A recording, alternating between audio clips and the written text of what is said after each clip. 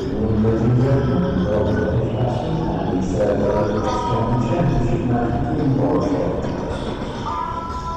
Warwickshire and Essex are extending their fourth we hope you enjoy the result. Over the day yesterday, extended in the course, Essex, having won the toss compared to that, with its just the 106th day. In the front of Warwickshire, in terms of the 385, legal 217.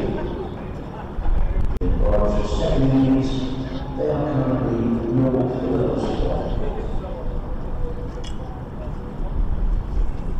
In matches where the authority has confirmed that otherwise are aware used to the opposition, if it is in the beginning of the umpires that naturalised has deteriorated or unsuited for them, they may authorise or otherwise turn on, so that the match may continue in effective conditions. However, if in the beginning of the umpires artificial light seems natural light, making it difficult to see the red ball against the surround, they may be suspended in order to maintain fair and spectator safety. The match officials for this game are umpires Wesley Departs and the match referee is Phil Wickets and the scores are Essex, and Warwickshire and Essex. Playing due to delay at Edgbaston.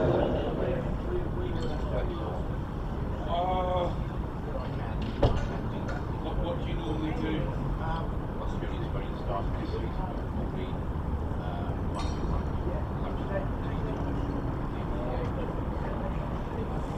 Or just a bit of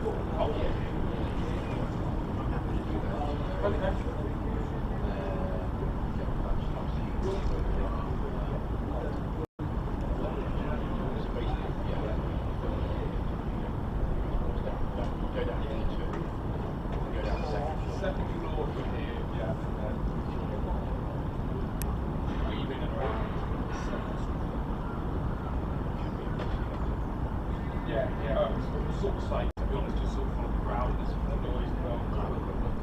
Yeah, it's, if you go down through the stairs rather than the lift, it's easier to get to. Yeah, that's right, Sharon. You want to get it right?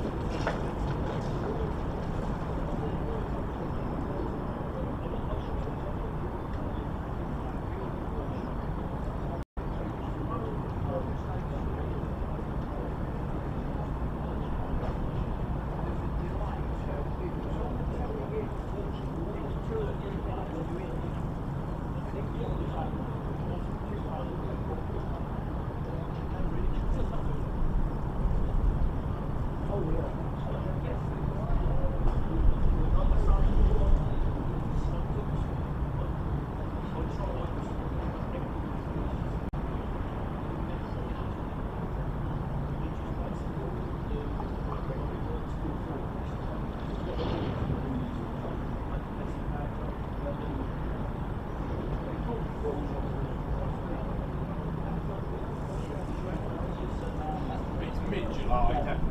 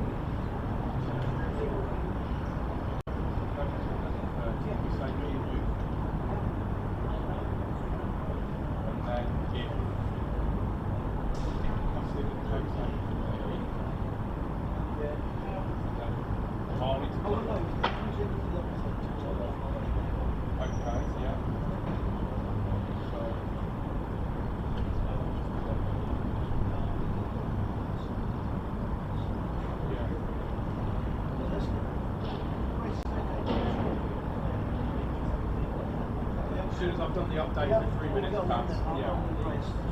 So 11 to 11:30.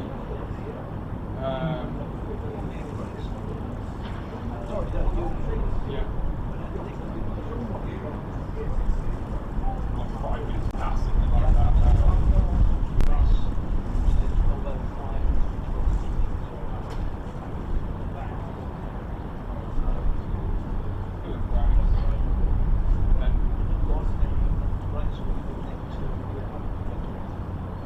Yeah.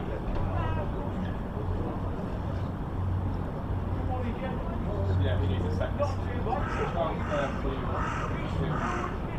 Yeah. Nickel race. And then I can just hop on it.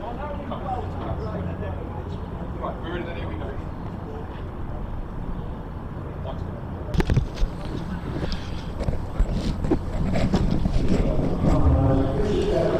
Well, a very good morning to you. Welcome to Edgbaston on a bitterly cold Birmingham Saturday morning. It's gloomy, it's overcast, the floodlights are on, but the good news is from me, Adam Pinder-Smith, here at Edgbaston, and I can see two umpires walking to the middle, admittedly in rather thick coats and hats, but we will be having play from 11 o'clock this morning here at Edgbaston. Part of your commentary team on BBC Radio WM, BBC CWR, BBC Essex, the BBC Sport website and app will be me, Adam Pinder-Smith. We've also got Grace Ballinger, we've got Nick Gledhill, and alongside me at the moment, Phil Brick. Good morning, Phil. Morning Adam. Good morning everybody. It's quite right, it's as cold as it has been for the previous 2 days up here, but it's dry, which is the main thing. I have to say, when driving in this morning, I thought we were going to get rain this morning before play, but it's remained dry, and the forecast actually is for overcast and chilly, but dry for most of the day. We might get the odd shower, but it's perfectly playable at the moment. There are a few dedicated, hardcore fans in and around the ground. There's a few out in the Holly stand, blankets, hats. Indeed, the players that were with us, we were watching them warm up this morning. Beanie hats are plenty. So it's more akin to England in January than England in late April, but we do have cricket. We are going to start on time. The light is good, that's the key thing, and the Warwickshire players are making their way out to the middle. And you've got some news for us, Phil. Yeah, we have. With important news about Liam Treadwell, who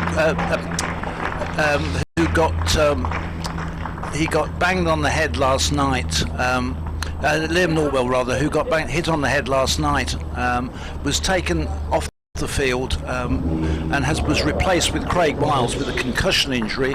Liam went to the QE in Birmingham, has been checked out, and everything's fine. He's obviously groggy. It's going to be out for at least 7 days, but there is no lasting damage, which is the important thing.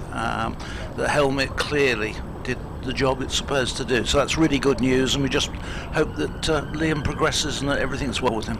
And so, as you said, it's Craig Miles who's the substitute, concussion substitute is That's a technical right. term, isn't it? So he's allowed to bat, he's allowed to bowl, he can bat anywhere in the order, my understanding is, and that's not that I'm suggesting going to come out and open the innings should Warwickshire bat today, but it is at least possible that he could do that if he wanted to. They're going to be starting proceedings from the Birmingham end. That looks distinctly like Olin Haddon-Dobie to me, who's going to be doing the first over of the day. Well, he's got to finish off the over from last night, because he bowled one ball where he got the wicket of Brown and Nick Brown, and he's got to finish that over off. So he only bowled the one delivery, so he'll be bowling to the new batsman.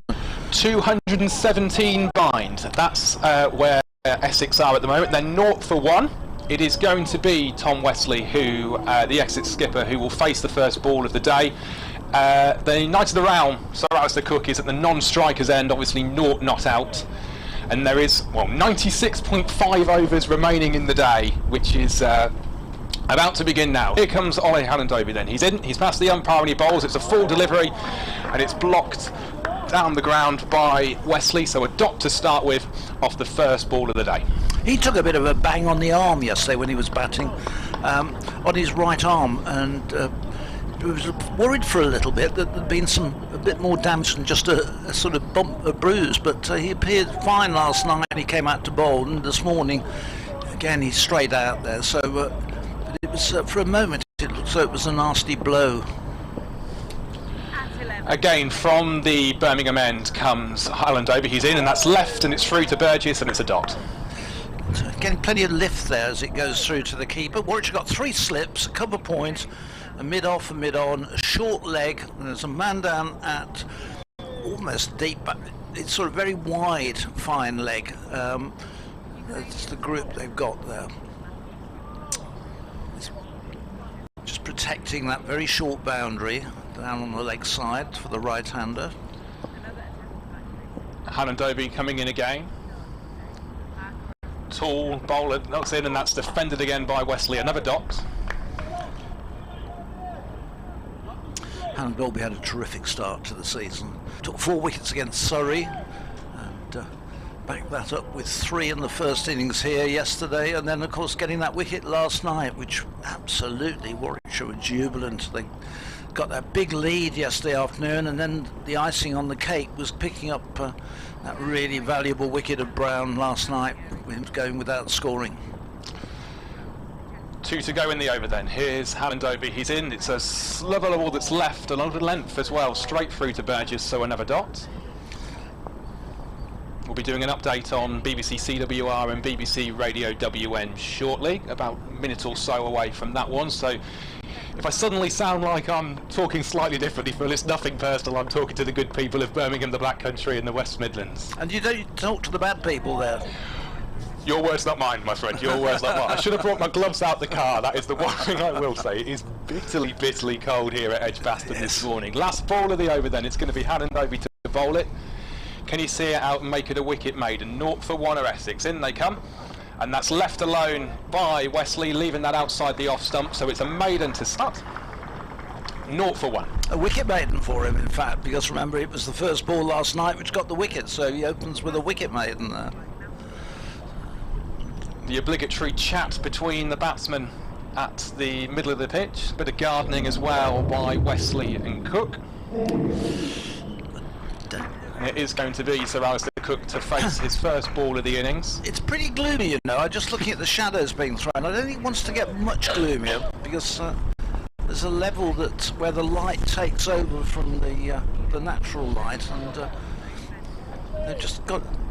It's quite dark out there. I think it's worse than when we started. So Brooks to bowl this over of the day. We'll be updating our radio listeners shortly. It's down the leg side and it's left alone by Cook, so that's a dot. 0 for 1 the score.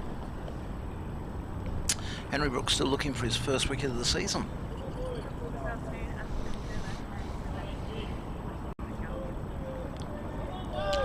Good morning from Edgbaston. This is Adam Pinder-Smith, where it's the third day of the county championship match between Warwickshire and Essex. Warwickshire are in the field, 217 runs ahead on first innings. Essex are 0 for 1, with Brooks bowling to Sir Alistair Cook. And so far they've failed to get past a single score for the day. Essex 217 behind, 0 for 1. Good diving stop. Gets Warwickshire's new recruit, who making his championship debut, Alex Davis, who's out at a wideish mid-off, almost like a sort of extra cover position rather than the mid-off. But effective, and he managed to stop the ball as Brooks comes in again and bowls. And this one has Cook just covering up and playing the ball back down in front of him. Brooks following through, does the fielding off his own bowling. There's no run. I can't see any beanie hats for the players though, Phil. So no, I think they tend to wear them really for the warm-ups rather than on the pitch. Occasionally you'll find them, but it is the exception. I have seen it. Oh yeah. Well, they've had them for donkey's years. I remember many years ago coming to a game. That's probably about 2001 when Robin Smith was playing, and he was wearing one on an opening match of the season. This next one is played solidly by Cook back down the wicket, and he was thinking he might get his first runs, but well stopped by Danny Briggs at mid-on, who went diving across and pushed the ball to Alex Davis, who was at mid-off. Between them they prevented the single. Yeah, he was in all sorts. He got a scarf on, he got a big it wasn't more of a beanie hat, it was more like a one of those which goes, I've forgotten the name of them, where they go all over the head. Like a snood. Yeah, that type of thing. Balaclava. Balaclava, that's what I'm thinking of. Brooks in bowls, and Cook will get runs. He goes to cut it away, gets a thickish top edge, and it runs away through the vacant full slip area down to the third man boundary. So Essex are on their way with runs in their second innings. 4 runs to Alistair Cook, and Essex indeed have 4 for the loss of that 1 wicket. We have no information as to whether Dan Lawrence is going to bat. Last night Craig White said that he would bat if absolutely necessary. But, time will tell on that one, I guess. Yeah, and I suspect the ECB will probably have a say on it as well with these matters. Absolutely, we will see. Here's Brooks again. He's in bowls, and Cook covers this one up and runs it away to mid-wicket. It's end of Brooks' second over. Still wicketless, just those 4 runs coming from it. So he's 0 for 4. Solid start though from Warwickshire. Yes, indeed. Want to keep it tight. Obviously the big aim is to try and get Sir Alistair Cook from trying and get his wicket out. Who knows, particularly as Lawrence, as you say, is highly unlikely to play a significant part, let's say. I certainly can't see him marching out at number 4, put it that way. No, well, he's been off the field as well for a long time, so he would have to be down the order. But to be honest, at this stage of the season, would you want to risk an injury by aggravating it just for the sake of a wicket? Hannah-Dobie then in for a new over from the Birmingham end. It's left alone and it goes through to Burgess. Hannah-Dobie got, 3 slips, a couple in the covers, mid-on, deep square leg. and a guy in catching under the helmet just on the leg side. So a fairly orthodox field with a lead of 213, something like that, is it? Yeah, if my mental arithmetic does me well. You've got Wesley not out, so Alistair Cook on 4. Plenty of runs in the bank, plenty of time. The light's just about okay. You want to just get bowling on these scenarios, really, don't you? Yeah, well, they can afford to attack for most of the day, one would think. Hanandobi in again then, and struck on the pad, a big appeal. And it's given not out by the umpire. He did get a big stride in, but all 3 slips and the wicketkeeper went up for that one as well, but not out is a decision. Well, I think these overhead conditions are going to help Warwickshire. The only downside is that the wind blowing across is so strong it might negate a little bit of the swing that they might get from them. Although I'm told these new balls which they're using don't swing as much as others they've had. They're trying to find ways to, obviously, to try and make them get the most out of them. Hanandobi in again now, and that's a fuller ball that's once again left by Wesley, so another dot in the book, 4-1. Crowd this morning is probably the smallest we've had in the 3 days, although it's not too bad, but by comparison, in relative terms, it's an absolute smattering on a test match ground, but quantity-wise it looks just a bit lower than it was yesterday. Everybody well wrapped up though. Here comes Hanandobi then from the Birmingham end, halfway through this 4th over, and it's played into the offside. A forward defensive shot by Wesley, so another naught, and it stays 4-1. You've got to be pretty hardy today, I think, to sit out in this wind and watch cricket. Particularly when you can sit on your sofa and watch the stream with a cup of tea in hand. Well, Warwickshire, you can't watch the stream on your television anymore. You can only watch it on your laptop or your mobile. You have to go through the club site, but you can't get, like most clubs, you can pick it up through YouTube on the live stream on TV, but Warwickshire's not. So it's a tablet on your lap with a cup of coffee this Saturday morning then. Hanandobi in for the 5th time this over, and once again it's just worked into the offside by Wesley for no run, fielded at backward point there. Still says 4-1. Please don't ask me how or what you have to do. I think there is a way you can do it, but gosh, it was very complex the way I heard it, and I could not repeat any of it anyway, so please don't ask me. Just get your smartphone out or your tablet out. That's the way. And if you are with us, go online, register, and you'll be able to watch it on your computer. 1 ball to go then, and this Hanandobi over. He's coming in past the umpire now. He bowls, and it's a lovely left delivery that's left alone by Wesley. So another dot in the book. 4-1 after 5. A little bit of movement away there, I think, as that ball went past Wesley. He didn't play any shot at it, but got a little bit of movement through to Michael Burgess behind the stumps. It's going to be Henry Rooks to continue. He's just bowled those 2 overs, that 1 scoring shot from Alistair Cook in the previous over. And it's the only scoring shot so far in this innings. As Warwickshire looking to pick up these remaining 9 wickets. Essex looking to bat all day today and into tomorrow. This is full down the leg side, really well stopped by Michael Burgess. Gosh, he diving across to his right. He saved four byes. It was fired down the leg side by Brooks. Fairly wild delivery, and Burgess saves as going down into the extras column. Terrific piece of keeping. He's kept really well, he's batted really well, he's started this season in phenomenal form. Cook waits, Brooks in, bowls to him, and that gets him straightened up and playing it straight back down the wicket. Brooks fields up his own bowling. Yeah, that previous delivery, excellent wicket keeping by Burgess, who may have been worried for his place a little bit with the arrival at Davis at the club. Obviously he was on debut today, but he's scored plenty with the bat and he's been superb behind the stumps. Oh, he's been fantastic behind the stumps this year. You could not fault Michael Burgess in any form at all. He's been glove work's been excellent, and his batting has obviously speaks for itself. Brooks bowls, and this one is left just off stump, covered by Cook as he steps across, and the ball goes through to the keeper. And there's no run.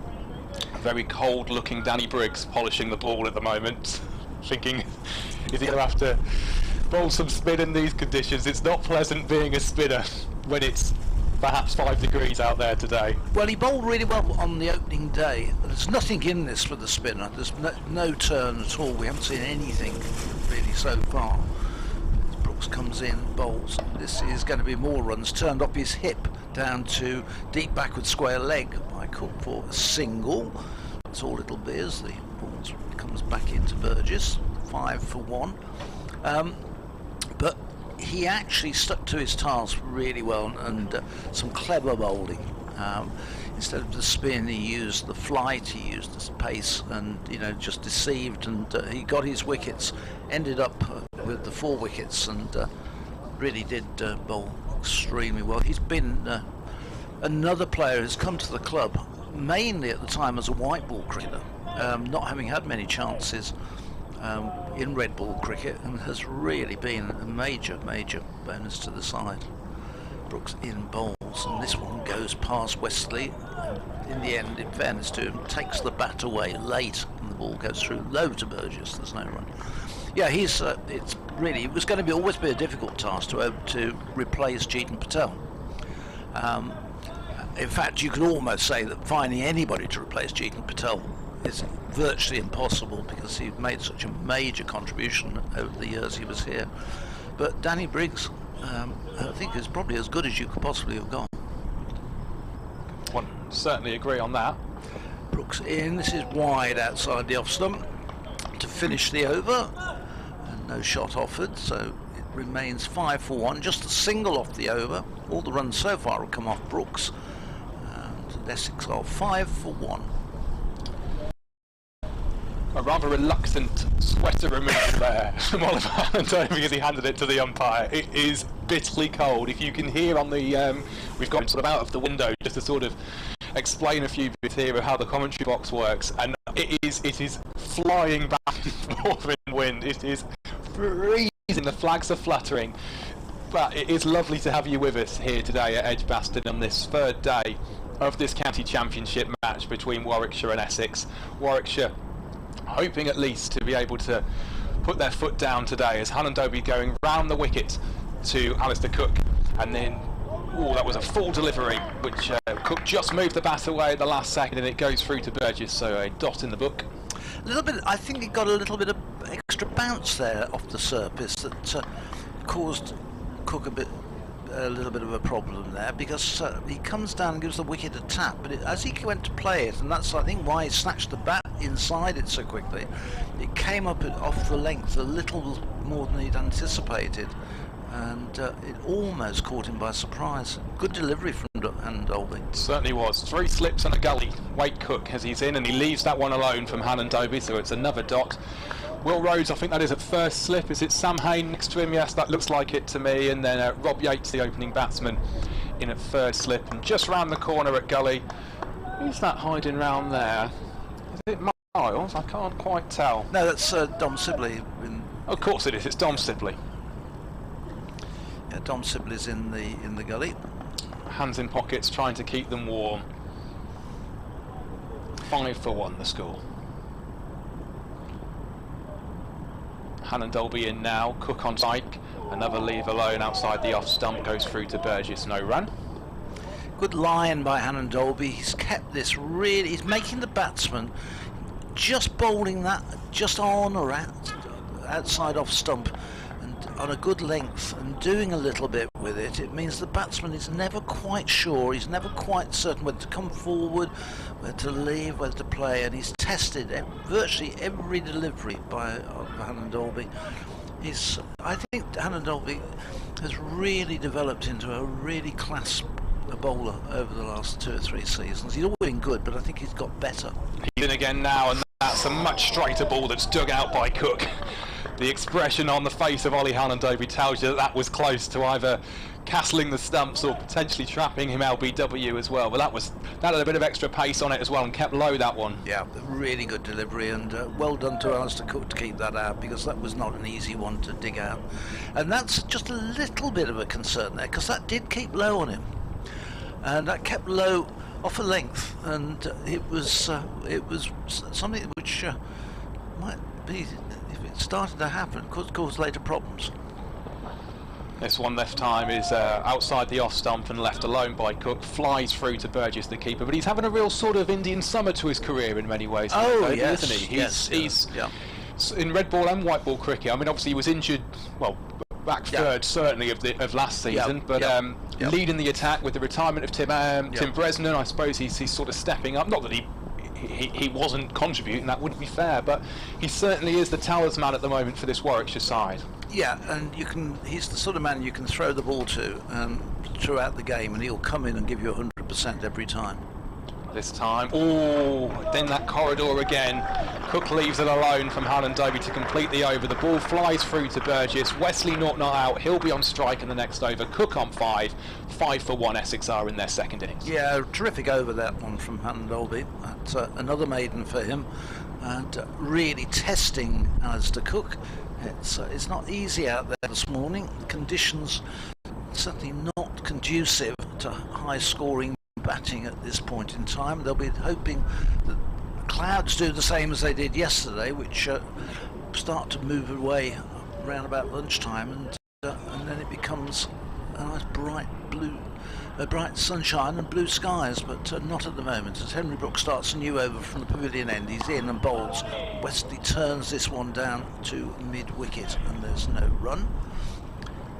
3 slips. There's no gully for Wesley, no third man. They've got 3 slips and a backward point, short leg, a mid-off, mid-on, and mid-wicket, and a man down at sort of fine leg, somewhere between backward square and very fine leg position on the 45, as Brooks comes in again and bowls, and Wesley leaves this one.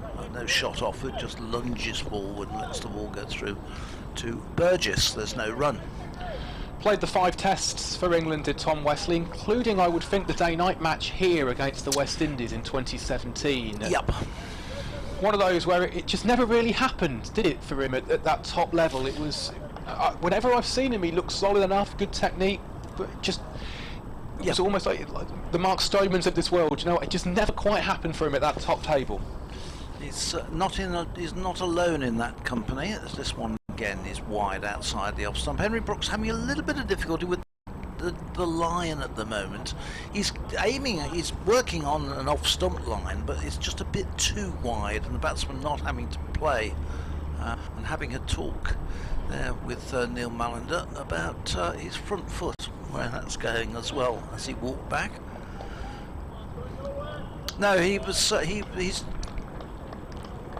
had a period where he looked as though he could be a regular in the England team, but well, Michael Vaughan went on record as saying he was the best number 3 that England had in a long time.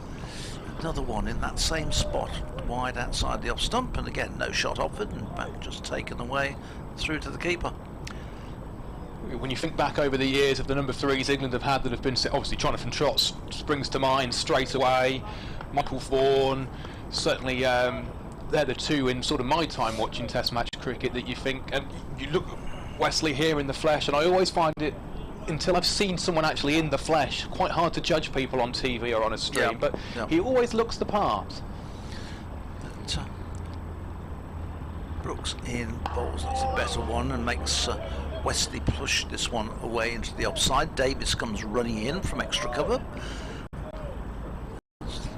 throws the ball up towards Burgess, and then gets the ball thrown back at him, and he's quite a small man, Alec Davis.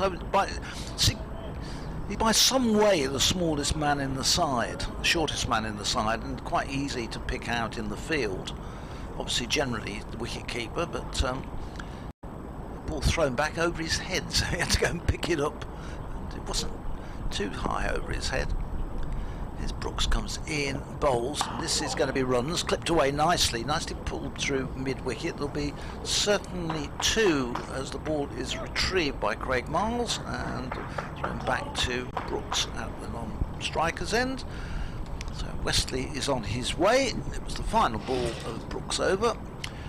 Wesley on to 2 with that shot, and the total goes to 7 for 1 with Cook on 5. Really, so far, a very quiet start to the morning's play. Just those 7 runs added. Remember, on the first innings, Warwickshire making 385 in reply to Essex 168, so they had a significant lead, 217.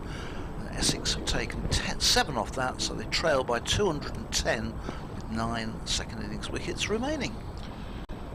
And it's going to be Ollie Hallandoby to continue from the Birmingham end. 7 for 1 Essex. Cook on strike, so he's round the wicket, and that's a forward defence from Cook. No run to start the over.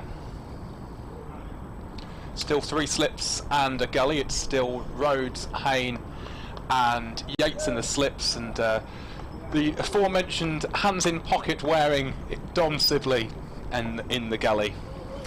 Wouldn't be at all surprised to see Will Rhodes having a bowl at Alistair Cook. He's got him out 4 times inside about 23 or 24 deliveries, and I think he may fancy the chance again. Hallandoby in again, and this time Cook drives through the offside. That'll be 4. It rated away to the short boundary. Rolling back the years there, Alistair Cook absolutely smashed that one off the bat. 11 for 1. Yeah, lovely shot. By not too difficult to be the shot of the morning so far, but that really was nicely timed and immaculate covered drive. 4 from the moment it left the bat. Oh, it's raced away, skated off those cut strips of the practice pitches there. If you picture the oval where there's those practice strips out on the edge, it's a very similar thing here at Edgbaston at the moment. 2 practice strips on that side out near to the gully bar where Cook played that one, but Hallandoby back at the top of his mark. 11 for 1 is the score. Cook is 9 not out, the left-handed opener, and Hallandoby's in, and that one is worked away. No, it's not. It's left. Cook, I thought, was going to play that one through the offside, but he withdrew the bat at the last second, and it flies through to Burgess. A good response there from Hallandoby, having been driven for 4. That next one really took Cook up, and he goes past the outside edge of his bat as he was in the end not sure again whether to come forward to it, whether to go back, and just that indecision. By the time he'd sort of got into place, the ball was through him and past him, but good bowling from Hallandoby again. 11 for 1 then Essex are, about 210 behind. Round the wicket comes Hallandoby, and it's left alone by Cook, flying once again through to Burgess, the keeper. Another dot in the book. Yeah, well, Essex will be pleased here. We're 25 minutes into the morning session. They haven't scored a lot of runs this morning, but the main thing is they've lost no more wickets. And at the moment, they just want to make sure that they keep those 9 wickets in hand and they keep nibbling away at the deficit. It's a big deficit. It's going to take most of today to clear it out. Then they're going to have to start to push and get runs in front. But here's Hallandoby again, and Cook defends into the offside, scuttling round to do the fielding there. Is Alex Davis, the new man, signed from Lancashire in the winter. Well, of course, Burgess must have wondered whether he was going to start the season as the wicketkeeper or whether Davis would come in as opening batsman and wicketkeeper. And it's good to have competition. But one thing for certain, Burgess has made it absolutely clear in Championship cricket who's going to be the keeper and batsman for the first 2 games. Not a foot wrong then. Hallandoby to complete this 9th over. It's onto the leg stump, and it's worked into the leg side for a single by Cook. Him and Wesley trot through. Now I wonder whether Will Rhodes might have a go himself at Cook. Looks like there's going to be a jumper change for Dom Sibley. He's took 1 sweater off and he's putting another one on. He did look bitterly cold with hands in pockets at the gully. The wind really picked up again here. The flags are fluttering quite significantly now over near the old scoreboard. On the far side, we are here at the pavilion end, commentating the flags and the scoreboard at the Birmingham end. Here we are. we are having a bowling change, and Will Rhodes is going to have a bowl. He's going to have a go at and have a bowl at Alistair Cook. He's got a really good record against Alistair Cook. Got him out in the first innings, trapped him for LW in the first innings, and as I say, he's had Cook out 4 times in relatively short, in a very short space of time in the recent encounters, and he's into the attack very early on. So he replaces Henry Brooks at the pavilion end, and Brooks just had the 8 runs hit off him. And here's Rhodes bowling round the wicket to Cook. He's in and bowls, and Cook leans forward and allows this first ball to go through outside the off stump. Nick Gledhill from BBC Radio Essex will be joining the commentary team in a few minutes' time. Take over from myself. So, Essex fans, you will not only have locals here, no local Warwickshire people doing the commentary. Nick's with us. He's replaced Paul Newton, who was here for the first 2 days. Up comes Rhodes, and that one is left by Cook and scuttles through along the floor to the keeper. Just seemed to die as it passed the off stump there, didn't it? But that's 2 exceptional leaves from Cook. Exceptional lucky, depending on which way around you want to look at it. But I think, as he's England's leading Test run scorer, we let him say that was a good leave. He certainly seems to know where his off stump is, and so far you have to say that both of these players have looked relatively comfortable. Yeah, well, they're good players, really good players. Cook has a terrific record in Test cricket here, of course. This is wider outside the off stump. Cook not interested at all, just lets it scuttle through, and there's no run. Yes, I remember Alistair Cook just falling just short of a triple century here. Just as I can't remember whether we'd opened the pavilion or whether it was still being built. It was around that time, around 2012-13 time. Yeah, made 295-ish, right, didn't he? And then nicked one to slip against the West Indies, I think, but don't quote me on that. This one, he gets right behind and plays out into the offside, where Danny Briggs does the fielding. There's no run. It's 12 for 1. The light is better. You can no longer see the shadows on the floor from the floodlights throwing out as the players walk around, and it's always a sign when you can see the shadows going the 4 ways from the floodlights that the light is very poor, because it's being lights picking it up. This one outside the off stump is left by Cook, no shot offered at all, as the ball goes through to the keeper. And so I've just done a frantic bit of Googling for you, and it was 2011 here against India, 294 in the second innings. Yeah, I thought it was 20. I don't think we'd finished the development. I think we were in the process of it being still going on at that stage. Here's Rhodes in and bowls, and Cook again has nothing to do with it. It's the end of a maiden over from Rhodes. I'm going to make way for... No, I'm not. I thought Nick Gledhill... He was here a second ago. Yes, he's here. He's got to get his coat. So I'll make way for Nick to move in. So if you could... I shall. Thanks very much indeed. Just...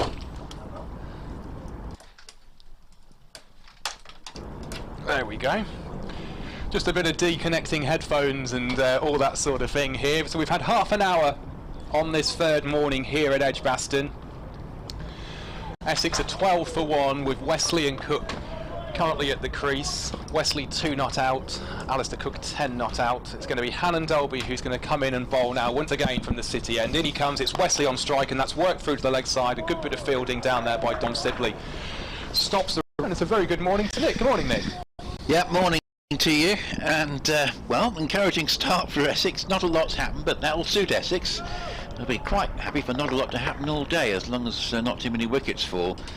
It's a monumental challenge, but certainly these two got through the first half hour reasonably comfortably. There was that one shout against Wesley for LBW, but I think we'll be pretty pleased so far, Adam, with how it's gone, and awkward batting conditions with the floodlights on, but it's just getting a little bit brighter.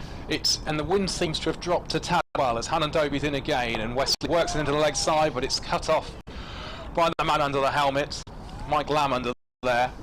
Stops what certainly would have been a single, potentially two. It's Dom Sibley behind him at square leg, so he wouldn't have gone for 4, but 12 for 1. Yeah, it really is something pretty important. We mentioned, of course, Cook's record on this ground. He's been talking about it, and you feel he's going to be absolutely key. Warwickshire would love to. They'd probably settle for getting him out before lunch. I mean, even if it was the last ball before lunch, they'd love to get rid of him this session. Hannon Dobie in again, a straighter one that's driven back to Hannon Dobie, and he takes it on the bounce. Another dot in the book, 12 for 1. But it's important for Essex that these two do get a start, because obviously memories of the first innings will be fresh in minds, and that's certainly from the Warwickshire bowler's point of view. But Dan Lawrence only batting if absolutely essential. Then obviously a lot depends on these two. Absolutely, and they've started very well indeed. It's definitely getting brighter out there. The floodlights are still on, but are not having as much of an effect as they were in the opening half an hour. Hannon Dobie in and Wesley forward on the defence, and it's a dot, no run there, 12 for 1. Warwickshire got themselves into such a good position at the end of yesterday. It really was great performance by Burgess, and of course it was all capped off by Hannon Dobie getting that wicket, 7th ball of the innings. 7th ball that he'd bowled in the innings, and you know, it's just a dream start really. But so far these two have dealt with anything that has been sent down in this opening half hour. 205 behind Essex are as Hannon Dobie comes in, and that was worked into the leg side by Wesley, and I think that's one that's been worn by Lamb. He's certainly, the way he's rubbing his ankle at the moment, that absolutely hit the bullseye. But he stopped the run. I certainly don't want any more injuries in this game, because that's been obviously a feature of it. With Liam Norwell, his concussion injury and a replacement. Obviously Miles, he did well with the bat. It was an odd scorecard to look at that yesterday. You saw that sort of 10 Warwickshire men appear to be out, and innings are still going. It was. Last ball of the over then. Here's Hannon Dobie, and it's left alone by Wesley, so a dot to finish. It flew through to Burgess at very good pace.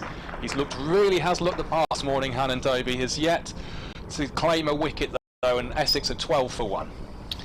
Yes, BBC Essex Cricket at gmail.com if you'd like to get in contact with us this morning. It probably isn't going to be the most exciting day from an Essex point of view if it goes well, but they'll settle for, well, even if maybe just wiping off a deficit today, getting those 217 runs and only losing, say, 2 or 3 wickets, and then they'll feel as though they've got a really realistic chance of saving the game. But long way to go between now and then, and his Rhodes coming round the wicket to bowl to Cook with 2 slips and a gully, and that's clipped away nicely off his pads. Goes straight to mid wicket though, and there's no run. Starting to find his range of shots. Alistair Cook with the lovely cover drive, being the stroke of the morning so far, and my word, obviously he is absolutely key to proceedings here. I'd almost say that Warwickshire would settle for getting him out in the first 2 sessions. I mean, they just have to know from their point of view that they'll dismiss him at some point in the next few hours, because it's going to be such a big wicket. As Cook plays a very authentic looking typical shot of his, where he sort of leans forward into the drive, doesn't quite go through with it, and it comes right off the middle of the bat and goes past the bowler, and it's gathered in at mid on, and there's no run. Yeah, we've all seen that from Alistair Cook over the years, particularly in Test match cricket, where he gets that stride in, puts his weight, and like you say, doesn't quite fully commit to the drive, does he? It just sort of heads back down towards the bowler and the umpire. Will Rhodes came on as four-seamer, of course, on the opening day, and got the wicket of Alistair Cook. Can he do the same here as he pitches that right up, and just Cook, and he goes on the leg glance and sends it away down to fine leg, long leg running round, and can't prevent the single. So really is just about crease occupation here. There's no realistic chance of Essex winning this game. They just need to try and bat for as much of 5 sessions as they can. If they do that, then it should be pretty much impossible for Warwickshire to win, but they're going to have to bat well into tomorrow afternoon. Yeah, if that scenario comes on fireworks from Warwickshire to win it from there. I think obviously it depends on how far ahead they are, but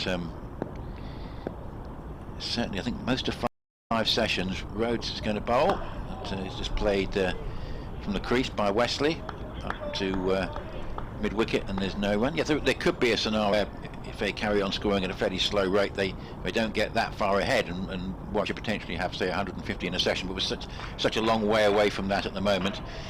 The Essex objective really is for these two to try and bat till lunch, and that will just give themselves some sort of a toehold in terms of trying to get back into this game. Well, it's a tick in the box, isn't it? Yeah. Mission complete, not mission complete, but first objective is for these two to get to lunch. Any wicket in this session is going to be big for Warwickshire, but here's a delivery which Wesley's trying to just flick that one away round the corner, but it goes a bit finer than he thought. It's quite close to the keeper, but it runs down to very fine leg for 4, and the score goes to 17 for 1. Wesley has 6 and Cook has 11. Just a little bit closer to the keeper than perhaps he was originally intending. I think he's just trying to hit that sort of like an authentic leg glance. No gully, 2 slips, backward point cover mid-off, mid-on, short mid-wicket, and then that's quite straight, and a conventional wider mid-wicket and a fine leg, and here's Wesley just coming forward and with an angle bat, just sending that one backward square on the offside to Dom Sibley, who's there at bat. Takes us to the end of the over. So I think we've got an idea of the pattern of how it's going to play out from an Essex point of view today. If things go well, it's all about crease occupation and not giving wickets away. But this partnership is such an important one because Anthony McGrath, the Essex head coach, confirming yesterday that essential, and I suspect that would be a context where Essex have some sort of a lead and time is an issue, and he needs to try and stay at the crease with someone who's in. 17 for 1. And Hannon Dobie is going to continue. He's bowling from the Birmingham end, and that's defended. He's forward, and there's no run. So it could be quite a slow day from an Essex point of view, but if they were to get a draw from the situation they were in at the start of today, that would be, I think, almost a greater achievement than winning last week, when of course they won an 84 for 9 against Somerset on a very difficult pitch. Well, a win's a win. Yeah, it is, but the draw, particularly against Warwickshire, will be very important. And there'll be a now around the wicket to Cook, and again he's forward and defends. Fielding done there, and mid-off by Davis, and it's back with the wicketkeeper Burgess, and the ball's flying around the field. No, I think you're right. From this sort of point here, it is just see where they are at lunch, see where they are at tea, see where they are at the close, and just take it. I know it's an old cliche, but hour by hour, session by session for Essex, and for Warwickshire, well, they've got 200 runs to play with in this third innings of the match. They just can keep those slips in, keep that gully in, and just attack. 17 for 1 Essex are. It's Cook on strike, Hannon Dobie round the wicket, and this one's worked through the offside. The fielding done by Sibley, and again no run. Yes, they've got nothing really to fear in terms of losing any chance of losing the game. Warwickshire, as the cap goes flying, the wind obviously getting up a little bit. Jeff from Eastwood on our emails. Morning, what's wrong with Lawrence? Sustained a hamstring injury, we think, in the field on the opening day. So that's why he'd only bat if absolutely essential. But looks like he might be out of action for a bit. Hannon Dobie in again, and Cook plays and misses at this one, and it flies through to Burgess. May have just withdrawn the bat at the last second, Cook. And it's definitely a dot in the scorebook. He stays on 11, Essex stay on 17 for 1. But as that was an injury sustained during the game which did not involve concussion. There was no replacement for Lawrence on the Essex side, whereas of course from Warwickshire's point of view, because Norwell's injury was concussion related, then he was replaced. It's just the way the rules work. Obviously they're allowed a sub-fielder in the field, Yes. and that sort of thing. Yeah. It's just they can't bat and they can't bowl. They can't if have it's, an England Test player coming in number 4. So slight snag for Essex. Indeed. Here's Hannon Dolby again into Cook, round the wicket. That's left alone by the former England captain. He stays on 11. Burgess had a look at the ball there. I wonder if there's a bit of an inquest going to go on at the end of this over about that one. There's one ball left in this 13th. Could be a storm in a teacup, could be making a mountain out of a molehill, and it could just have been, it was having a glance at the ball, but he definitely had a peer at that there, did the Warwickshire wicket-keeper, before tossing it on to his skipper Will Rhodes. Hannon Dolby heading back to the top of his mark now. 17 for 1 Essex are. Been playing 40 minutes on this third day.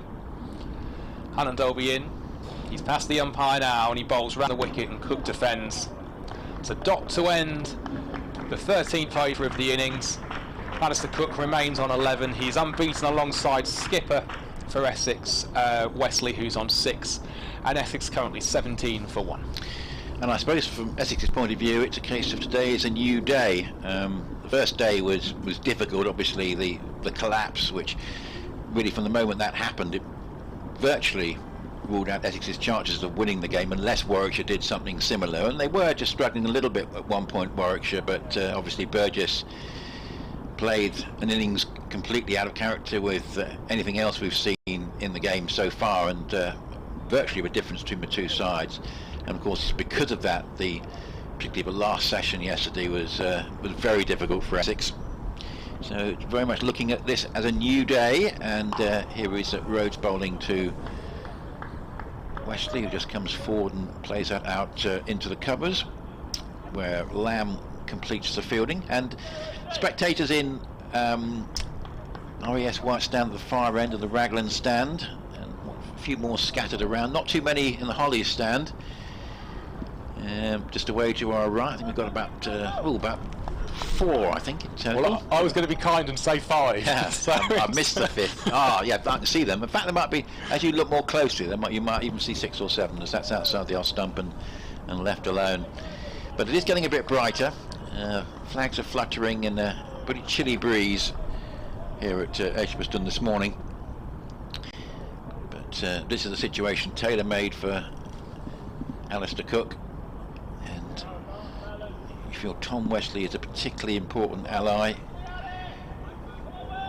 We know that Matt Critchley and Adam Rossington have got good batting credentials, but Wesley will want to make sure he does the job himself, as he's leaving that alone outside the off stump.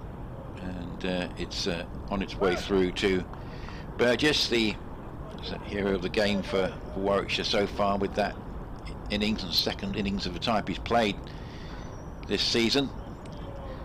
And certainly that's really given Essex only one viable outcome to pursue, which is the draw. But the 8 points are valuable for the draw as Rhodes bowls, and that's left alone outside the off stump from Wesley. So a very different morning to the one at Taunton a week ago, where wickets were tumbling all over the place on a difficult pitch. This time there has been a little bit in it for the bowlers, certainly with the new ball, but it's more or less played as you'd expect an Edgbaston pitch, certainly this time of year, to play, and therefore generally quite hard work for the bowlers. Here's Rhodes, briskish medium pace up to the wicket bowls and played straight back by Wesley, back down the pitch, and there's no run. So whereas Essex were in the field for most of the last 2 days of the first match of the season at Chelmsford against Kent, they'll be hoping that they can keep their opponents in the field for virtually all of the 2 days that are left in this game. And if they can do that, I think they've got a pretty good chance of saving the game, but that's a long way away. 2 slips and a short mid wicket, that's too wide for interesting Wesley in any sort of a shot. and Essex will be happy with their deliveries of that sort of width, because it means that it's another ball that ticks by. Essex started 217 behind, so they're now set at 200 behind exactly, with Wesley on 6 and Cook on 11. Another maiden over, and there'll be quite a few of those today. And it's going to be Craig Miles to manage the attack at 17 for 1. Certainly is. There's going to be a change of bowling. Hannah Doby opened the bowling from that far end, gave us 45 minutes. But you're right, Nick, it's been old school, attritional, red ball cricket this morning. No one wanting to give an inch from the Essex side. The bad balls, they've been put away, but apart from that, it's been all about ensuring that they just get through this first session unscathed and see where they are at lunch. And that certainly seems to be the plan of attack for Cook and for Wesley. Very, very strong indeed. And Will Rhodes, who's just trotting back to first slip, having had a chat with his bowler Miles. Number 18 on his back, came in as a concussion substitute for Liam Norwell, and was doing a commentary stint yesterday when he heard he would be donning his whites and heading out. He was sat in that very chair you're in now, Nick, before coming on and making some very useful runs lower down the order. And it's Cook on strike, and here he comes. It's in, and it's worked into the leg side by Cook for a dot. So it's a dot ball to start Miles's first over of this second innings. 17 for 1 is the Essex score. Yes, and would be, having made that important contribution with the bat in the context of the partnership in particular, now a chance to do something with the ball to see if he can be the one that makes the big breakthrough this morning for Warwickshire. Well, he's in again now, round the wicket, and Cook's forward again defending that one, so it's a dot as the ball is worked into the offside. Cook stays on 11, 17 for 1, Essex are. Yes, Miles, who moved to Warwickshire from Gloucestershire at the end of the 2018 season. And of course Liam Norwell, also former Gloucestershire, so there's a link to the two in terms of one concussion replacement replacing the other. Both former Warwickshire. Indeed they are. And this one is worked the way through the third slip area by Cook. It was a bit of a rash shot, but it has run away, I think, for 4. Yes, it has. It's one of those where it just sort of slapped and made a funny sound off the bat, and the diving Sam Hain at slip couldn't do anything to stop it. And that's 4 to the total, 21 for 1. Yes, he been around the scene for a while, since making his debut in senior cricket for Gloucestershire, just 16 years old in 2011, and he's taken 323 first-class wickets. 21 for 1 then Essex are. It's Cook on strike. Miles is in, and this one's left alone. A much better ball, bit of fizz on that one as well from the Warwickshire seamer. Made a real thud as it hit Burgess's gloves, so a dot in the book there. 21 for 1. So far, the Essex game plan, which I say is just to bat long, not lose wickets, not take chances, increase occupation. I say that at the moment the draw's a long way off, but all about staying there, really. Absolutely. 2 to go in the 15th over. Miles is in, and that's a lovely defensive stride by Cook there to keep that one out. That one was going to castle middle stump if it had got through, but a player of the ilk of Alistair Cook was never going to let that one past. 21 for 1 Essex are currently. One feature of the current round of championship games is that a lot of them seem to be going in one direction, where one team is on top.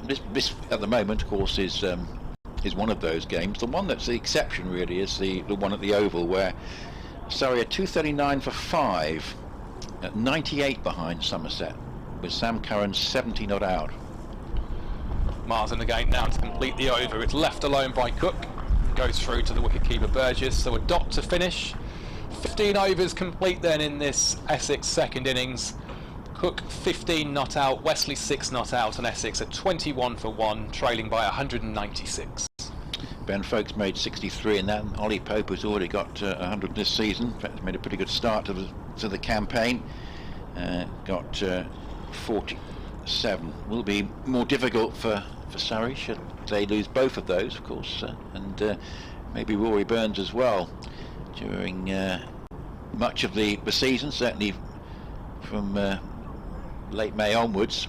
They are going to be involved in test action, but Surrey certainly have started pretty well, the early pace setters. Here's Rhodes bowling, and Wesley comes right forward and just plays again, head right over the ball defensively, back down the pitch, and there's no run. And so far you look at this and wonder how on earth Essex had that awful collapse on day one, which was reminiscent of the one last year here, which I think was in the second innings, which they couldn't recover from.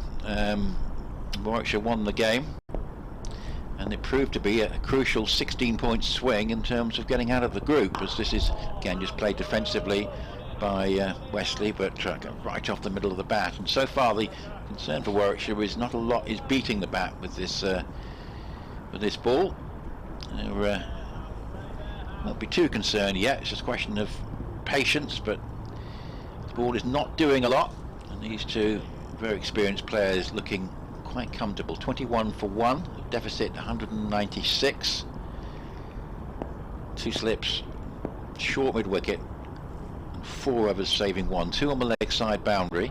And Wesley just going across his crease, and again just playing defensively. Looked very good so far, Tom Wesley, in this innings, and you'll know it's been a bit of an odd start to the season for Essex. Obviously that high scoring draw against Kent on a pitch which didn't really offer much of a chance of a result, and then completely opposite sort of game all over in 7 sessions, where had that remarkable 4th innings, Essex eventually getting up to 84 for 9 and being able to win that. 2 short mid wickets in now, and Wesley gets a delivery that's well pitched up. Certainly pitching the ball up here is Rhodes, and again head right over the ball, sending it back in the direction that it came, and looking at the moment quite comfortable, but yet to get the big score. A couple of 30s, one in the sort of short Essex second innings on the final day, 37 in the first innings at Chelmsford, 2 failures at Taunton. This is a nice drive though. It's a no ball, which is cover driven away for 4. That was over pitched. He has been pitching the ball up, that was over pitched, and a nice shot there from Tom Wesley, just sending it away between 2 of the offside infielders at cover and mid off before he goes into double figures. So he's looked actually pretty good at the crease, certainly when I saw him at Chelmsford, and again today, but he's lacked the big score so far in these early salvos. But it's really about how long he bats here as much as how many he makes. But he started well. He's on 10. It's 25 for 1. That was a beautiful shot of the day so far, that from Wesley. Second it left the bat, even if it was going to the long boundary, that was going for 4. 2 slips, 2 short mid wickets, and that's outside the off stump and left alone. So BBC Essex, BBC Coventry and Warwickshire, with Nick Leadhill and Adam Pinder-Smith here at Edgbaston, where it's getting brighter. You can see the buildings of the city. There's less of a sort of a haze now, seen a bit more clearly. Flags flapping in the breeze, and perhaps a little bit more pleasant for the spectators who were sitting out there in the RES Wyatt stand and the Raglan stand, where most of them are. Quite a few bunched either side of the white side screen in front of us at the far end of the ground. Cook 15, Wesley 10, 25 for 1. And it's going to be Miles to continue from the Birmingham end as we approach the first hour of the day to be completed. He's round the wicket to Cook. It's a full ball which is defended off the front foot by Cook, and it's fielded by Sibley there at a squarish mid wicket.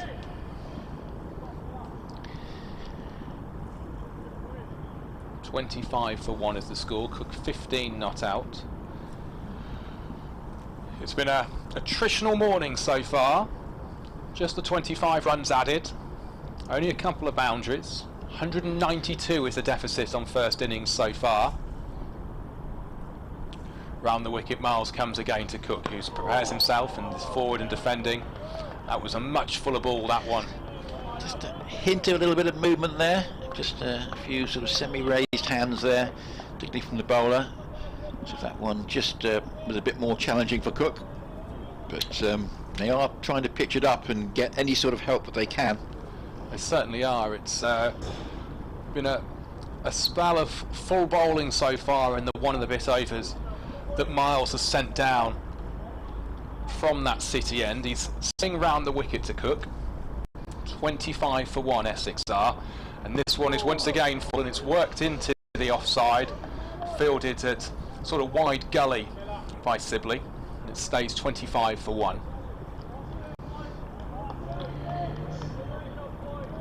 So A bit of gardening being done by Wesley at the non-striker's end. Cook just having a look around. I don't think there's been a change in the field. No, the field's staying as it was. So mid on, mid off, square leg, fine leg, 3 slips and 3 saving the boundary on that offside, that short boundary. And again comes Miles, and this time he picks the gap perfectly, does Cook. That was 4 from the second left his bat, particularly attacking that short boundary through Cook's offside. A lovely, lovely shot indeed, and adds 4 to the total. Yep, that one really lent into a shot, hit it on the up really, and perfectly placed between backward point and cover. And second very good boundary of the morning from Alistair Cook. And from an Essex point of view, you wonder, having seen the first hour, how on earth they've got themselves into the position they were in at the end of day 2. But it's really all about what happened with the bat in that disastrous collapse. It's a fun game, is cricket, and that's why we love it so much. Here comes Miles again. He's in, and this time Cook works us into the leg side. It may have been off the pad actually, that one. Century for Liam Dawson, who's had not a best of starts with the bat this season for Hampshire, but I have to say that Kent's bowling struggling a little bit. They've gone for a lot of runs actually in the 3 matches that they've played, and not least in this one at Canterbury, where Hampshire was 398 for 4, so they're already 93 ahead. Dawson 102, Ben Brown 62, Vince got 100 yesterday, so they're heading, they've just got the 400 up there, Hampshire, so they're heading for a very big lead indeed in that one. Round the wicket comes Miles again. Cook on strike. He's forward and defends once more, so no run there. And what Kent's record with the ball does do is slightly put into context that first game at Chessel, where Essex themselves got 500, but I think we're seeing some evidence that the Kent bowling attack certainly isn't one of the strongest in the section, and obviously that was a very flat pitch, and it was very, very different at Taunton against 13 wicket Craig Overton, and indeed against this Warwickshire attack in the first innings. But Essex of course did begin relatively well in the first innings of this match. All the problems came when the wickets fell in a cluster. But I just wonder if I take this over, if you don't mind, Nick, because I've got an update to do shortly, and it's going to be Will Rhodes from the pavilion end. He's in now and he bowls, and Wesley's forward and defends, and it's well fielded there by Lamb, so another dot in the book. 29 for 1 is the Essex score. So Tom Wesley, so a couple of failures in the Taunton game, but 80 in the first innings, and started well here. So in a couple of minutes time we'll be doing an update into BBC Radio WM and BBC CWR, which is the BBC local radio stations that cover Warwickshire. To Rhodes in again now, number 35 on his back. A bit of a shorter ball that, and tried to be worked into the leg side by Wesley, but it was cut off in its prime by Davis, so it stays at 29 for 1.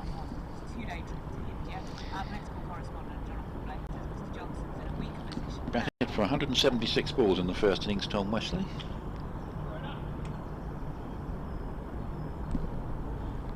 Rhodes just getting the ball back from Brooks, standing at mid-off. Just the 2 slips now, mid-on and a mid-off, and Wesley just backs away, so Rhodes heading back to his mark. There's a couple in quite close on the leg side, trying to put a bit of doubt into the mind of Wesley, and Rhodes comes in, and it's caught behind. He's edged it behind. Tom Wesley there didn't really have to play at that one, I don't think. He's trotting off, not looking great. It wasn't a fantastic ball by any stretch of the imagination from Will Rhodes, and he sort of had a bit of a fish outside the off stump, and it was carried to the first slip. 29 for 2. Yeah, it's a big moment, isn't it? Certainly is. And they've got a news update coming up in a second, so Yeah, another minute or so, yeah. All right, well, obviously it was, he sort of regret playing at that. It was sort of in the corridor, but he did, you know, fended it slightly and got the edge, and say, he's just starting to get into his stride, Tom Wesley, with 80 in the first innings, and I thought he was looking pretty good out there this morning. He'll be disappointed that he hasn't been able to do a job here. Coming in at number 4 is Matt Critchley, I should say. He's going to obviously bat at 4 in place of Dan Lawrence, who will only bat if absolutely necessary. In a moment or two we will be updating our radio listeners to BBC Radio WM and BBC CWR, but it's Critchley who is going to be on strike alongside Alistair Cook. 29 for 2 Essex are. Will Rhodes obviously picking up the boundary. So good afternoon from Adam Pinter-Smith at Edgbaston, where there's just been a wicket. It's the Essex captain Tom Wesley who was caught behind by Sam Hain. He had to go, and it's Critchley who's the new man in. It's been an interesting attritional morning so far. 188 is the deficit, but it's 29 for 2 for Essex.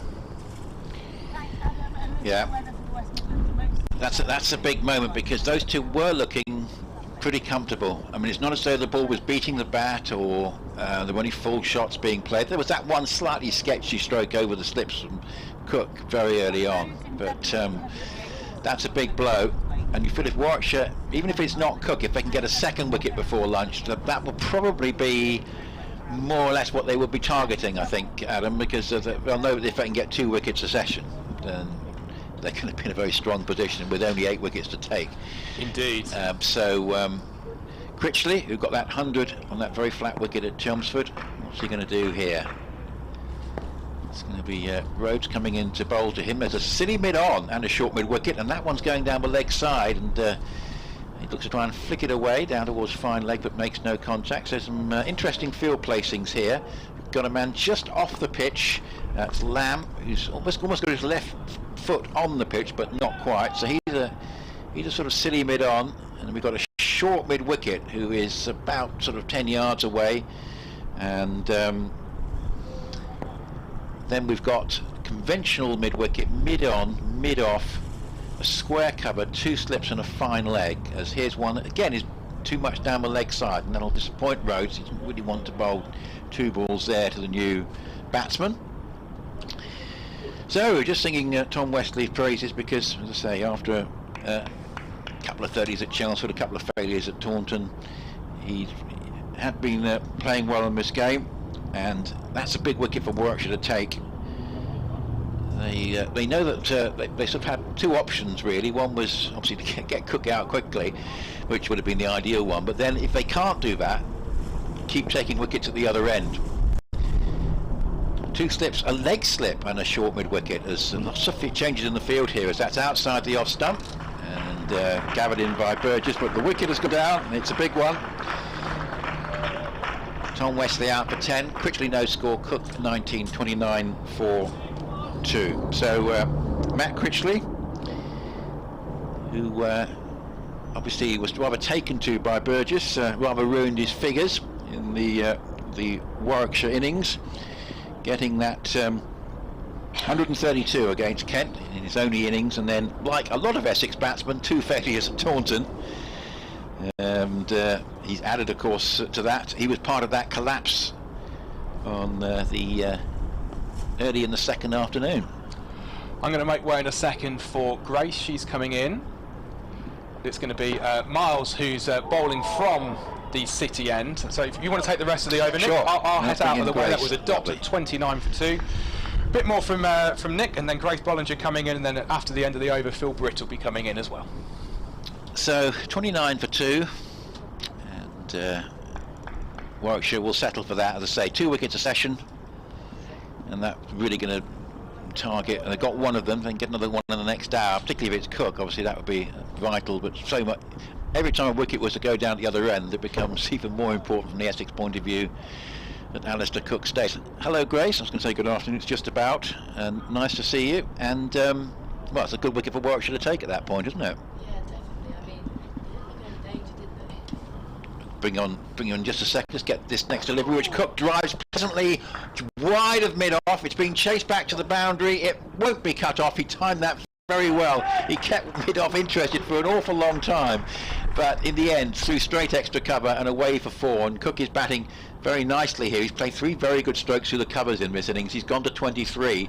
Critchley no score, but I suppose in a way Warwickshire won't mind that because he's looking to try and be aggressive where he can. He's just got to be selective as to what ball he hits. 33 for 2. Yeah, I mean, they've got 3 slips in for the left-handed Cook, haven't they? And they've got runs to play with at the moment, still trailing by quite a few, so I think Warwickshire will be quite happy to see Cook playing through the offside. A little bit of brightness and a wicket for Warwickshire, and here is a delivery which is on the pads from Miles and played up towards mid-on by Alistair Cook. So the wicket of Tom Wesley against the run of play a little bit because there hadn't been any real indication of a breakthrough coming.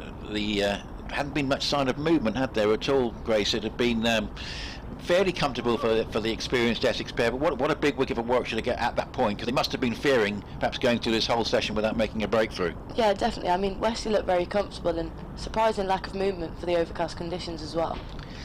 That's right. It hasn't done much at all. 3 slips waiting, and Cook gets a short ball, which he plays a majestic shot, a swivel pull, which goes wide of fine leg and bisects fine leg and deep square leg for 4, and that really was a superb piece of execution because he saw the ball was short, and if he could just roll his wrists and get on top of it, there was no risk.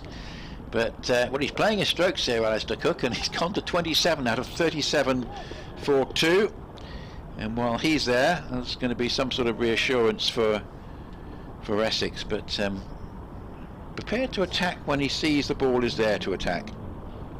Yeah, I think that's the best way to go when you're looking to bat all day. You can't get too defensive. Sometimes No. it ends up being harder.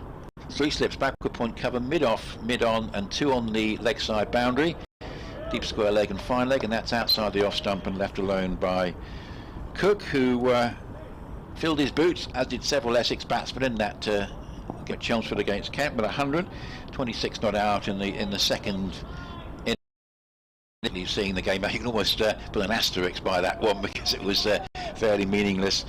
Got 59 against Somerset, and then well, his dismissal of course was pretty critical there, as Essex really underperformed in their first innings, having bowled Somerset out so cheaply. As this is played with an angled bat and soft hands down to 3rd slip on the bounce. So 37 for 2, Critchley no score, and Cook 27. Going to bring Phil Britt back in. And Grace, just a few words from you. How do you see things at the moment in the game? Yeah, well, I mean, it looked like a fairly good start for Essex. They really do need to bat all day today, and looked fairly comfortable with the 2 at the crease. You know, Alistair Cook looking in fine form as always, but I think Warwickshire will just be feeling slightly more confident with that breakthrough. I think they'll feel as if a couple quick wickets now, and especially the wicket of Cook, could put them in a very good position to potentially end the game with a win before the end of the 4 days. Essex currently 37 for 2, with Will Rhodes currently coming on to bowl 5 overs, 9 for the first wicket of the day. And just 2 slips and the leg slip in as Will Rhodes comes into bowl to Critchley. Ooh, full delivery outside off and got the punishment it deserves. Just lofted over the cover region and easily forward to that short boundary. The extra cover fielder didn't even bother turning round to chase it. She's clearly gone for 4. Morning, Phil. Good morning. Just, I'm going to be really pedantic and say good afternoon, Grace. Good afternoon, yes, you're correct. Good afternoon. Yeah. Essex suddenly beginning to play a few shots. I think with Matt Critchley they'll get on with it. I don't think he's going to sit and push the ball back. That wicket of Wesley was a bit of a bonus, I think. As Rhodes comes in, another full ball and wraps him on the pad, but a half-hearted appeal for Warwickshire, and no look from the umpire. Looked like it was just going down leg baby, that one. Yeah, well, I think the giveaway was the fact that Will Rhodes didn't actually appeal. The appeal came from behind the stumps, and then Rhodes sort of threw his arm up, but was no great conviction at all. No. But Critchley was wrapped, and it seemed a bit high anyway, but Rhodes not interested, and not out quite right. As Rhodes comes in again, Matt Lamb in at a catch in mid-wicket, leg slip and 2 slips as he comes in. Another full ball, wrapped on the pad again, no appeal, outside leg. I think this is not a bad plan from Will Rhodes, really. Medium pace bowler, he's got a catch in mid-wicket in there, close. Matthew Lamb, I think that is, yeah. And leg slip and square leg in, and even mid-on there, very close. Yes, he's got everybody who's, apart from his long leg, he's pretty much got everybody in a position where what you call the sort of infield, isn't it? There's nobody just out saving, and because he doesn't need to at this stage. So Rhodes comes in again. Slightly shorter ball, just on the back foot, Critchley, and just straight into cover, dot ball. Warwickshire had that really useful opening, that lead. Remember, 168 for Essex, 385 for Warwickshire, so they had that lead of 217. 41 have been taken off that, so 175, 176 they still lead by. They've got 2 wickets in the bag already. I'm not sure what's going to happen with Dan Lawrence, whether he will bat or not, but he's going to be restricted whatever happens. Rhodes in again. Another full ball left outside off by Critchley. Just looks like it moved a little bit, that one. Well, I've been up in the press box, and there's definitely we can't see it from here because of the angle which we're looking at, and so you're making the assumption that it's moving, but there was a little bit of movement, not a huge amount, it has to be said, from the seamers, but again, it's not prodigious movement. No. Well, he can be a useful bowler, can't he, Will Rhodes? He likes to bring himself on pretty early, and usually takes wickets as he comes in again. Done Critchley. A full ball outside off, just driven pretty straight to, I think that might be Henry Brooks at mid-off to end the over. Essex 41 for 2. Yeah, the Will Rhodes, I was saying when I was on commentary before, he came into the attack, so he's been on now for about 45 minutes, Will Rhodes, so probably approaching the end of the spell, I would think. He took over from Henry Brooks. In fact, yeah, I think he's taken 2 sweaters, so I think you might find that Rhodes is out of the attack at the end of this over.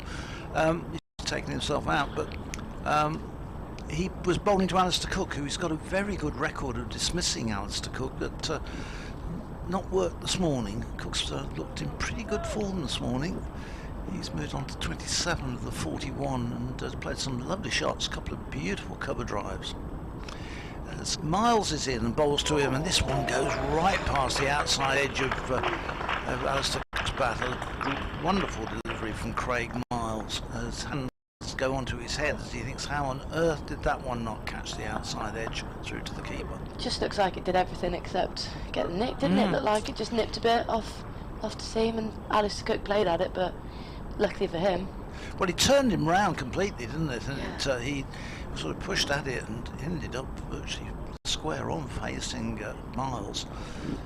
He survives, rides his luck a bit on that one.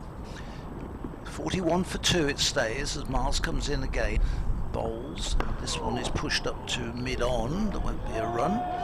Miles, who's supposed to have been playing this afternoon for Leamington in the Birmingham League, but drafted in yesterday afternoon as the concussion substitute when Liam Norwell was hit on the head from a ball from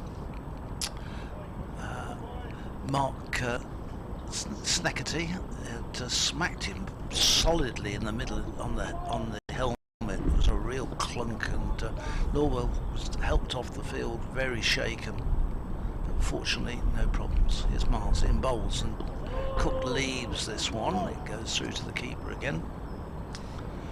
Yeah, Craig Miles has been going quite nicely to start the season, I think. I think he might have felt a bit hard done by with getting dropped. I mean, Yeah. they've got a very strong side at full strength, haven't they, Warwickshire? And, you know, with Alex Davis coming in, obviously Liam Norwell, very, very gifted bowler, but... I think one of them had to go, whether it was Henry Brooks, whether it was Craig Miles, because I think you'd need to bring Liam Norwell into your team when I he was agree. available. He had that back spasm, which prevented him playing against Surrey. This next one, Cook just leans into and runs away into the offside. Alex Davis does Matt Lamb does the fielding and picks that one up. It's just gone a little bit greyer again overhead, and the light not quite so good. We had little bits, briefly, some sunshine about 10-15 minutes ago, but that seems to have disappeared, and we're back with one or two quite dark clouds overhead. They did say there might be the odd shower. Let's hope they were wrong with the forecast. Miles in, bowls, and Cook again defends out into the offside. Going to have to bat all day today, Alistair Cook, for Essex, if they're going to clear the deficit. That's their first job, and then obviously go on and set some sort of target, or set something for Warwickshire to chase, or for themselves to bowl to. Yeah, I mean, looks like Henry Brooks might be warming up to bowl down there at fine leg, but that would be quite surprising to see him coming back on again. Well, he didn't. He only bowled 3 or 4 overs earlier on, so he's going to be fairly fresh, you'd think. Here's this one from Miles. It's a good delivery. That was a good over from Miles. It's a maiden over. Had that one ball which really went past Alistair Cook. But 41 for 2. We've had 21 overs. Got plenty of overs remaining in the day. 78 overs remaining today. Cook's on 27. Critchley is on 4. And the deficit is 176. Looks like it is Henry Brooks to come back onto bowl. Yep, There so he is. Rhodes has taken himself out of the attack. I thought he would do. He'd had a 3/4 of an hour spell. Got that one wicket, that big wicket of the captain, Tom Wesley. And, caught behind to give Michael Burgess his 4th catch of the match to go with his 170 runs. So he's earned his match fee pretty much, I think. Right, Henry Brooks looks like he's just going to have the one fielder out of, you know, where the 30-yard circle would be, and it's just a deep fine leg, and he's got 2 slips in on the offside, and then fairly conventional field, point, cover, extra cover, mid-on, mid-off, and a mid-wicket. He comes into bowl the first delivery. 2 short extra covers he's got. Looks like he might be trying. Critchley's been driving slightly on the up, I think. It looks like they're just looking for maybe that catch in the extra cover region. I'm surprised that they haven't put it, because if they're thinking he's going to drive to short extra cover, would you not have a man at sort of gully 4th slip in case that edge squirts away through that gap? Yeah, I mean, they've got no third man either, have they? So I wouldn't worry the 3rd man at the moment. I'd have the in catching positions. Brooks comes into bowl. Short delivery outside off, just left alone by Critchley. Again, looks like they're getting a bit of movement here, the Warwickshire bowlers. Brooks was guilty in his first spell this morning of being very wayward, much too wide outside the off stump, firing down the leg side, didn't really get his line right and make the batsman, trouble the batsman. He's now got the field set very much for that ball to invite Critchley to drive, so he's got to put it in the right spot now. Henry Brooks runs in again, right arm over the wicket, and good delivery, slightly short on the stumps, and Critchley just on the back foot punches it to mid-off, and another dot ball. That was a slightly better line, I think, from Henry Brooks. Yeah, batsman having to play that one solidly from the crease, out into the offside. 41 for 2 it stays. The crowd hasn't really built up much during the morning. It's an okay county crowd. You'd think on a Saturday there'd be more people. They're not working, etc., but it doesn't really work that way. Brooks in again, slightly fuller delivery, just outside off and left alone by Critchley. That did look like a good delivery, and seems like he's asking a few questions here, Henry Brooks, and making the ball do a bit, which is obviously encouraging for a bowler and encouraging for Warwickshire. Warwickshire got that one extra seamer that I think Essex probably were crying out for yesterday. They had to rely very heavily on the three seamers, Sam Cook, Mark Steckedy and Shane Snater, to do much of their bowling. They carried a lot of responsibility. Brooks in again, short delivery on the stumps again. You say about that gully, just guided through the gully region and will run away for 4. Not a bad ball from Henry Brooks, but well played by Critchley. And as you say, Phil, just sense that shot wouldn't have been played if there was a gully in. And yeah, it just seems to me that it's fine, but I think you do need to have that's an area where you, I bet it's probably possibly bring at this stage one of the guys over from the onside, just to keep your on. If Brooks is going to bowl this offside line, which he clearly is, you know, is your mid wicket or your mid on going to come into play very much? Final ball of Henry Brooks is over, full on the stumps and driven just to mid off by Critchley, and that will end the over. Essex 45 for 2 with 77 overs remaining in the day. Yeah, Critchley doubled his score there with that boundary. He goes to 8, 27 for Cook, and the 2 men out. Brown, who was out last night, he went out for a duck, caught it, third slip by Sam Hain, and then today just the 1 wicket to fall. The captain, Tom Wesley, who was going along very nicely, didn't look to be in any real trouble at all, and then just got an edge to a slightly rising delivery from Rhodes, a good delivery from Rhodes, caught him, and just got the outside edge of the bat, thin edge through to the keeper, and he went for 10. 45 for 2. Craig Miles continues from the Birmingham end to Alistair Cook, who plays this solidly out into the offside, but straight out to cover point, and there's no run. Into the covers, and there's no run. Tell you what, Phil, you say about there not being a big crowd, but it is rather cold out there. To be honest, you've got to be a pretty loyal supporter, I think. Well, I've got to say, if I was actually having the choice today, what was I going to do? What was I going to go and watch? Would I go and watch one of the local amateur sides play football, or one of the local teams? I don't think I'd go down to the Blues too much at the moment. We'll see, as this one is played off his legs down to fine leg, where Brooks does the fielding. He'll get a single for that. Takes Cook on to 28, 47 for 2. I don't know whether my choice would be to sit and watch the cricket all day in the cold. I think I'd go for a match which was going to last an hour and a half, and I could be home. Birmingham City at home today. They are. I don't think, I mean, I'm a Blues fan myself, I don't think I could put myself through the 90 minutes of how they're playing at the moment. No, I'm a Birmingham fan as well. Well, a fan is the wrong word, I think. Sufferer, I think, is the word. I think that is accurate. Yeah. It's just painful, isn't it? Yeah. It is just painful. Let me tell you, I started supporting them in 1958, and it has been suffering for most of that time. Craig Miles in and bowls, and this is played nice and solidly by Critchley up to mid-on. There is no run. I mean, at least you've seen Birmingham City. I mean, they used to be quite good, didn't they?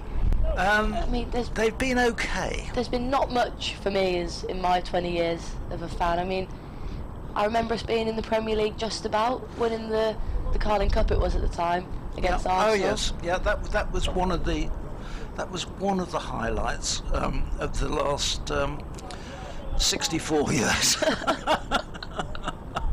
Let me say, it's far outweighed by the frustrations and disappointments. Miles bowls, and this is turned awkwardly, it looked, but effectively by Critchley, away through square leg for 4, and it was a ball which was rising on him, and he sort of got inside it, lifted the bat, angled it, and it ran away. There was no great flourish of the bat, but nicely timed, and he picks up a boundary to bring up the 50 for Essex. 50 for 2. Critchley goes on to 12 with 3 at his third boundary, and it's a very effective shot. Craig Miles turns at the top of that run, comes running in from the Birmingham end, in and bowls, and that's driven beautifully through extra cover by Critchley, and this is going to go, I think, all the way up to the extra cover boundary. Yes, it does. It crosses the ropes, a long boundary, probably one of the longest on the ground, up towards the Thwaite scoreboard, but he gets consecutive boundaries.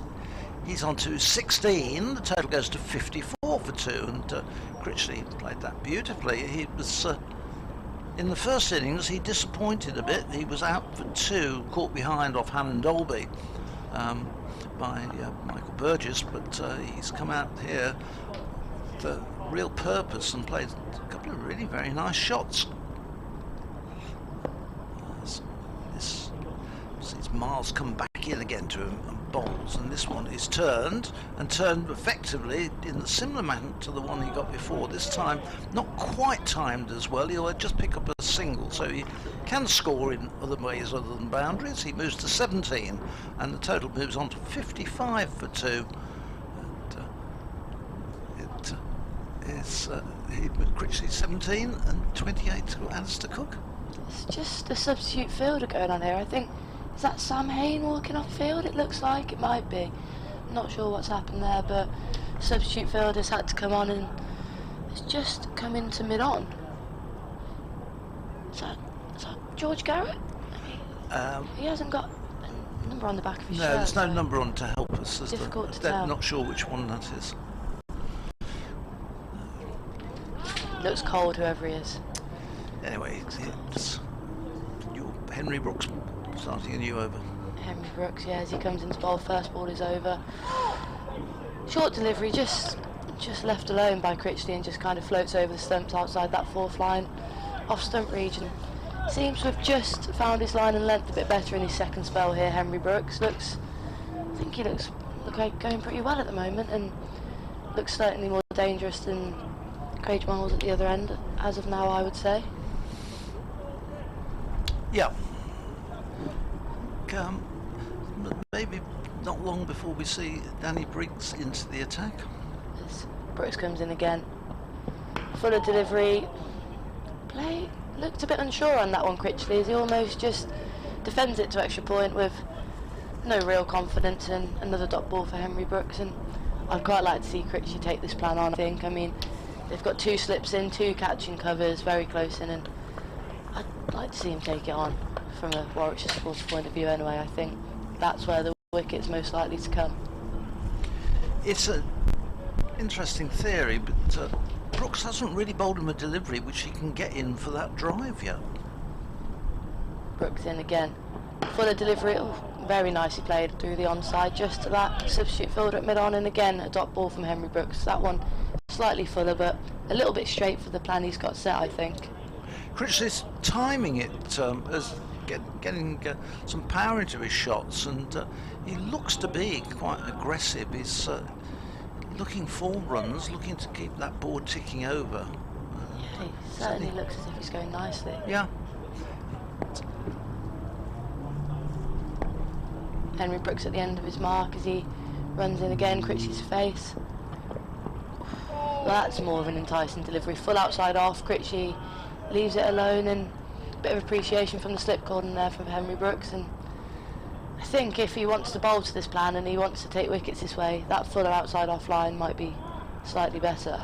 He's just pushing now his mid-wicket back to sort of deep square leg position, so now there's nobody in. Anything which he can get and worked into the onside just in front of square, he's going to get a run at least. Brooks bowls, slightly shorter delivery, and just as you've said there, Phil, just defended into the onside, and mid-on comes round, but will be a single for Critchley. Moves Essex on to 56 for 2, trailing by 161. Yeah, not quite sure what that plan was. He pushed Craig Miles all the way back and it left a whacking great big gap in the onside, and then proceeded to bowl a ball which the batsman could just drop into the onside.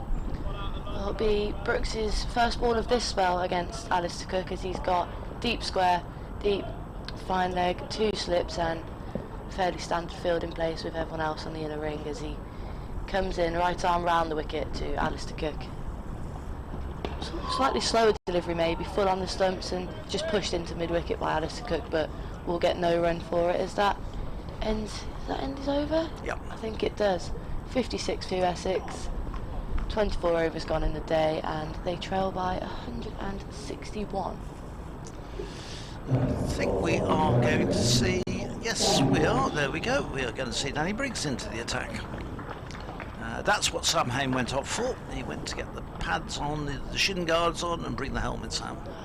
So that was the word, and it's a bowling attack change, and good time for, we'll have a commentary change. I'll make way, and we'll bring Nick Gledhill back in to take through to lunch with Essex 56 for 2 in their second innings.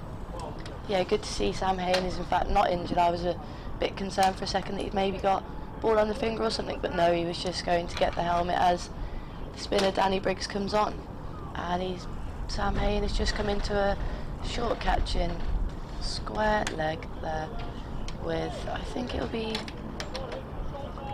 is that Will Rhodes? No, it looks like Will Rhodes just going into first slip there, and for Danny Briggs, deep cover, deep square, and everyone else in as he bowls his first delivery. And it's just played defensively from the crease up into the offside by Critchley, who started very well. He's on 18. I suspect that Warwickshire's gamble will be that he'll try and play one shot too many in the circumstances, but he's been very careful in his shot selection so far, and that's again just played defensively back down the pitch. A slip and a short leg, backward point, cover quite short, mid off, mid on, mid wicket, deep square leg on the boundary, and a deep cover as well, as his Critchley just coming right forward to that and playing it defensively up into the offside, and there is no run. So here's Briggs again. It's a nice looking drive by Critchley, probably for 2. It's being chased round the boundary for deep cover, but it's going to settle for the 1 because there's no point in taking any risks or looking for second runs in this situation. Cover getting round quite quickly. A run out yeah, situation like this, just. But got round a bit quicker than I thought. So, yep. Briggs just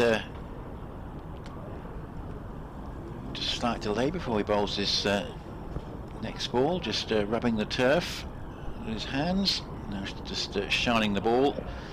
Critchley with that single therefore gives Cook the strike. Cook on 28, Critchley 19, 57 for 2. Tom Wesley the man out this morning for 10.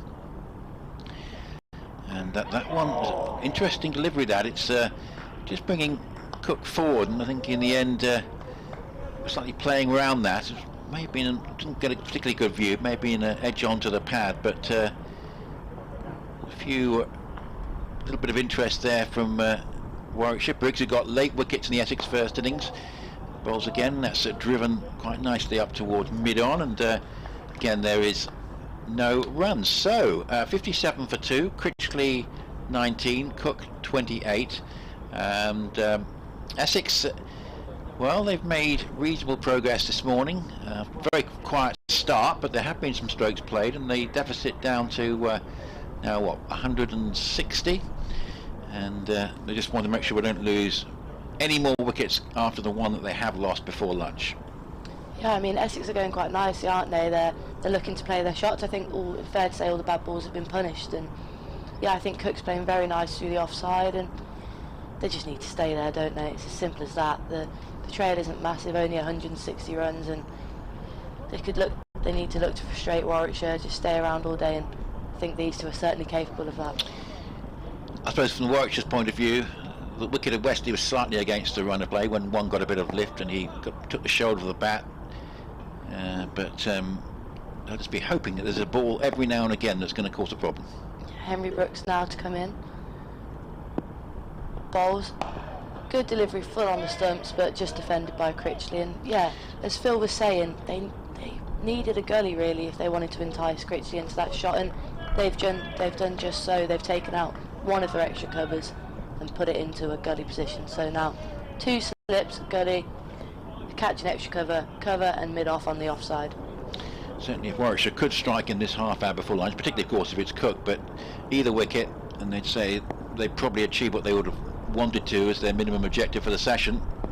Brooks in, full ball on the stumps, driven quite nicely by Critchley to the mid-on fielder, but will be a dot ball and is returned back to the mid-off fielder.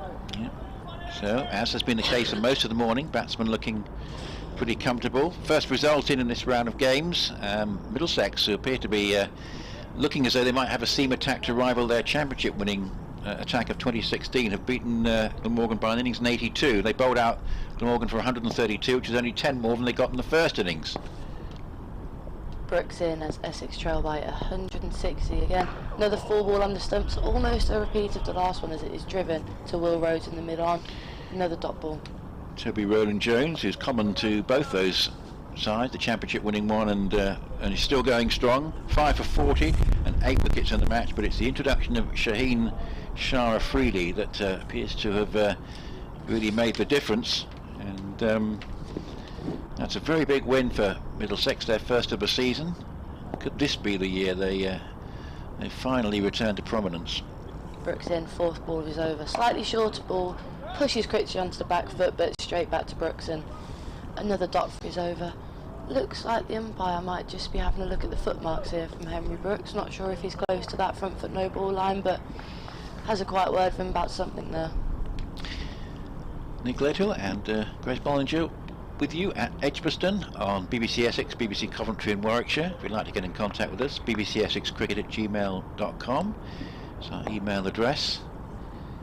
Quite an absorbing morning this, just a 1 wicket. So Brooks comes in again to bowl in. Fuller delivery outside off and crunched away by Critchley. Doesn't even bother looking to run, and that's 4 runs through the cover region. Well, just seems to be timing it very nicely through the offside. Yeah, I mean, Critchley. He's obviously a very good signing for Essex. We saw his obviously his leg breaks in the Warwickshire innings, which had Essex had a 4-seamer, I don't think he would have probably bowled at all. But it was because he only had 3 seamers, he did bowl, and obviously he did get hit around towards the end. But he's primarily there as a top order batsman after that very good season he had for Derbyshire. Final ball of Brooks is over. 4 ball on the stumps, just defended back to Brooks, and will be a dot ball to finish. Essex 61 for 2 after 26 overs, trailing by 156 runs. Yeah, so he got exactly 1,000 runs last year at 43, and high score of 109. Got a good 100 for Essex against Kent in the opening game, and he can, I think, be regarded as someone who's likely to be an ever-present, and his bowling, I guess, will be used less when Harmer is around than once Harmer goes to a test scene, as we think he probably will for South Africa. But it's a useful extra weapon in his armoury as Briggs bowls, and that's just played on the bounce, just down to short leg, and there's no run. So Cook on 28, some flowing strokes through the offside. Critchley's almost caught up with him on 23. As Briggs from New Hampshire and Sussex bowls and driven up towards mid-wicket, and there's no run. Your season started yet, Grace? Pre-season and county season only, not the regional stuff just yet. Right, okay.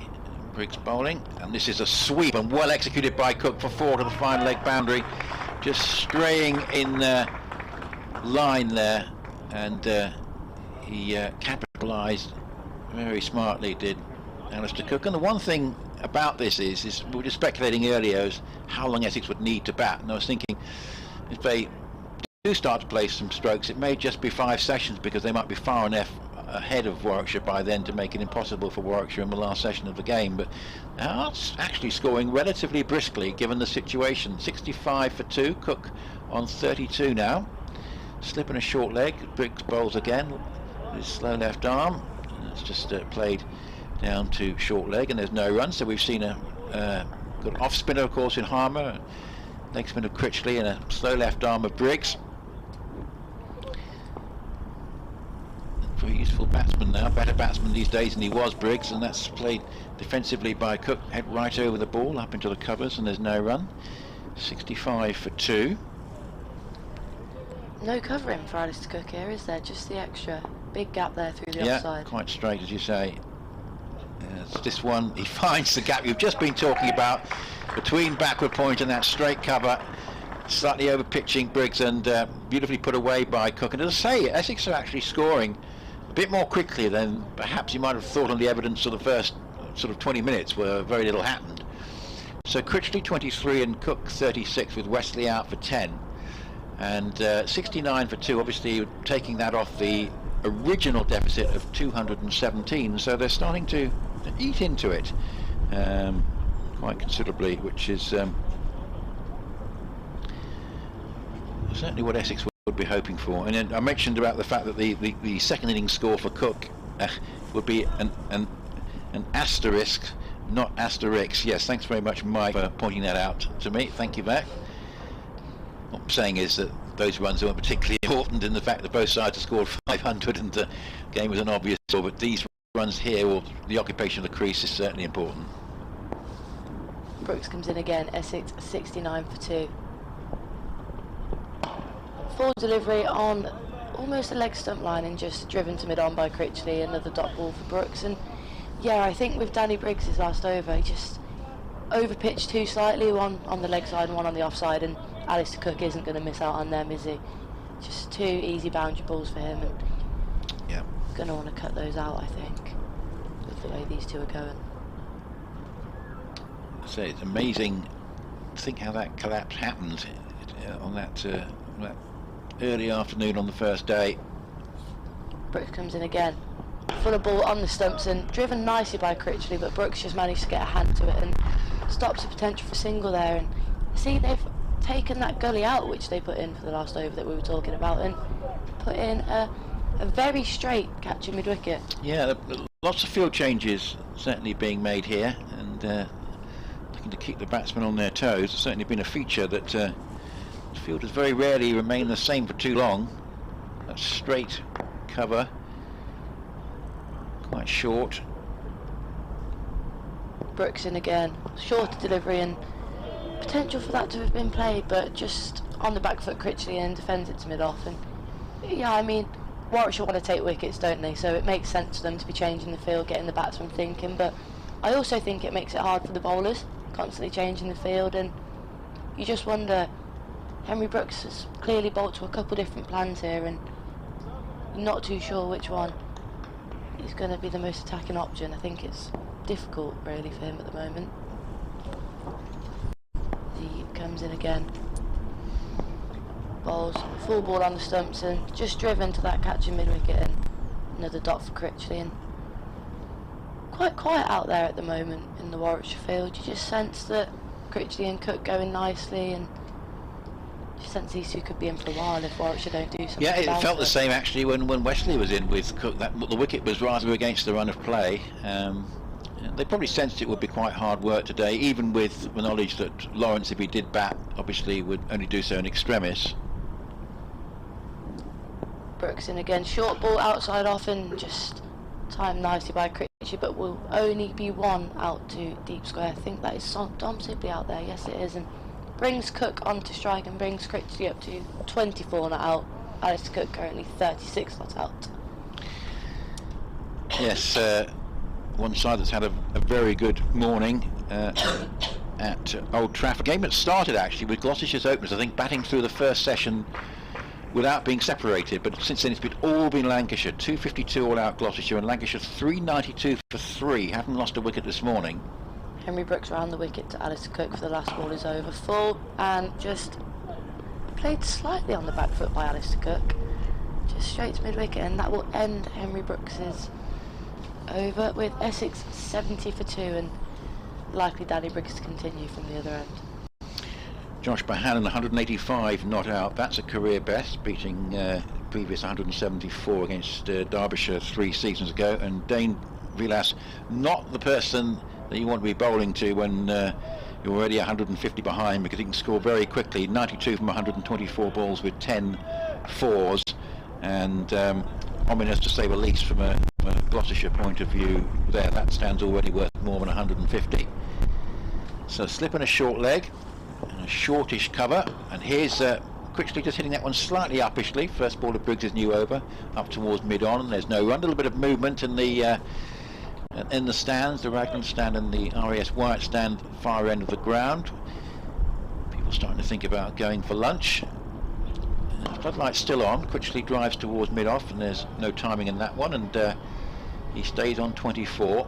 But after a few low scores, after that 100 in the first game, he started very positively here. and boding well. But this is a nice looking drive. It goes past cover, heading up towards the extra cover boundary. It will be cut off. They've got to, and they shall settle for that. So a deficit starting at 217, and now 72 have been erased from that. The loss for 2 wickets. Nick Brown right at the end of yesterday, and Tom Wesley this morning got to 10, partnership with Alistair Cook. And then edge to slip is Briggs. That's a nice looking drive. He's moving these strokes very nicely, critically, sends it towards mid off, and there's no run. Just even the dot balls that are going to the field, his timing everything so well, isn't it? Yeah, but timing is very, very good indeed. Been a feature of the morning actually, and a lot of certainty in the strokes, as that's again driven up towards mid off and no run.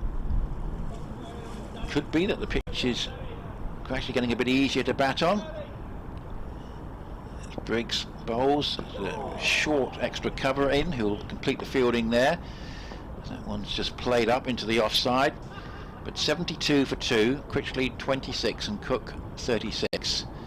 So it's been a pretty good morning for Essex. Certainly will be their morning if they don't lose another wicket. I expect if another wicket does go down, it makes it Warwickshire's morning, because they're very much on target with what they need to achieve. But deficit 145, and it's 72 for 2. Looks like there'll be another change of bowling here, and a ripple of applause from the Warwickshire supporters. I think the fan favourite Ollie Hannon-Dolby will be coming back on to bowl. They try and get this wicket before lunch. Yeah, he's gone well, hasn't he, the start of this season, Hannon-Dolby, taking a lot of wickets for Warwickshire, and yeah, he's probably been the pick of the bowlers for me so far for Warwickshire season, and they'll be hoping he can get another one before lunch, as you say, because that would just shift the momentum towards Warwickshire, I think. Yeah. Surrey's just closing in on that Somerset score at the Oval. 287 for 7, 50 behind. And that one nicely poised. Hannon-Dolby looking to bowl around the wicket to the left-handed Alistair Cook with 2 slips, a gully, and a fairly conventional field with a very backward deep square leg as he runs into bowl. First delivery of his spell. Slightly short delivery outside the offside, but Cook respects it nonetheless and just defends it into cover. Comes around and picks it up nicely.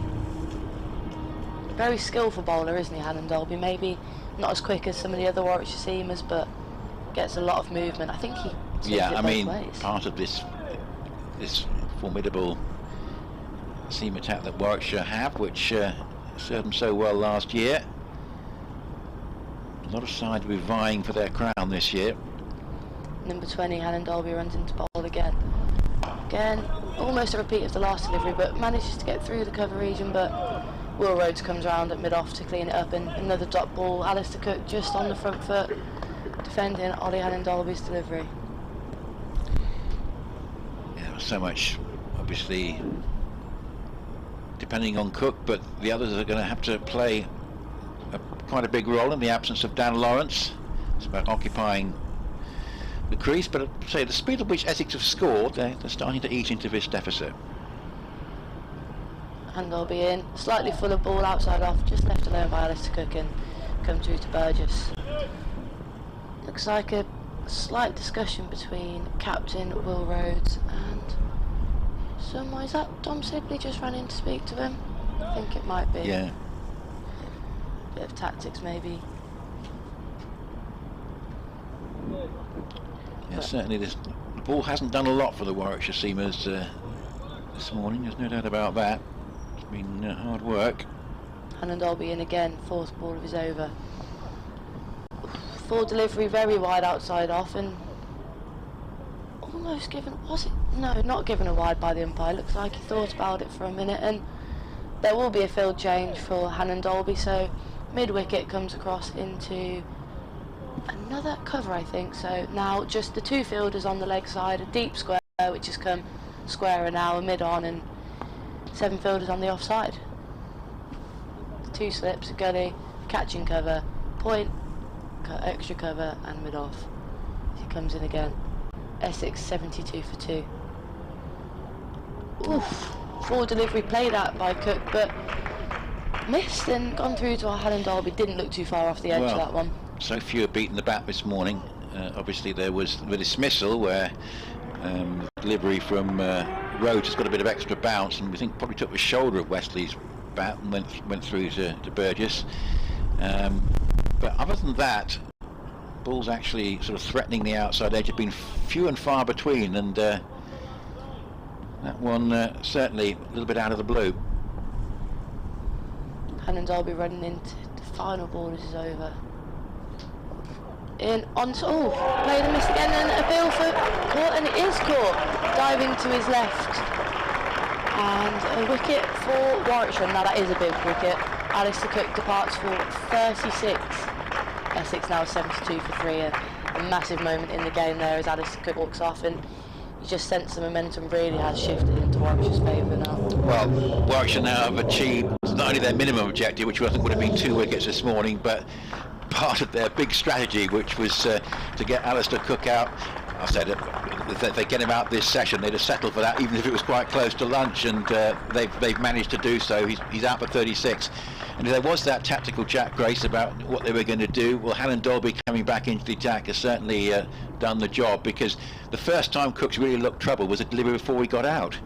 And then sort of a repeat, but again just drew him forward, didn't it? And it's taken the edge and gone through to Burgess, who's taken it actually pretty well, just going across to his left. And well, now the 2 new recruits for Essex together. Now Adam Rossington did well in a situation where he just had to sort of stay in, and I think he got 29 in the end, and was chiefly responsible for Essex getting over the line by 1 wicket at Taunton. This is a different sort of situation, but again the baseline is the same. He needs to occupy the crease. Critchley's going well at the other end, so it's going to be interesting to see how he can go. He was one of the several failures in the Essex middle order on Thursday afternoon, so he'll be looking to put that right. But what a huge wicket that is for Warwickshire just before lunch to get Alistair Cook out, and that has just taken, well, it's taken a big sort of plank out of the Essex strategy really, Grace, because they can still save this, but it's going to be an awful lot harder now.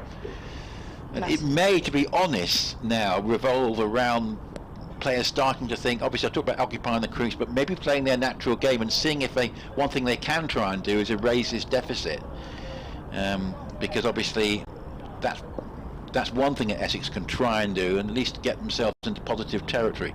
Briggs bowls, and Critchley will give a strike to Rossington with a quick single just into the offside.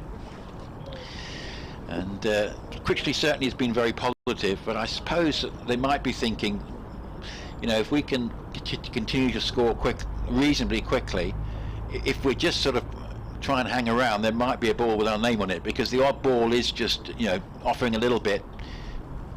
Hasn't been a lot out there for the Warwickshire bowlers, but you know, they've got 2 wickets in the session, in both cases rather against the run of play.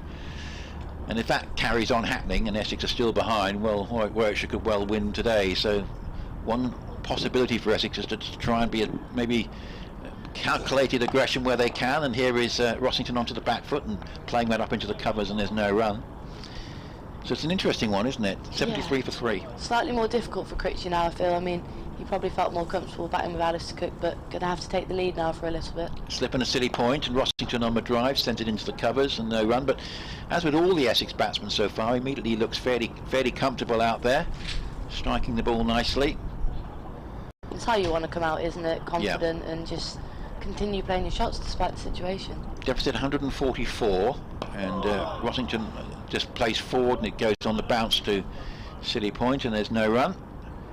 So we've got a silly point, then we've got a short cover, backward point, a sort of cover quite square, mid-on, short mid-wicket, and a deep backward square, who's just on the other side of the boundary rope and is now in play as the ball comes in to be bowled, and will be in action as a sweep, which I don't think is particularly timed as Rossington would have wanted, but he's got it away along the ground. It goes up towards long leg, and one more goes to a total. So 75 for 3. I have to go and do an update into our lunchtime news in a short while, Grace, so I will leave you probably in about 3 or 4 minutes time.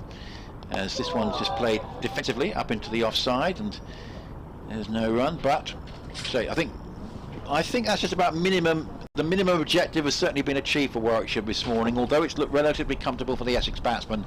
They've got 2 wickets and one of them is Cook, and I think in the dressing room this morning they might just have been talking along those lines, and they're pretty much where they want to be at this stage, with Essex still a considerable distance behind, 74 for 3. They've started 217 runs behind here, so it's a question of getting as many wickets as, I guess, while Essex is still behind. Yeah, I mean, they certainly won't want to be losing another one before lunch, because that really would put the game in Warwickshire's favour. But I mean, all the Essex batters have come out and gone along nicely, and it's been a surprise to see both of them get out the way they have. Actually, both have looked quite out of the blue, but Warwickshire have stuck at it and they've got the rewards. So yeah, Essex currently sit 74 for 3, 31 overs gone in their innings, and trail by, I think it's around 50. And it will Oliver Hannon Dolby to continue. Again, certainly been the pick of the bowlers, as it's a very attacking fielding for Rossington. Actually, he's got a silly square leg in there and 2 slips, as well as a mid-wicket, a mid-on, a mid-off, point, cover and fine leg out on the boundary.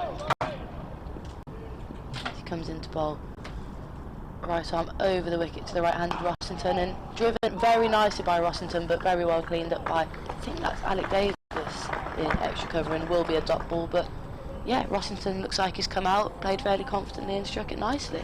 He certainly does. Afternoon, Grace. Afternoon, everyone. Couple of minutes before lunch here then at Edgbaston, and I think I go along with you guys really that wicket of Alistair Cook has tipped the scales in favour of Warwickshire.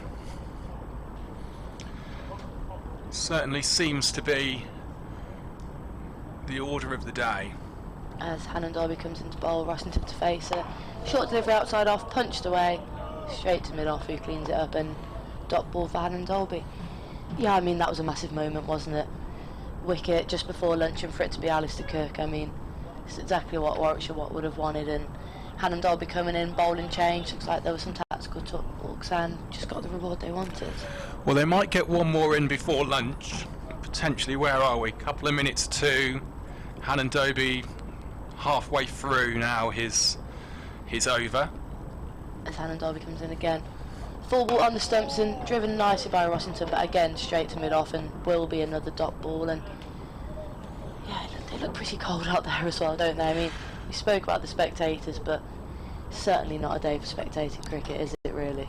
It's one for the thoroughbreds, one for the diehards out there today. Having said that, it's not a bad crowd. I mean, it's nowhere near what it was for the first 2 days, maybe 100 in the ground, something like that. But I have just about thawed out from my hour's stint, having been sat up in the press room. I had a cup of tea, but I didn't actually drink it. I used it as a hot water bottle, just to sort of get some feeling back into my hands. I'm not too bad actually, as Rossington comes into bowling. Catching cover now been put in, as that one is defended and just goes straight to cover region, who throws it into Michael Burgess, and another dot ball. Yeah, I must say, I mean, last time I was here a couple of weeks ago, I was absolutely freezing. I was so cold. It was the Warwickshire versus Surrey game, I think it was, but I'm doing all right today, surprisingly. So you've got the hoodie on and a t-shirt on underneath, is it? Is that what you've adopted? Yeah, I mean, I cancelled coats, but yeah, it's still pretty chilly. Well, there's a couple of balls to take us probably to lunch. We might get one more in. Hannon Dolby in and bowls, and that's worked into the leg side by Rossington. Bit of no-nonsense cricket there from the right-hander. 74 for 3 is the score. I've been impressed with Critchley, I must say. He's looked the part. First time I've seen him since his move from Derbyshire in the winter, and did an excellent job alongside Alistair Cook. Yeah, he's coming really nicely, and I mean, he's certainly been playing his shots. Every single bad ball's been put away, and he's just looked strong in defence and in attack, really. I think, yeah, first I've seen of him, as you say, and looks like a serious player. And they're really bringing the field in for Rossington here. They've got 2 catches on the leg side, 2 slips on the off, and also a catching cover as Ollie Hannon Dolby runs into bowling. Oof, a full ball left by Hannon Dolby, and he holds his head in his hands in vain, as looks like it was very close to the stumps. But ultimately will be a dot ball to the end of the over and could be to end the session by the looks of things. That was a brave leave. The last ball before lunch, wasn't it? That was not far away from the off stump at all. But you're right, that is lunch on this third day of the county championship match between Warwickshire and Essex here at Edgbaston. 74 for 3 is what Essex are. They are 173, if my mental arithmetic is right, behind. They've lost 2 wickets though, crucially. That's the thing today. They've lost the captain Tom Wesley and also Alistair Cook. Yeah, I think Warwickshire will be happy with that. I mean, Essex have certainly come out and played their shots, and now they do trail by only 143 runs, so they are getting that lead down, but Warwickshire got 2 key wickets there as all the Essex batsmen have been looking to go nicely, and yeah, I think they'll be happy as they walk off now for lunch and hope to take a few more in the next session before tea. This is Adam Pinter-Smith at Edgbaston. We shall be updating very shortly the listeners on BBC Radio WM and BBC CWR. I was a minute early there, 3 minutes past that it should have been, but it was going to end up being at 2 minutes past. So we shall be updating our listeners very, very shortly. It's 74 for 3 here. We've got at least, hopefully, another session or so's play to go. We shall see what happens, obviously, as the day goes on. But it's been an excellent 32 overs of attritional, gritty, old school cricket. That's how I would describe it in many ways, and it's one of those where it could have gone either way, but the loss of Alistair Cook is the thing that really has swung it in Warwickshire's direction. So we're just going to update our listeners and then we'll be off for lunch. This is Adam Pinter-Smith at Edgbaston, where it is lunch on the third day of the county championship match between Warwickshire and Essex. 74 for 3 Essex are. They've lost 2 wickets in the morning session to tip the scales potentially into the way of Warwickshire. They lost early on after about an hour. The captain Tom Wesley, he was caught behind by Burgess, and just on the stroke of lunch they lost Alistair Cook for 36, leaving them on 74 for 3, which is a deficit of 143 with 7 wickets remaining in their second innings. We'll be getting underway again here at 1:40, but at lunch they are 143 behind Essex. So we'll be heading off now for a quick break, and we'll be back for the afternoon session shortly.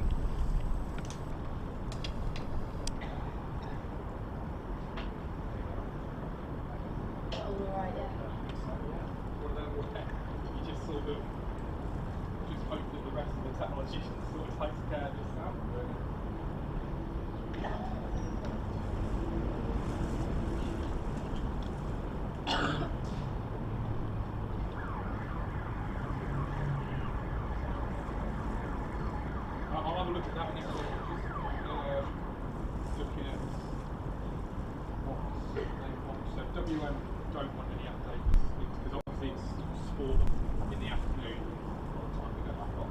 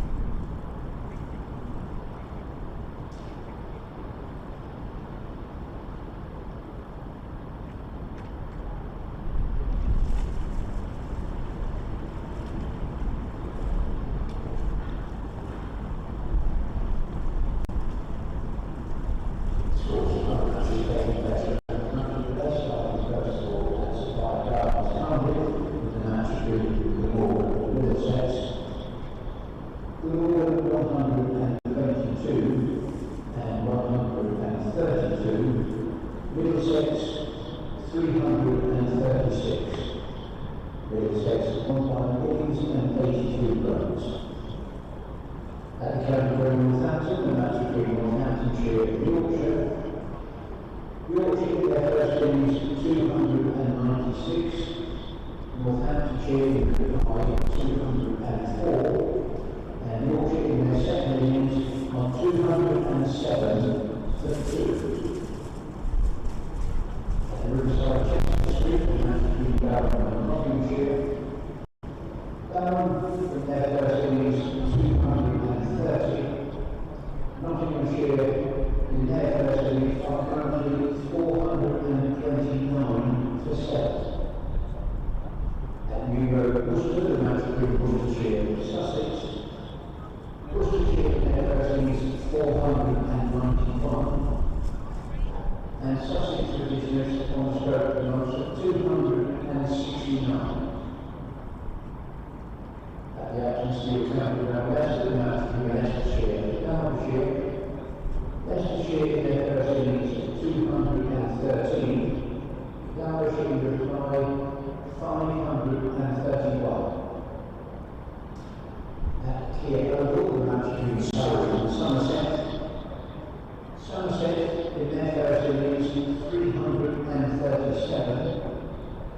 Surrey in reply 293 for 8. At the Emirates Old Trafford, the match between Lancashire and Gloucestershire. Gloucestershire 252. Lancashire in reply are currently 418 for 3.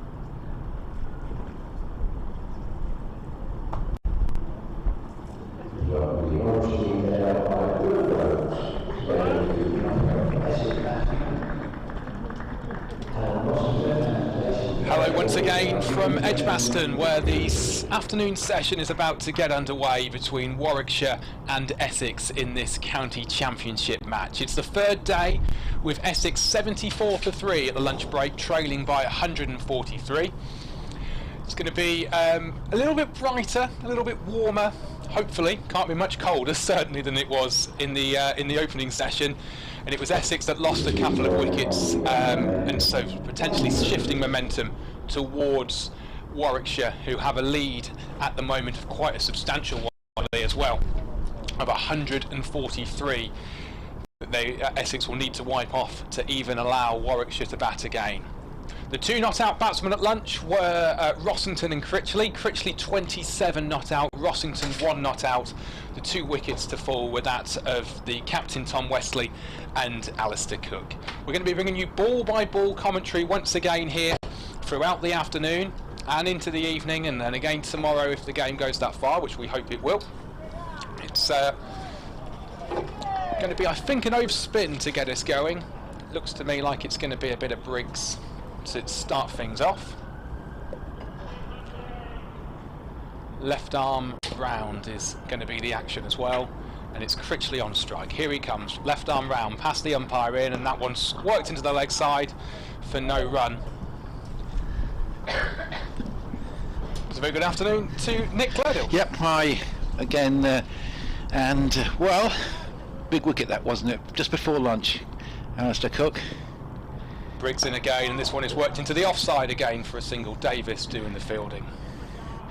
Adam, I think, you know, that's really sort of made it a decent morning for Warwickshire in the end, I think. Certainly did. Briggs again, coming in, left arm round, and this one's left alone and it goes into the keeper's gloves. 74 for 3, Essex. I'm going to make way at the end of the over for Grace Ballender to come back in alongside you, Nick, for the next 20 minutes or so. Yep, thank you. 66.5 overs left today. This one again was played through the offside, and there will be runs this time for Critchley. Might be 4, no, it's going to be cut off just in front of the fence, so they'll come back for certainly 2. They're going to make it back for 3 as well. Good running that by the Essex pair to move the score on to 77 for 3. Well, Critchley looked very good, didn't he, in that little period before lunch, so interesting to see if he carries on with his positive approach. Indeed, I was very impressed with him. First time I've seen him in an Essex shirt. He certainly looked very, very useful indeed.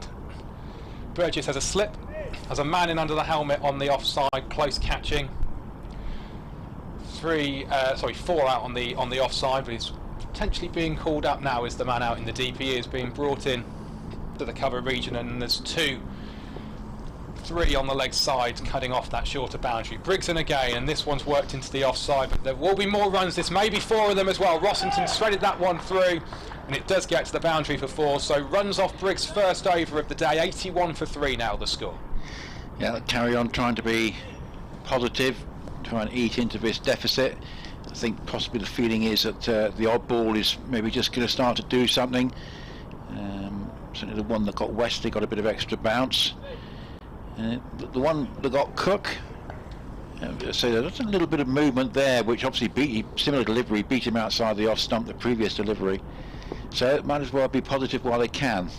One more ball to go in this first over after lunch. Briggs bowls it, and it's chopped into the offside, but well fielded there by, is that Will Rhodes down there? No, number 10.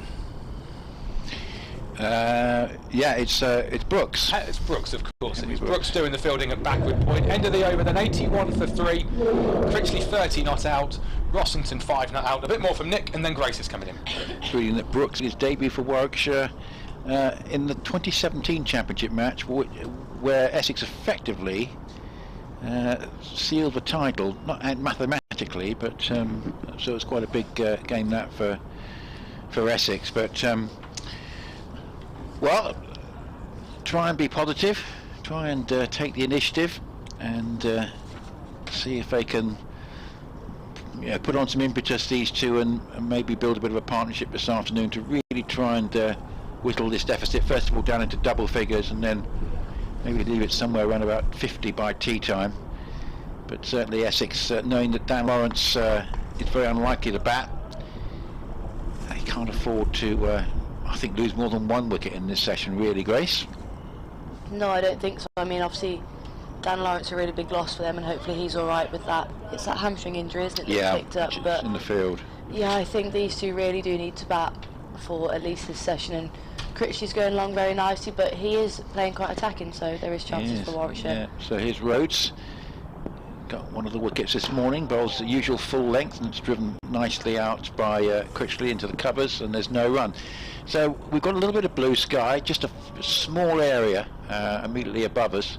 Quite a chilly day, probably a little bit warmer than it was at 11 o'clock, I suspect, but quite heavy cloud cover. no threat of rain. In fact, you look at the forecast and there's barely no rain at all for the rest of the month. It's very similar to the last 2 Aprils in that respect. Slip in a gully and a short straight mid wicket.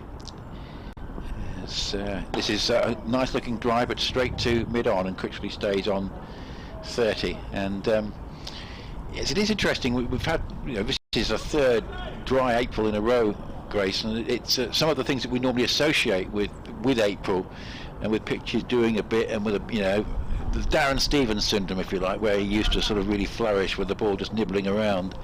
There's not so much of that around this year, is there? Yeah, no, I mean, there's been so many runs scored in the first 2 games of the County Championship.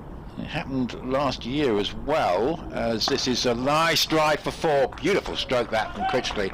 Just slightly over pitched. He's hit it away between backward point and cover. Looked very comfortable in this innings indeed, and mentioned earlier that he may not have bowled as much as he did in the Warwickshire innings had Essex had a 4th seamer, but he will be bowling, of course, as of right, as a senior spinner when Hummer is involved, as expecting to be with the South African tour. So every chance he gets to have some practice is useful. But primarily, he's there at the top order batsman, and a very good one. I mentioned 1,000 runs for Derbyshire last season. Slip and a short extra cover and a short mid wicket. Again, these field changes very frequent indeed, as Rhodes bowls in another good looking off drive. Didn't quite time that one to the extent of the previous one. It's gone straight out to point, and there's no run.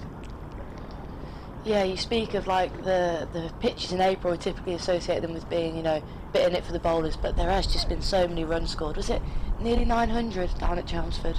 You actually over that, both sides got 500, but it was a lifeless pitch,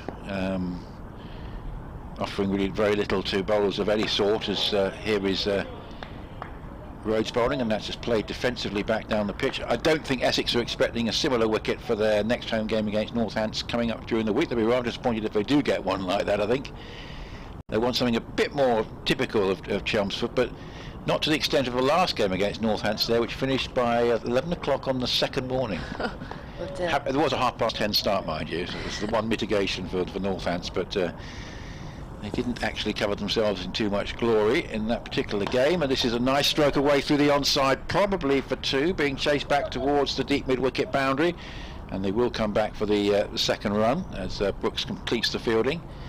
And again, good positive stroke play. And, certainly, I think right from the Essex point of view, because if they just look to sort of occupy the crease, I think that the odd ball is going to do something, and obviously it'll allow Warwickshire to just keep the pressure up, whereas a bit of pressure release by being able to play some strokes. 87 for 3, Critchley 36, very good as well. Rossington has 5, and remember they started off 217 behind in this particular innings, so they've got that down now, what, to 130?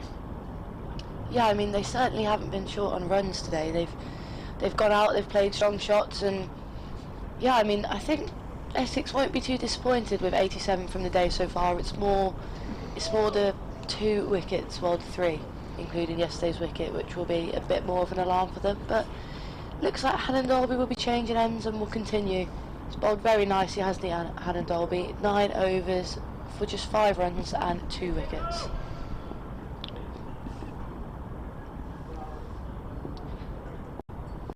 As he looks to come in, just 2 slips, no more catching fielders, and just 1 on the boundary, and that's a deep square leg, which is quite fine as he runs in to bowl first delivery. And it's short out the outside and it's punished. There's no one out there, and Rossington doesn't even bother to run as he punches that straight past Henry Brooks at point, who has to run all the way to the Eric Holly stand, which is really quite a long way away from the pitch they're playing on towards the other side of the ground, and that was really well timed, wasn't it? Yeah, so it's been a feature of the day, the timing. Most of the day the Essex batsmen have looked in control, say when the wickets are full, and they have been against play. Yeah, I mean, that was just too short and too wide from Hannon Dolby. Definitely a loosener first ball after lunch, and got the punishment it deserved, in all honesty, as he'll look to rectify that as he comes into bowl again, second ball of his over. Into Rossington, short again outside off, but this time looks like it might have just done a bit more as Rossington looks to play it, and not sure if he ended up leaving that in the end, but didn't look too convincing, and that was more of a win for Hannon Dolby, and he'll be happy with that. Rossington looking slightly uncomfortable there for the first time, I think. He's currently 9 not out of 14 deliveries. You talked about the runs that are being scored. I think I'm right in saying in 3 other Division 1 games today, no wickets have gone down today. Come back to that in a minute. Hannon Dolby in again. Fuller ball on the stumps and driven nicely by Rossington, but goes straight to Will Rhodes, the captain at mid-off, and will be another dot ball. So I mentioned Lancashire, where Josh Mahan has now got his maiden double 100, 205 not out, and Dane Villas 100 not out, 421 for 3. That pair have put on now 188, 187 against Gloucestershire. So Gloucestershire only made 252. It's not looking anything like enough. Hannon Dolby comes in again.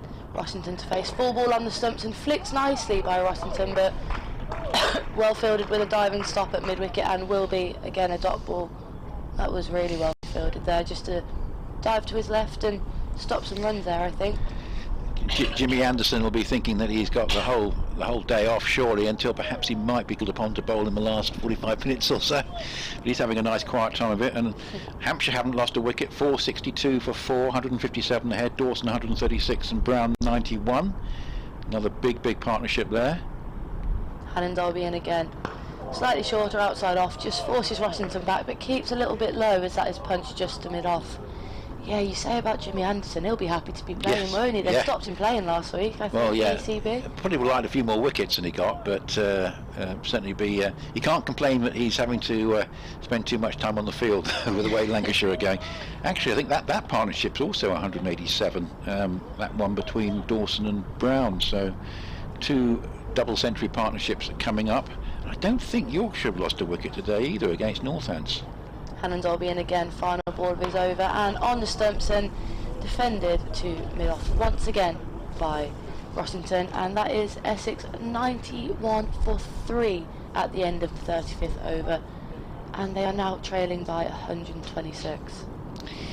So in that one, Yorkshire 221 for 2, leading by 313. So a pretty strong position. They had a first innings lead there of 92, and they're now heading for a very big lead.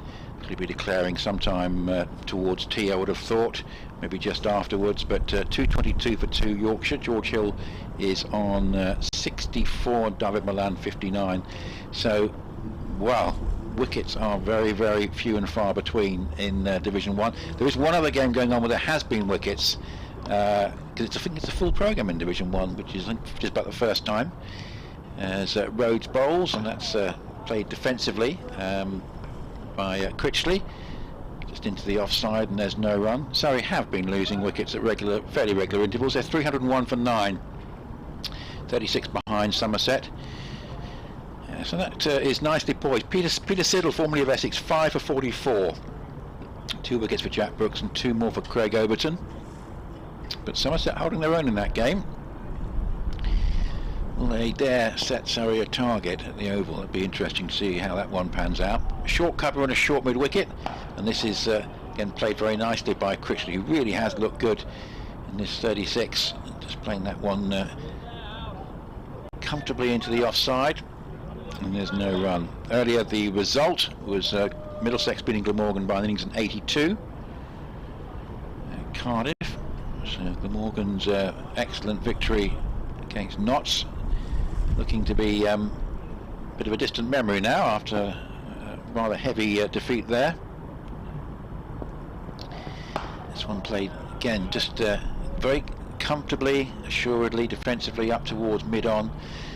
Virtually everything seems to have been hitting the middle of the bat. Has been the case really for the session with I think the ball that beat Cook before he got out, Grace, I think was the first ball to beat the bat I can remember the whole session. Yeah, I mean, despite the wickets, all of the Essex batsmen have just looked very comfortable, as you say, very few plays and misses, and even when it is dot balls, like, all their shots just look very comfortable.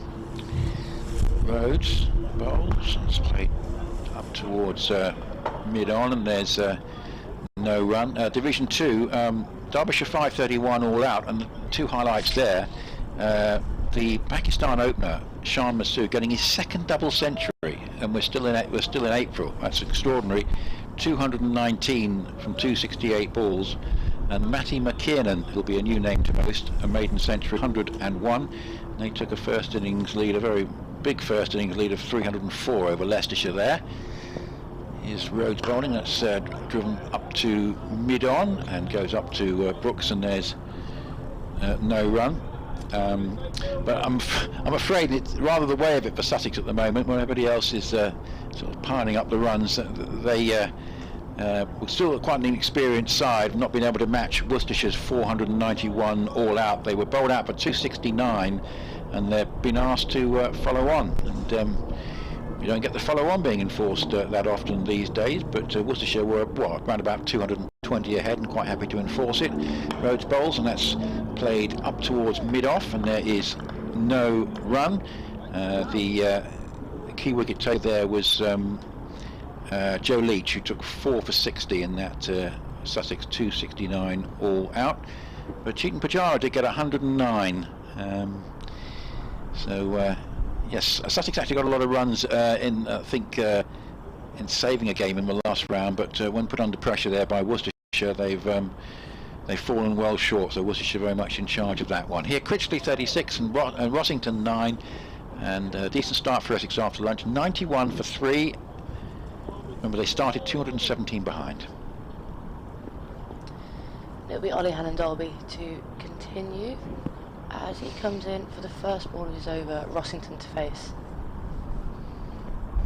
Full ball on the stumps, driven nicely by Rossington, but that's straight to cover, who throws it into Burgess and then receives the ball back again. And it's a good start from Hannon-Dolby to his over. Just, I'd say, been the pick of the bowlers for me today. Just got his line and lengths right. He's looked pretty dangerous, beating the bat a couple of times, and obviously got that crucial wicket of Alistair Cook as well. So yeah, pretty fine start to the season for Hannon-Dolby, and he's been leading this Warwickshire attack nicely as he runs in again for his second ball of the over. Slightly shorter, just outside the off stump, punched away by Rossington, but again will be a dot ball cleaned up by, I think that's Alex Davis in that cover position. One of the game in Division 2, where Nottinghamshire really have taken control against Durham at Chester Le Street, and Ben Slater, career best unbeaten 200, and Lyndon James 108, 439 for 7. Huge partnership between those two of 220 for the fourth wicket, and they are 209 ahead of Durham in that game with 3 wickets still in hand in the first innings. 2 slips in for Hannon-Dolby as he runs into bowl. Oof, beat the bat again. Just bringing Rossington forward, bowls at a good length just on fourth up stump line, and Rossington plays and misses, and that goes through to Michael Burgess. I think sense there's a bit more in it for the bowlers. Yeah, just a little bit, and that will encourage Warwickshire, until the point, of course, if Essex get 150 ahead, it might not be quite as encouraging. But I think this is not quite the flat pitch not as perhaps as flat a pitch as the one last year between the two sides, and you expect something offering a bit more to the bowlers in April. It's been a pretty good wicket, I think. Yeah, definitely. Warwickshire ground staff doing a very good job as Hannon-Dolby comes in again. Another short ball just outside off. Rossington doesn't quite time that one correctly as he just punches it to Will Rhodes at mid-off. But yeah, amazing number of runs being scored. Rather, you know, if it's dry in April, there's plenty of runs out there. There's no doubt about it. It's a little bit trickier if the ball is moving around, it's damp. Sides are being put in and skittled, but obviously not the case at the moment. And a maiden double 100 for Ben Slater of Nottinghamshire. And Dolby at the end of his mark as he comes in again. Rossington to face, currently on 9 not out. Ball on the stumps again, just defended by Rossington. Looks a bit more comfortable in that shot than he did in the one before, but will be another dot for Hannon-Dolby, who has been very economical, going at less than 1 and over. Yes, a typical performance from him, very good indeed, and offering very little. Whereas the batsmen have been able to get after Danny Briggs. No such joy with Hannon Dolby. The one fielder out for Hannon Dolby outside of where the 30-yard circle would be. That's a deep square just in front of square as he runs the ball. The final ball is over. Full ball again on the stumps and just driven by Rossington. Mid-on comes round to cover that, and that will be the end of Hannon Dolby's over. 91-3. I'm going to head off. If you stay there for the moment, Grace, because I've got to head off and go and do a couple of updates elsewhere. So I'll speak to you a bit later on. Well, it will be Captain Will Rhodes to continue here. He has been bowling quite nicely, obviously picked up that crucial wicket of the Essex captain, and just sense that if they could get one more in the next few overs here, Warwick should just break this building partnership between Critchley and Rossington. It could be over quickly, but as we say, these two go nicely, and Warwick's just still got some work to do if they want to make a quicker game of this. They certainly have. It's Rhodes coming into bowl from the pavilion end, and it's worked into the side for a dot by Critchley. 91-3. Grace Ballander and Adam Pinder-Smith with you here at Edgbaston. We'll be updating BBC CWR, BBC Radio WM listeners in a couple of minutes' time as part of the news bulletin. It's definitely brighter here, because isn't it, this afternoon? The floodlights don't seem to be quite having a hold over things as they were. Rhodes comes in again now, past the umpire. It's a fuller ball that's worked into the offside, but for no run. Briggs doing the fielding there for Warwickshire.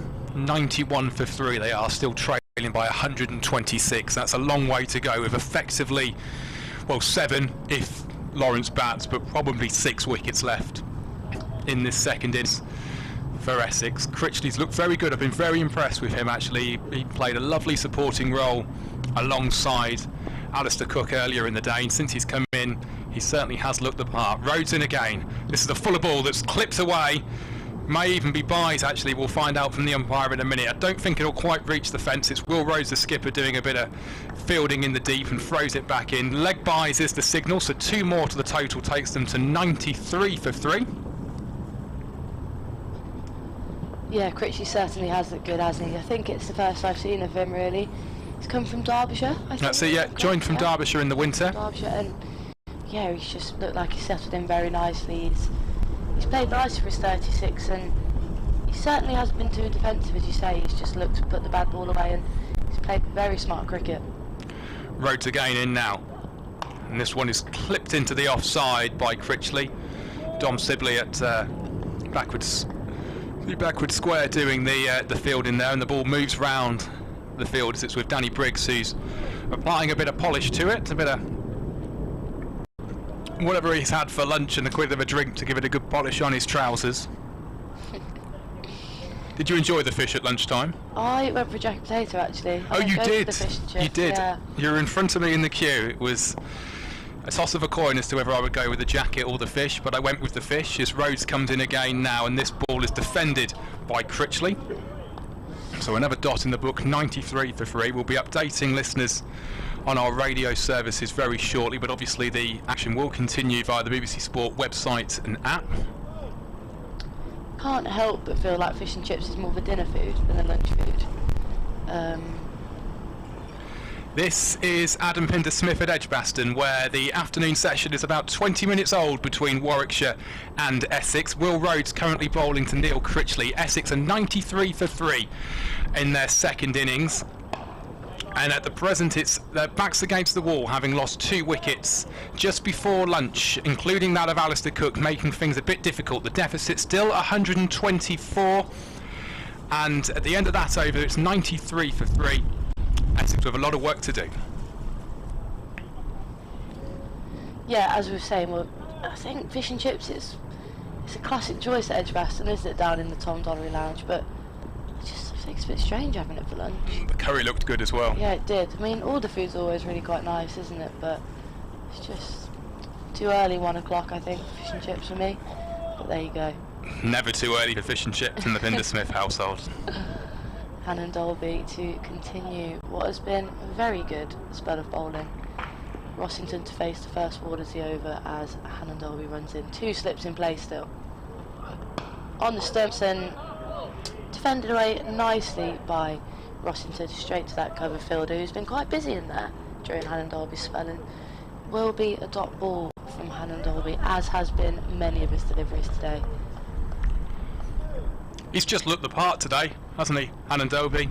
He's so consistent. He just consistently takes wickets for Warwickshire, always bowls those good areas, and I think he's quite underrated actually in the domestic circuit. Yeah, he seems to be having a good sort of back end to his career as well. I'm not sort of writing him off, saying there's going to be testimonials anytime soon, but he's certainly looking the business. As he comes in and short, but good line and defended by Rossington, who can do little more with it, but just pass it to cover, who comes round to collect it. And yeah, I mean, he's good in all white ball, red ball, isn't he? Like, we see him in the T20 Blast as well. He's got so many slower balls. And I remember him getting Glenn Maxwell out in a T20, well, before COVID definitely, so we're sort of talking 2 or 3 seasons ago, and I have never seen an off-stump cartwheel quite as far as it did that day. Glenn Maxwell was hitting it to all parts of Edgbaston, and that was one of those wickets where you just knew the game had changed. It was a beautiful delivery. As Hannon Dalby comes in again, Rossington to face, and full ball outside off left, quite confidently by Rossington. Looks like it just went down that 5th, 6th off stump line, and yeah, sorry, yeah, Hannon Dalby going very nicely. Just the one fielder out of where the 30-yard circle would be at quite a wide fine leg. I don't think there'd be a 30-yard still on that side of there with how far over it is. I suspect we can't go much further this way. An insight into how far it is, the boundary on the Hollis side of the ground has been brought in probably 20 metres, something like that. Hannon Dalby comes in again and relatively full outside off, just punched away by Rossington straight to cover, and yet another dot for Hannon Dalby, who just seems to be settling into his spell really quite nicely. It's all looked very fluid, very relaxed. He had quite a bad injury second half of last season. Hannon Dalby missed quite a chunk of the sort of the August September part of the season. Didn't play in the Bob Willis Trophy final at Lords against Lancashire, all due to injury. But he certainly seems to have benefited from the break. It's the first time I've seen him in a long time bowl in white ball cricket. In red ball cricket, and he is certainly looking the part. In again, full on the stumps, and again punched away into the cover region by Rossington. And same result as the last week, another dot ball for Hannon Dalby. Old school attritional cricket, isn't it? It is, yeah. I mean, I quite like it, you know, especially in the women's game. We only play white ball cricket, really. It's quite nice to see a bit of, I think you described it as old-fashioned cricket earlier? Well, it's just a different approach, isn't it, to the crash bang wallop of the white ball stuff, and that has its place. If my kids were here, they'd be desperate to be seeing it, you know, disappearing over the ropes. But it's a completely different discipline, really, isn't it? But it's been, I've really enjoyed the opening session and the opening half an hour or so to this session as well. It's been a really good day's cricket. Final ball of Hannon Dalby's over, and just outside off stump again, punched away to cover, who cleans it up and throws it into Alex Burgess. Essex sit on 93 for the loss of 3 wickets, 2 of those coming today, 1 from Rhodes and 1 from Hannon Dalby. Critchley currently 36 not out, and Rossington 9 not out, trailing by 124. Will Rhodes just having a chat with the umpire as they're coming round to give him his sweater. Danny Briggs was in conversation as well with Neil Mallender at this pavilion end. Don't think it was anything untoward. I think it may have just been a bit of a chat. Nothing certainly to write home about. The game seems to be getting on now. It's going to be Critchley on strike. 93 for 3 Essex are. Still trailing by 124. The skipper Will Rhodes is in from the pavilion end, and this one is played into the offside by Critchley. Quite a firm shot. Rob Yates, the opener, doing the fielding there at a rather closest extra cover. No run to the score. 96 for 3. Yeah, he's got a very standard fielding play here, hasn't he, Will Rhodes? Probably the one that you'd imagine him putting on the whiteboard for a standard field. Just 1 out at fine leg, everyone else in the field, 1 slip, cover, extra cover, mid wicket and square leg just in front of square. Yeah, it's fairly textbook, that, really. Rhodes in again now, full of ball, nudged into the offside, but again no run. 1, 2, 3, 4 patrolling on the offside. I mean, it must be, I bet it's only 20 metres, would you say? Out to the offside boundary from the middle? Yeah, it's certainly not far. I'm not good with metres. I'd say maybe 40, 50 yards. I mean, I think you're being kind now. I think 40 yards probably, whereas it's more like 55 or so yards into what is the leg side for Critchley, out towards the Hollis stand. Rhodes in again, right arm over. This one played down the ground, but it's going to be cut off by Briggs, who scuttled round from mid-off. left alone by Will Rhodes, but it was played very straight and could have easily raced past mid-on, mid-off there. And yeah, mid-off's done well to get round to that. Could have easily ended up racing away for that one. Will Rhodes, don't think he quite realised how straight it was hit back to him by Critchley. It was. It came straight off the meat of the bat as well. It was good shot from Critchley for no run. 96 for 3. Currently how Essex sit. Mid-wicket has just come into very, very straight catching position there. Near silly position, actually. In comes Rhodes again now, and this one is driven long, and this one will be for a beautiful shot from Critchley. For the second it left the bat, you knew by the sound that the ball made contact with the willow that that one was flying away to the boundary. 4 more to the total, moves Critchley on to 40 and Essex on to 97 for 3. Yeah, it was a great shot, wasn't it? Almost a repeat of the last one, but Will Rhodes just a little bit too full. Might have even been a low full toss and just timed very nicely and punished by Critchley, who moves on to 40, not out now. Is that 72 deliveries off? Not that many, really. 72, I think it is, yeah. You're asking the guy with the dodgy eyesight to read the little tiny numbers on the scoreboard there. Grace, thank you for that one. It is a long way away, isn't it? It is. 2 balls to go in this Rhodes over. He's in now. This one's a fuller ball that's nurled into the offside. They're thinking about a single, but a big shout of no comes down from Rossington and sends Critchley back. So a dot in the book, 97 for 3. It's unclear, highly unlikely, I would say, that Dan Lawrence is going to bat for Essex. He's done his hamstring. So early in the season with an injury like a hamstring, which can really get quite bad. I mean, hopefully not a tear, hopefully just some sort of pull or tweak, but I don't think you'd risk it for a player as high a calibre as Dan Lawrence. 120 behind Essex are. They need 120 just to make Warwickshire bat again. Rhodes then to complete this over. In now, and this one beats everyone, including the batsman and the wicket keeper, and it's going to run away for 4 byes. Went through the lot. I think he just got a little inside edge on that, just nearly chopped on, and yeah, 4 runs off the bat there. Critchley moves on to 44, but Will Rhodes held his head in his hands. He really was quite unlucky then. A sneaky feather then to end the over. Brings up the Essex 100 as well. 101 for 3 off 40 overs, trailing by 116. You're listening to ball-by-ball commentary of Warwickshire against Essex here at Edgbaston. It's the 3rd day of the county championship match between these two sides. If you were with us earlier, we needed our thermals on. It was freezing cold here at Edgbaston as we got to the ground. Things have warmed up a little bit. And to take you through the next over, here's Grace. Yeah, and it will be Hannon Dalby to continue.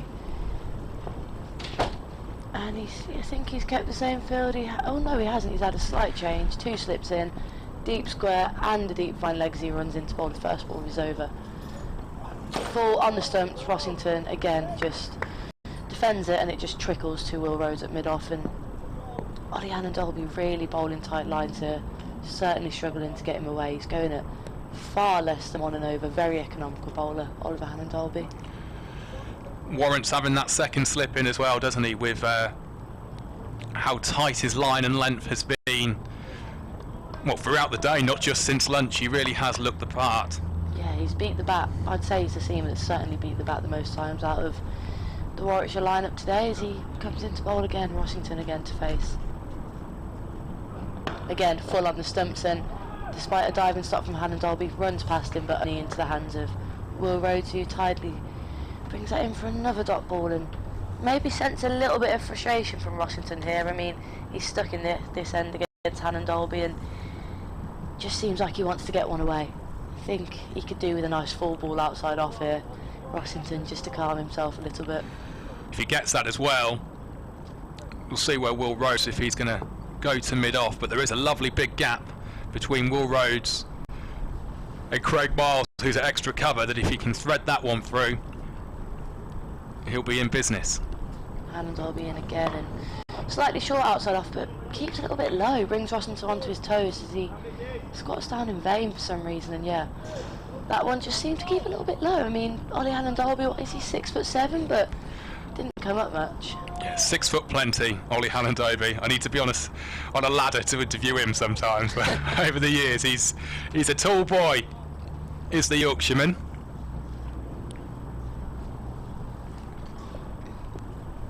A little bit of conversation between Hannon Derby and the captain, Will Rhodes, in at mid-off. Wonder if there could be a slight change of plan coming, or if it could be maybe a variation in the bowling as he comes into bowl again. 4th ball of his over.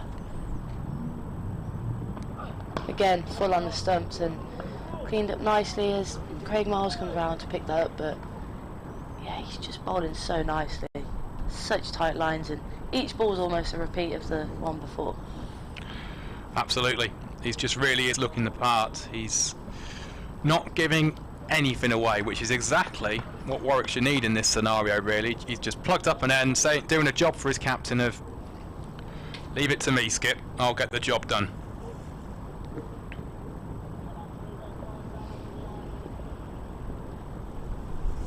Extra covers come into a slightly more catching position as Ollie Hannon Derby runs into bowl. Again on the stumps, and again defended by Rossington. It's a good job he dug that one out, because that was going to crash into leg stump if he'd have missed that. Didn't look comfortable either playing that one, Rossington.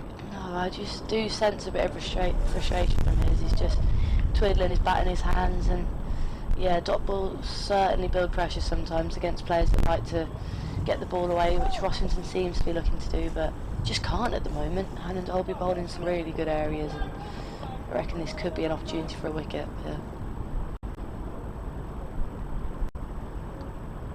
Final ball of the over. Essex 101 for 3 as Hannon Derby runs into bowl, and again slightly back of a length on the stumps, but defended by Rossington, and that ends the over. Essex currently trail by 116. I think I'll be making way for Phil, won't I? Yep, Phil Brook coming in. Need to do a bit of headphone moving around as well, but we're here at Edgbaston. Adam Pinder with you.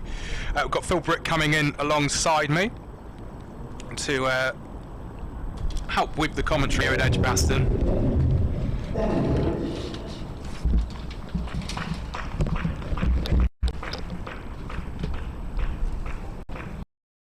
I think we're going to have a change in the bowling by the looks of things. Looks to me like Will Rhodes is going to make way, and Danny Briggs. Hey, Phil. Good afternoon. Good Adam. Good afternoon, everybody.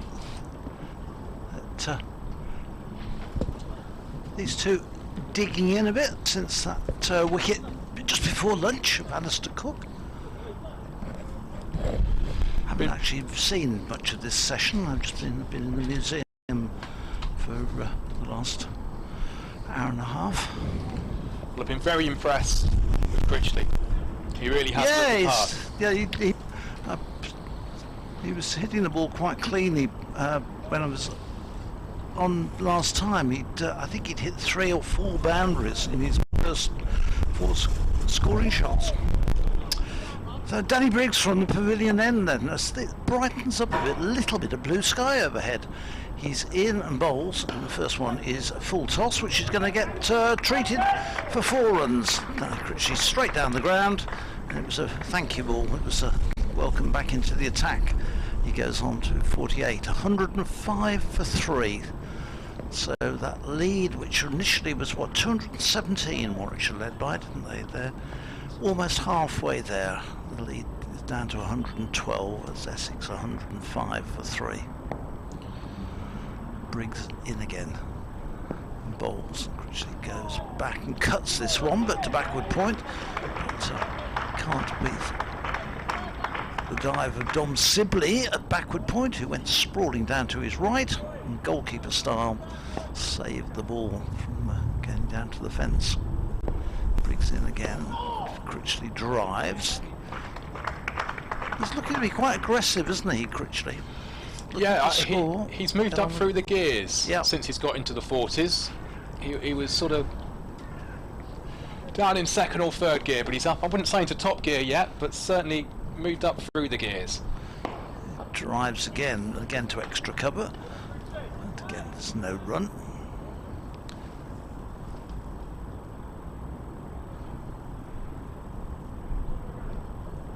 Danny Briggs giving him opportunity to drive, and he's got a short extra cover in there, hoping that he just lofts the drive into extra cover's hands. This one drives down the ground, but only down to mid-on, and there's no run. Hopefully going to be chatting with Clive Eakin from BBC CWR in the next few minutes. We're just waiting for the thumbs up from them, so we'll give them an update. This one is played out onto the cover boundary for a single, which will bring Rossington, well, he was hoping on to strike, but it was the last ball of the over. So end of the over here at Edgbaston then, 106 for 3 Essex are. Trailing by 112 at the moment. I think we're going to have a double change in the bowling looking at things. I think Ollie Hallendoby is... Oh no, he is going to carry on. He's bowled pretty well. He's bowled very well. Yeah, just 9 runs from his, is that 15 overs? 13 overs. With the sun 13, on those, yeah. 13. Gosh, it does make it difficult with the sun on the yellow on the scoreboard.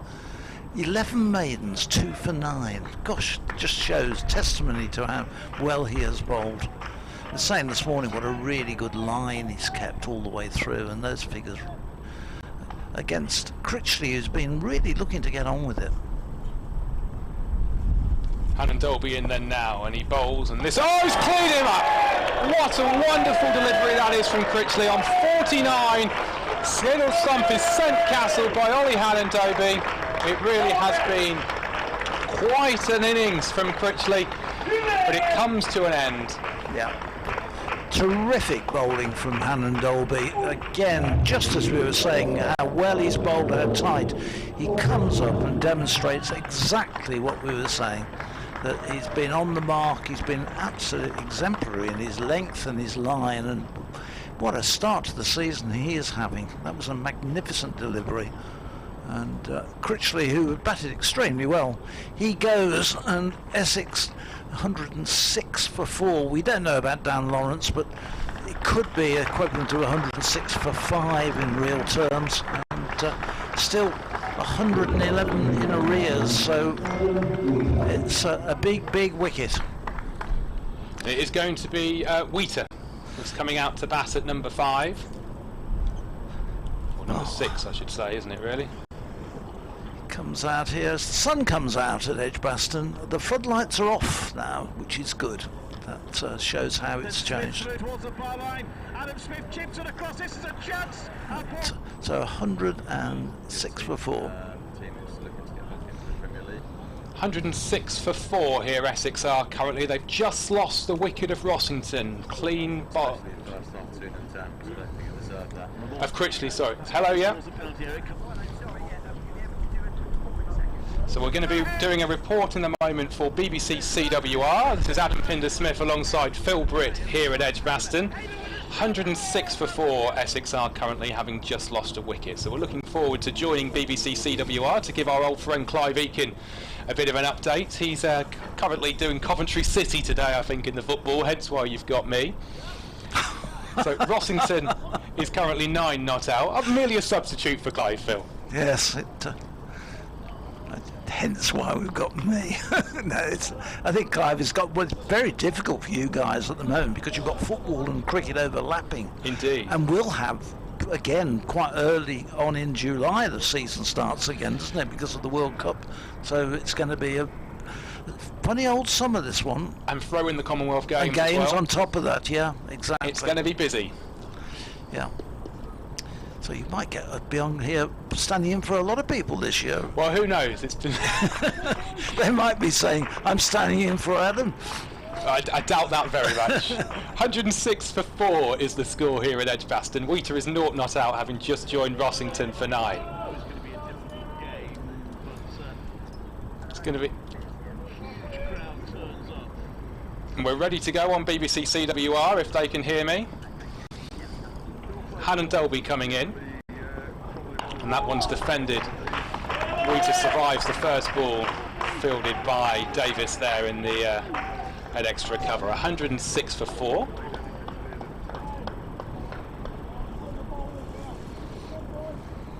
Now, well, we had a few people come into the museum at lunchtime, and the general feeling was they were frozen.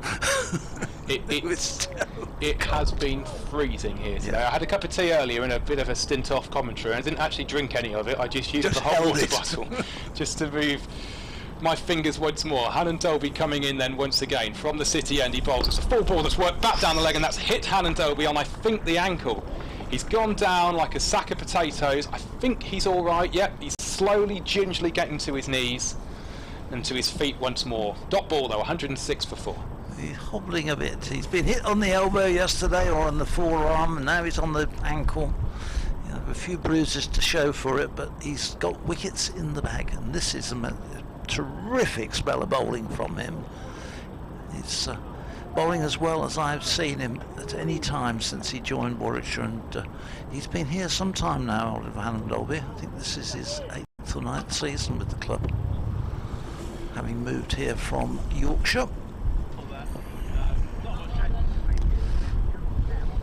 So stand by to do a report from here at Edgbaston. Yeah, good afternoon, Clive. This is Adam Pinder-Smith here at Edgbaston, where they are 106 for 4 currently, Essex. Critchley went for 49, clean bowled by Hannon Delby, meaning it's 111 more that Essex need just to make Warwickshire bat again. The great unknown here today is, will Dan Lawrence actually take to the field and bat? It's very, very unlikely that he will, due to a hamstring injury that he picked up yesterday, but currently Essex are 111 behind. Hannon Delby striking just after lunch, and he also earlier in the day got rid of Alistair Cook as well for 36, so Warwickshire's certainly in the box seat, may even get this one done today depending on how things go. So Hannon Delby in again. Oh, and that was a half chance, smacked through backward point, and you can tell by the way that it was, the ball was almost chucked down by Miles there in the backward point area. That may have been half a chance to end the over. 107 for 4. Yeah, I think that was a chance, definite chance, straight out to point. And I was annoyed with himself. It was straight at him. It was a very catchable position, and he knows that really should have been held on to. And a bit of a life there for Adam Wheater. One ball to go then in this Hannon Delby over. 107 for 4, Essex are. Just rolling up his sleeve, actually, is the tall ball. And he's coming in now from the city end, past the umpire. He bowls, and it's a lovely delivery that's just nudged into the offside. Davis with the fielding again, throws it into Burgess. 43 overs complete here, 56 to go in the day. 110 is the deficit. Essex currently 107 for 4. So, good, terrific bowling from Oliver Hannon Delby. He's into 3 for 10 now from his spell. Big scoring going on at, in the match between Kent and Hampshire, where Hampshire have moved on to 533 for 4. A century yesterday for James Vince, and now Dawson 164 not out, Ben Brown 135 not out, have taken Hampshire on to a massive total.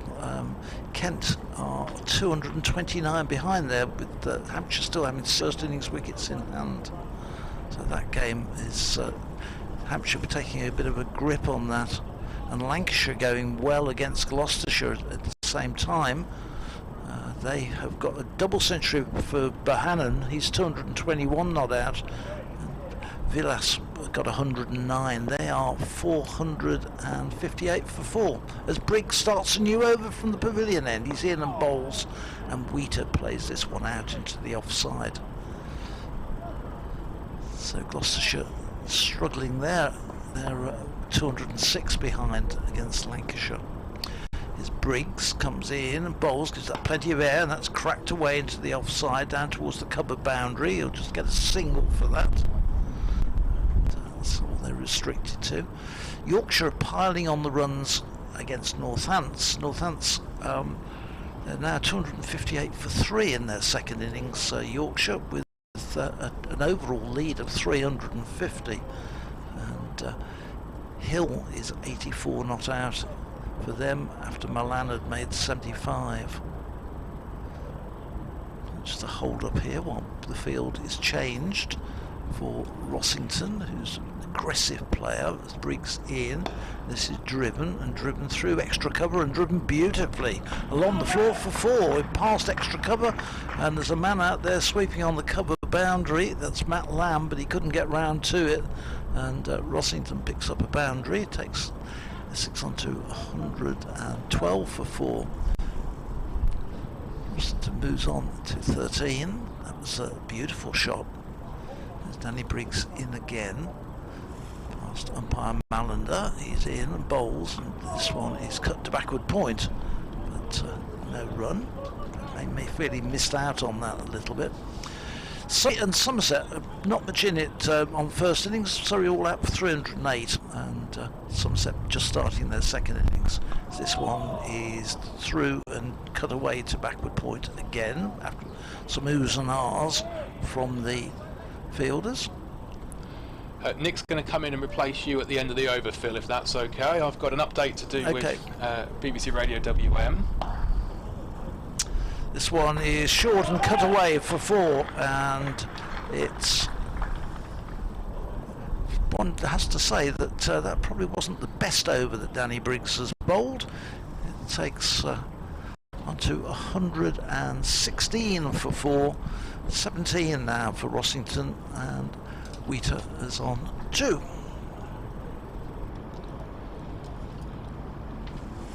So here at Edgbaston, then 116 for 4.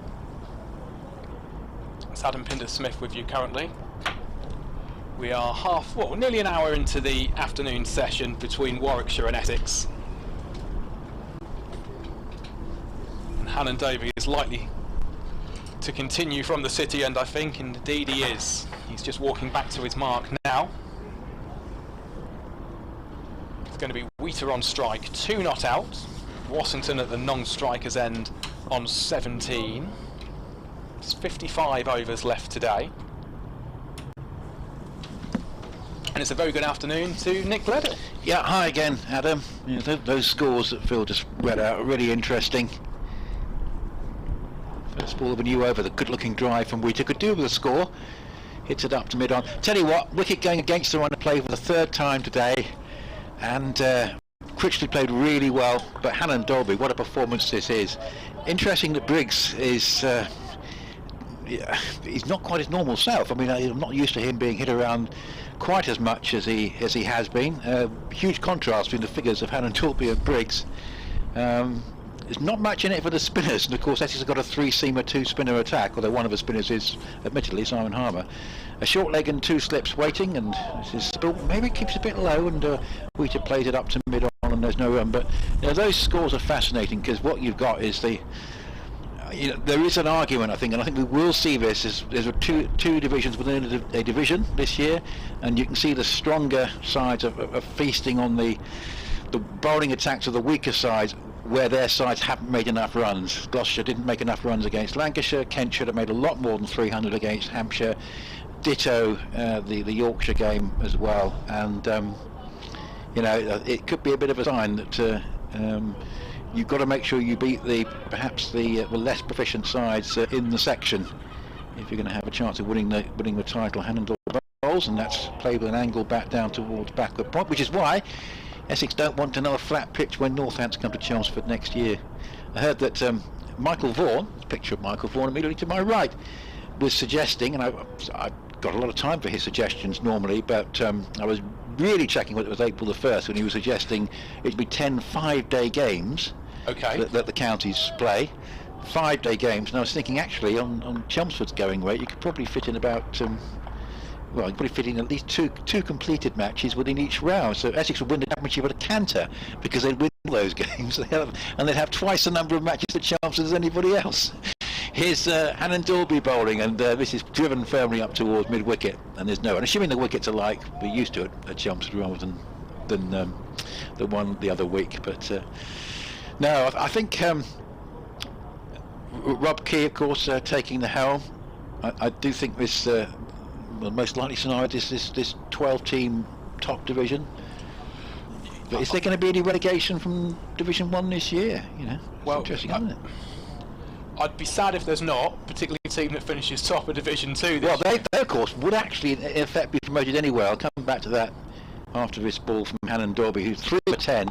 That's a cut shot and goes through backward point for 4. Good stroke by Wheater, so he could do with a score.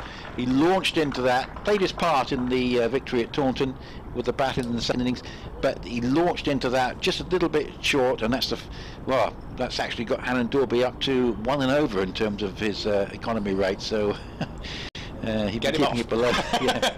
How dare Now, he? if they actually decided not to relegate anybody, but just to have 12 and 6 next year, effectively the top 2 in Division 2 would in effect be promoted, wouldn't they? Because they go into the top division of 12. So If it's those 2 that go up. yeah. Do they want to go 2019 placings again? I'm not going to be in the committee room when that one's discussed.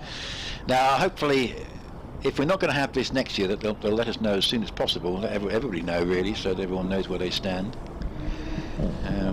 2 slips of short leg, mid wicket, mid on, mid off, cover, backward point. But a lot of runs being scored, as I was mentioning with Grace, and this dry April, the 3rd dry April in a row. 120 for 4. And what a delivery that just cuts back at Wheater. Just for a moment, I think Hannon Dorby was thinking of going up for an LBW, but I think it was an inside edge. But certainly it's tense battle at the moment. The deficit is below 100. It's 97. Wheater 6, Rossington 17. But I thought at the start of the session that he couldn't afford to lose more than 1 wicket in this session, and I stick by that, because if Lawrence is unlikely to bat, they're then down to Palmer, who's pretty proficient with the bat, and of course he's now playing in test matches, which will help his batting, I'm sure. Snater's batting form is a bit erratic at the moment. He tends to play rather wild shots in the most inappropriate moments, when scores are level with 8 wickets down, for example, at Taunton. So I'm not quite sure what to make of his batting at the moment, and Cook and Steckerty. So important that these 2 stay together really for the rest of the session. 120 for 4. And there's a change of bowling from the pavilion end. Danny Briggs is removed from the attack. He has been round the park a bit since lunch, and it's going to be Brooks to replace him. Number 10 on his back. It's Rossington on strike, 17 not out. It's a full ball that's on leg stump and worked into the leg side, but fielded by Davis, and there's no run. And Mike in Devon on bbcscricket@gmail.com. So thanks for your comments on the coverage. Says, can someone ask the BBC Red Button team to update the championship table, which is still showing last year's competition? Well, they must be Warwickshire fans if they haven't updated it, because it must Guilty as charged. Yes. But yes, I know the BBC Sport website does have the up-to-date table once games are complete. Brooks in again, and the play and a miss this time by Rossington, and it goes Burgess for no run. And so you can keep an eye every time a game is completed. The points are updated. So good for Middlesex fans, for example. Middlesex have headed all the way up to I think 2nd place now in Division 2 after their victory against Glamorgan, who oddly are still shown as the leaders, although that won't be for much longer. 120 for 4, Essex. They trail by 97. Here's Brooks. And this one's chipped through the offside, and that'll be 4. Running out to the short boundary, a lovely punch off the back foot there by Rossington. And it scuttles away, skates away over those practice pitches for another 4 to the book. It's same as before, isn't it? I mean, the batsman looking generally comfortable until a wicket goes down. And so, Rossington was stuck on 9 for a long time, but he's actually managed to get himself going again. 21 not out now, Rossington. Here comes Brooks again. It's a fuller ball that's just defended on the front foot this time. And Brooks does the fielding off his own bowling. 2 slips. Couple out in the covers on the offside, a mid on and mid off. 1 patrolling the fence on the leg side, a fine leg as well. And you've got Alex Davis sort of in half and half really on the leg side on the 1. 93 is the deficit, 124 for 4 Essex as Brooks comes in, and this one is hit through the covers, and that'll be 4 as well. Lovely shot by Rossington. 2 boundaries in the over. Didn't quite get it right there, Brooks. A lovely inviting drive that was easily dispatched by Rossington, who moves on to 25. Yeah, Essex have batted well in this innings. It's just at every sort of 30-run interval or so they've lost an important wicket. It's just a question of can they get out of that to cycle and actually have a century partnership, which is what they really need. With this deficit now just down below 90, and these boundaries are starting to add up in terms of making a difference. They certainly are. This one clipped into the leg side. It's probably 2. They're going to come back for a second. Rossington says no. So expensive over that one from Brooks. 129 for 4 is the Essex score. They trail by 88 with Rossington on 26, and Wheater is also still there, 6 not out. So this game could still go well into tomorrow. It could still end this evening. Warwickshire would get a couple of wickets quickly. That would still be a very likely option. You feel that Dan Lawrence batting may depend on the sort of realistic situation that Essex are in. I mean, if they're still behind behind overall when they've lost 8 or 9 wickets, I think it's going to be pretty unlikely. But if they had a lead of 120, I think it's far more likely. So.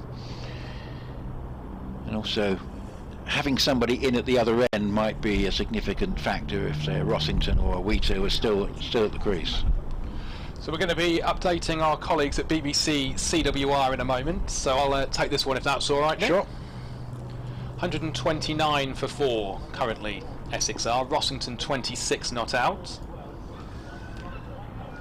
And there is a change of bowling at the City end. It's going to be Miles, the concussion substitute, coming on to replace Ollie Hanandobi, who's finally had the ball grappled out of his hand by his skipper Will Rhodes.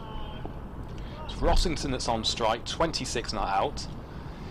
Thin past the umpire now and bowls, and that's a full ball that's played off the back foot by Rossington for none. So as I say, we're going to go and update BBC CWR in a moment. Clive Eakin is there to he's building up to Coventry City at the moment, is Clive, so he's not here today. It's me today, and if it goes tomorrow, it'll be Rob Gurney here in this seat. Rossington still on strike, 26 not out. 129 for 4. Here comes Miles, and this one is worked through the back foot, and that'll be 4. Against Warwickshire, trying to grind their way to a victory. Watched by Adam Pinder-Smith. It's 129 for 4 at the moment, Essex. They trail by 88 with 6 second innings wickets remaining. Currently Rossington 30 not out and Wheater 6 not out are the 2 not out batsmen. It's been a very good afternoon if you're Ollie Hanandobi. He's bowled very, very well indeed, has the Warwickshire man. So far 15 overs, 3 for 14, an economy rate of under 1 is how the tall man from Yorkshire has been doing. Game's finally poised. We've got ball by ball commentary continuing throughout the afternoon on the BBC Sport website and app. Miles in again, and this one on the full is played through to the offside and for no run. 133 for 4. Trail now by 84. 2 slips, 3 in the offside. Mid on, mid off, and a fairly squarish square leg at the moment. That's the field here. There's a bit of a boundary walk going on at the moment. Can you see who's down there, Nick, in the beanie hats and all of the lycra? As Miles comes in again now and bowls to Rossington. This one is dug out by the Essex man. Another dot in the book. 133 for 4. Not immediately, but she'll see if we can get any further clues. But no, I mean Rossington has now sort of taken on the mantle of Critchley, hasn't he? He's really started to play very well indeed. 2 balls to go in this Miles over, sorry. Every time we've thought that, the wicket has gone down, and that's been the subject of the day really. Here he comes now from the Birmingham end. And this one is played off the back foot. It's well filled in the covers by Davis. No run, 133 for 4 the score remains. And yes, we mentioned how many runs are being scored today, particularly in Division 1. There's been an absolute torrent of runs. I think Hampshire broke, the wicket's gone down, but they've broken their all-time 5th wicket stand, which surprised me. It was only 262. Their 5th wicket pair put on 273 at Canterbury. Miles then to complete his over, and this one's dug out by Rossington, so a dot to finish the 47th over. 133 for 4 currently Essex are. Wheater there, 6 not out. Rossington alongside him on 30. Much better over actually, that one from Miles, it must be said. Apart from the one that went for 4, much tighter. The Essex still trail though by 84. And yeah, Liam Dawson 171, and that's interesting because his previous career best was 169 11 seasons ago. Crikey. So he's been, remember he was with England, he was part of the England setup for a while. He was in the World Cup squad, wasn't he? Yeah, that's right. We've not seen too much of him on the field, but he's tended to be a squad member quite a lot of the time. And yeah, so that was 11 years ago he got that. He got a very important 100 in 2019 to basically help, along with 17 wickets for Kyle Abbott, deny Somerset a chance of winning the championship. So yeah, so well done to him, and that I think that just about broke the previous Hampshire 5th wicket record. So it's been one of those days where we've seen huge partnerships at Canterbury, at Old Trafford, and not quite to the extent, but still pretty big at in the game between Northampton and Yorkshire. Oh, bowled him! Oh, it's a no ball! Oh, goodness me, Brooks has bowled Wheater with a no ball. And how telling a moment might that be? Terrific delivery, and off stump, knocked over, but signal of a no ball came very quickly. Yeah, he was going up on the celebration and he turned round and saw the umpire stretch out his right arm. You're right, how big a moment could that be in the match? Well, Wheater, if he can get in, can be a very effective counter-punching batsman. Quite a good combination with Rossington. Just wondering if the ball's keeping a bit low from this end, as here is the next delivery, which is driven firmly up towards cover, and there's no run. That was a nice looking shot, but Brooks will still be thinking to himself, what on earth happened there? Got the right ball, beat the defence, but it was a no ball. Well, the sun's come out today and might be shining on Adam Wheater after that incident. He's on 6, Rossington 30, 135 for 4. Here is Brooks again. Bowls on it's controlled edge down towards the third man boundary. Probably going to go for 4. It's being chased back, but it won't be cut off. And that one, I think we can give Wheater reasonable credit. It's an angled bat, went to ground, past second slip, well short of catching any chance of a catch, and away for 4 to the third man boundary. So rather adding insult there to the injury of the wicket off the no ball. Well, it could be a big moment, because a second wicket for Warwickshire there with only an hour gone in the session would have been a really big moment.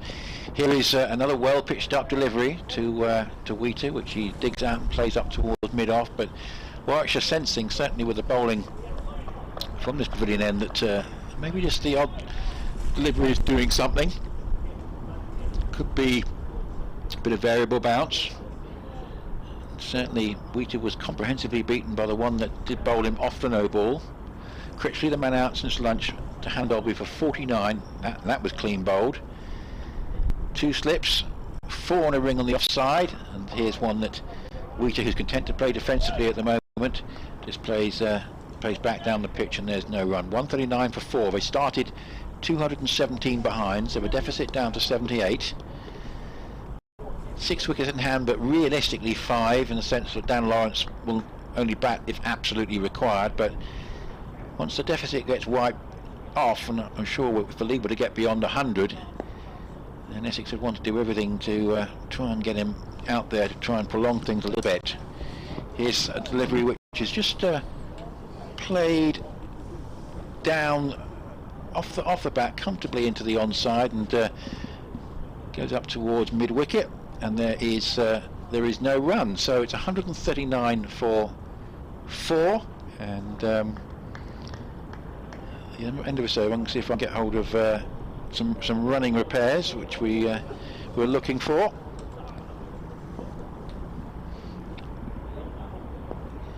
So, 139 for 4.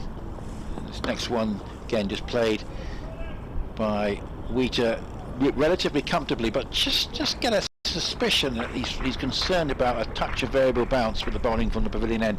139 for 4. Wheater, who has bowled off a no ball in the first right at the start of the over, survives. He's on 10. Rossington 30. 139 for 4.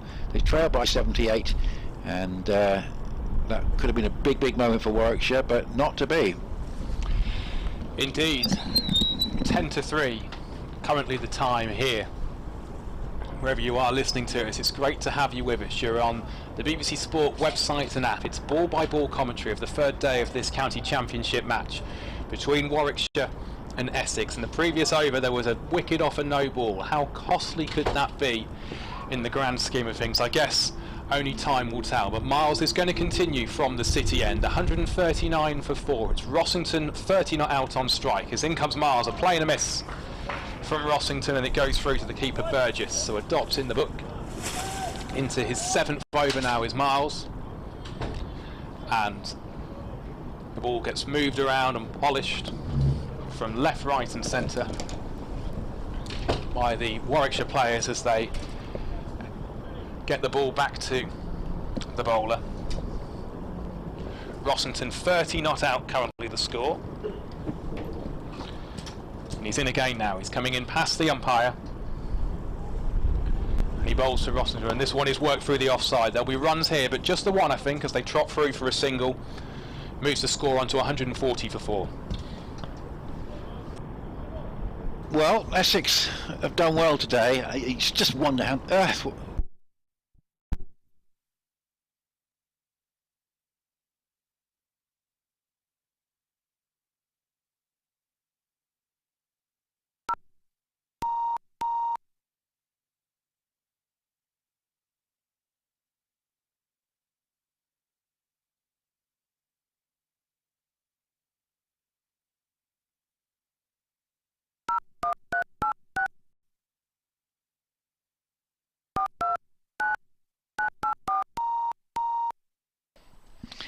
Yeah, sorry about that short break in transmission. We missed the one delivery, which just saw Wheater play that last ball from Miles up to the mid-off. Yeah, you just wonder how on earth all those wickets went down in such a clatter in that Essex first innings, and it's eerily reminiscent to what happened last year when it was the second innings when all the problems were. But they've been trying to rebuild ever since.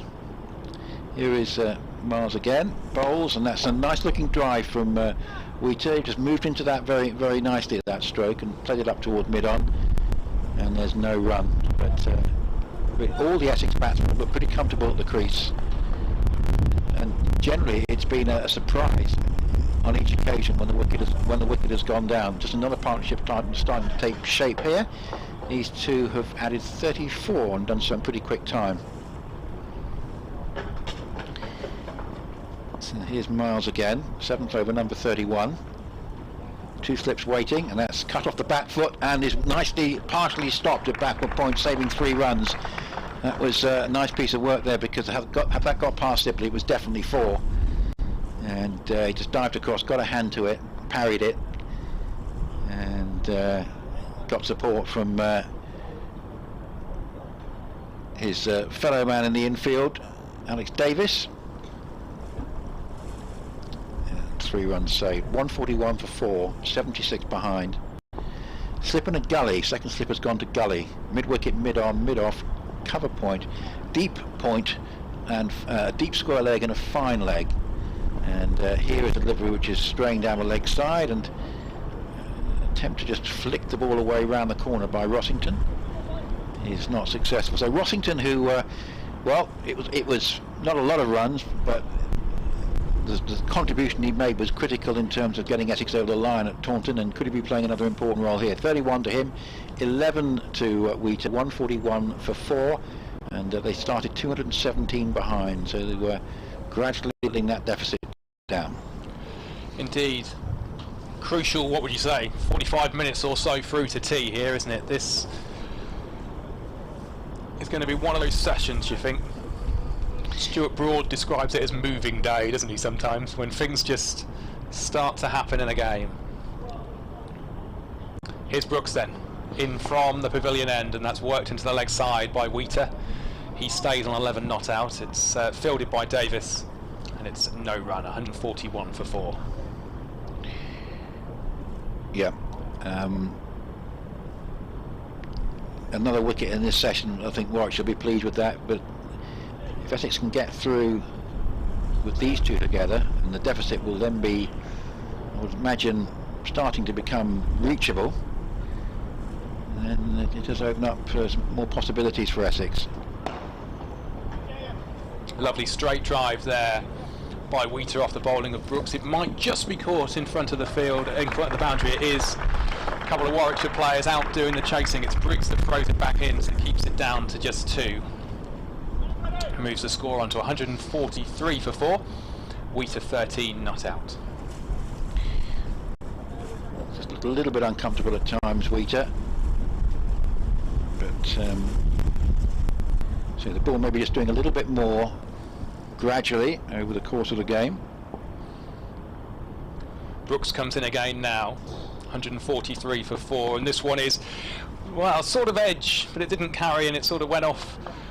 So it sort of tried to be a cut shot, but didn't really do anything really, and it just sort of looped up, died before it could reach the fielder, so no harm done as far as Essex is concerned. Another dot in the book there though, so 143 for 4 the score remains.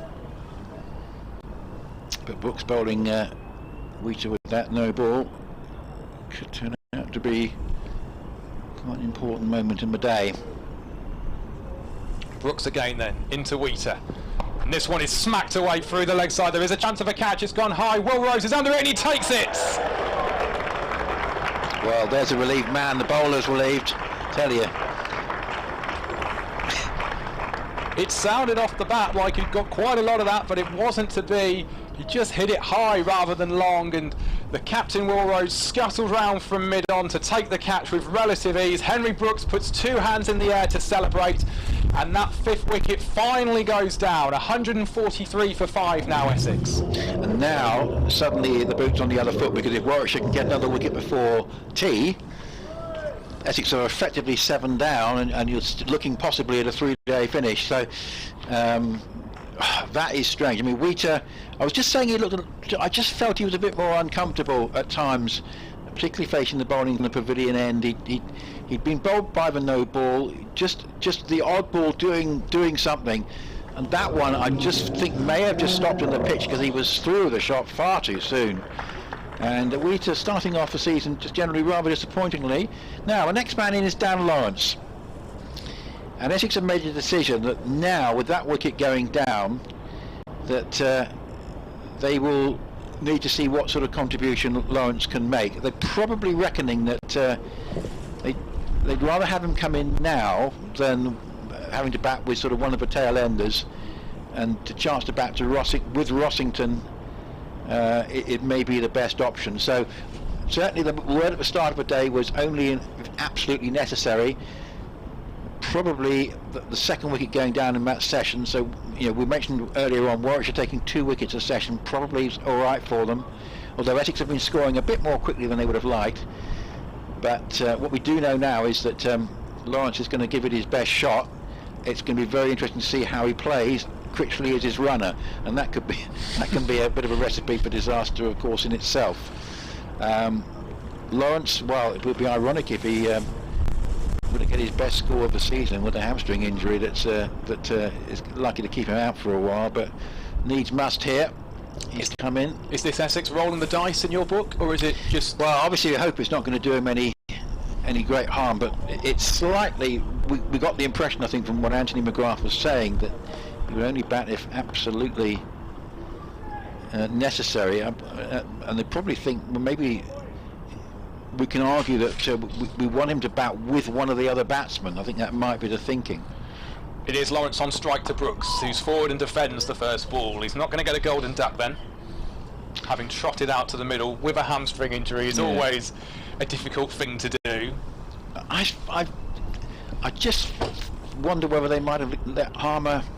I mean, Harmer has got quite a lot of ability with the bat. I could definitely see the case after Harmer got out, but I think maybe they're just thinking if you know, he's not going to get any better in the next 2 hours, Lawrence, so he might as well bat now if you like, while Rossington's still there. One ball to go in this Brooks over. It's in now, and it's just defended on the offside by Lawrence, just giving himself the rest of that over there just to feel bad on ball and get a feel for things. It's 143 for 5. Well, he's moving fairly gingerly. He played that last ball pretty well.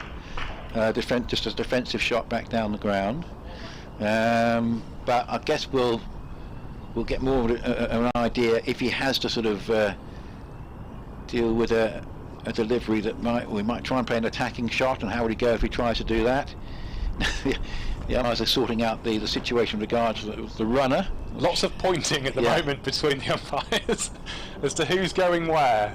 Real chance here for Warwickshire to, you know, if they can take 2 wickets before tea here, they'll be close to getting the job done. That was a big breakthrough. Now here's Miles on none for 30 off 7 bowls, and that's driven nicely up to cover, and there's no run. So 143 for 5. I shall be handing over to Phil after this over.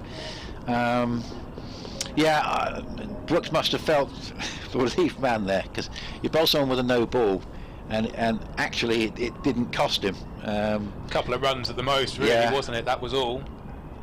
We could do with some runs, but Essex will have to make 2 changes for the next match because Rossington can't play against his parent club, and I suspect that Lawrence won't be playing. Mid-wicket, mid-on, mid-off, and covering 2 slips, and that one's played by Rossington for a single.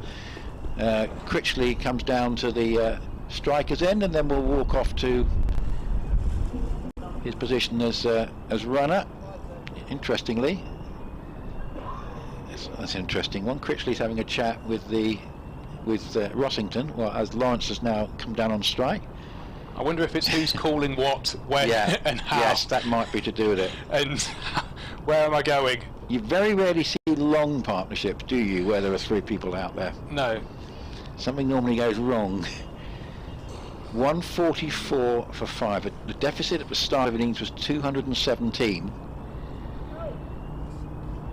And Warwickshire have taken 2 wickets in the session again. I think that's normally their sort of minimum target, I would have thought, in this situation. This is played defensively by Lawrence up into the offside, and there's no run. I'll have another update to do in a few seconds' time. Clearly they must think that Lawrence is, is going to be okay to bat out there, because I thought they might have gone for Harmer first, but I can see with that wicket going down, I wouldn't say it's an emergency, but it sort of made it more urgent if Lawrence can contribute, but he gets out there as soon as possible. And there's probably a bit of the player wanting to strap his pads on and get out to the middle as well, isn't there, really? You're in the side of the batsman. Your team needing you, you want to get out there and bat. So 2 slips, 5 saving 1, and that's outside the off stump, and there's no run. 144 for 5. Good chance for me to hand over to Phil while you're doing your update. Thank you very much. A bit later. Well, he's currently got the single teapot out at the minute, Dan Lawrence. Stood at square leg, admiring a pigeon, I think. This is Adam Pinder-Smith at Edgbaston, where Essex are 144 for 5 as they bid to save this game at the moment. It's one of those where it's ebbed and flowed throughout the day, but 2 wickets in the afternoon session for Henry Brooks and for Ollie Hannon-Dobie has certainly moved the momentum towards Warwickshire. The deficit currently is 73. With 5 second innings wickets remaining. Essex 144 for 5. So 1 ball to go in this over, and then I'll get out of the way so Grace can come in. Phil's just making sure that his mic's up and running. Good afternoon, how are you, Phil? Good afternoon, I'm fine. I was looking on the replay on that dismissal when Brooks was no balled. I'm not sure. looking at the TV pictures, it was a no ball. One ball to go in the miles over. He's in now, and this one's played in the leg side. Well, it looked like he was going to play the shot, but it was left alone, and it flies through to Burgess, the keeper. End of the over. 144 for 5, Essex are. Lawrence is there, not out, with a runner. Rossington is 32, a little bit more from Phil, and then Grace is coming in. Yeah, so whittling down the deficit.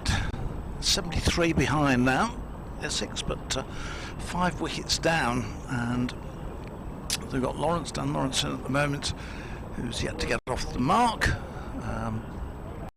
Rossington going along nicely, but Warwickshire picking up bit by bit, picking up the wickets, and still very much in the driving seat. As well, Grace manager in for the afternoon session.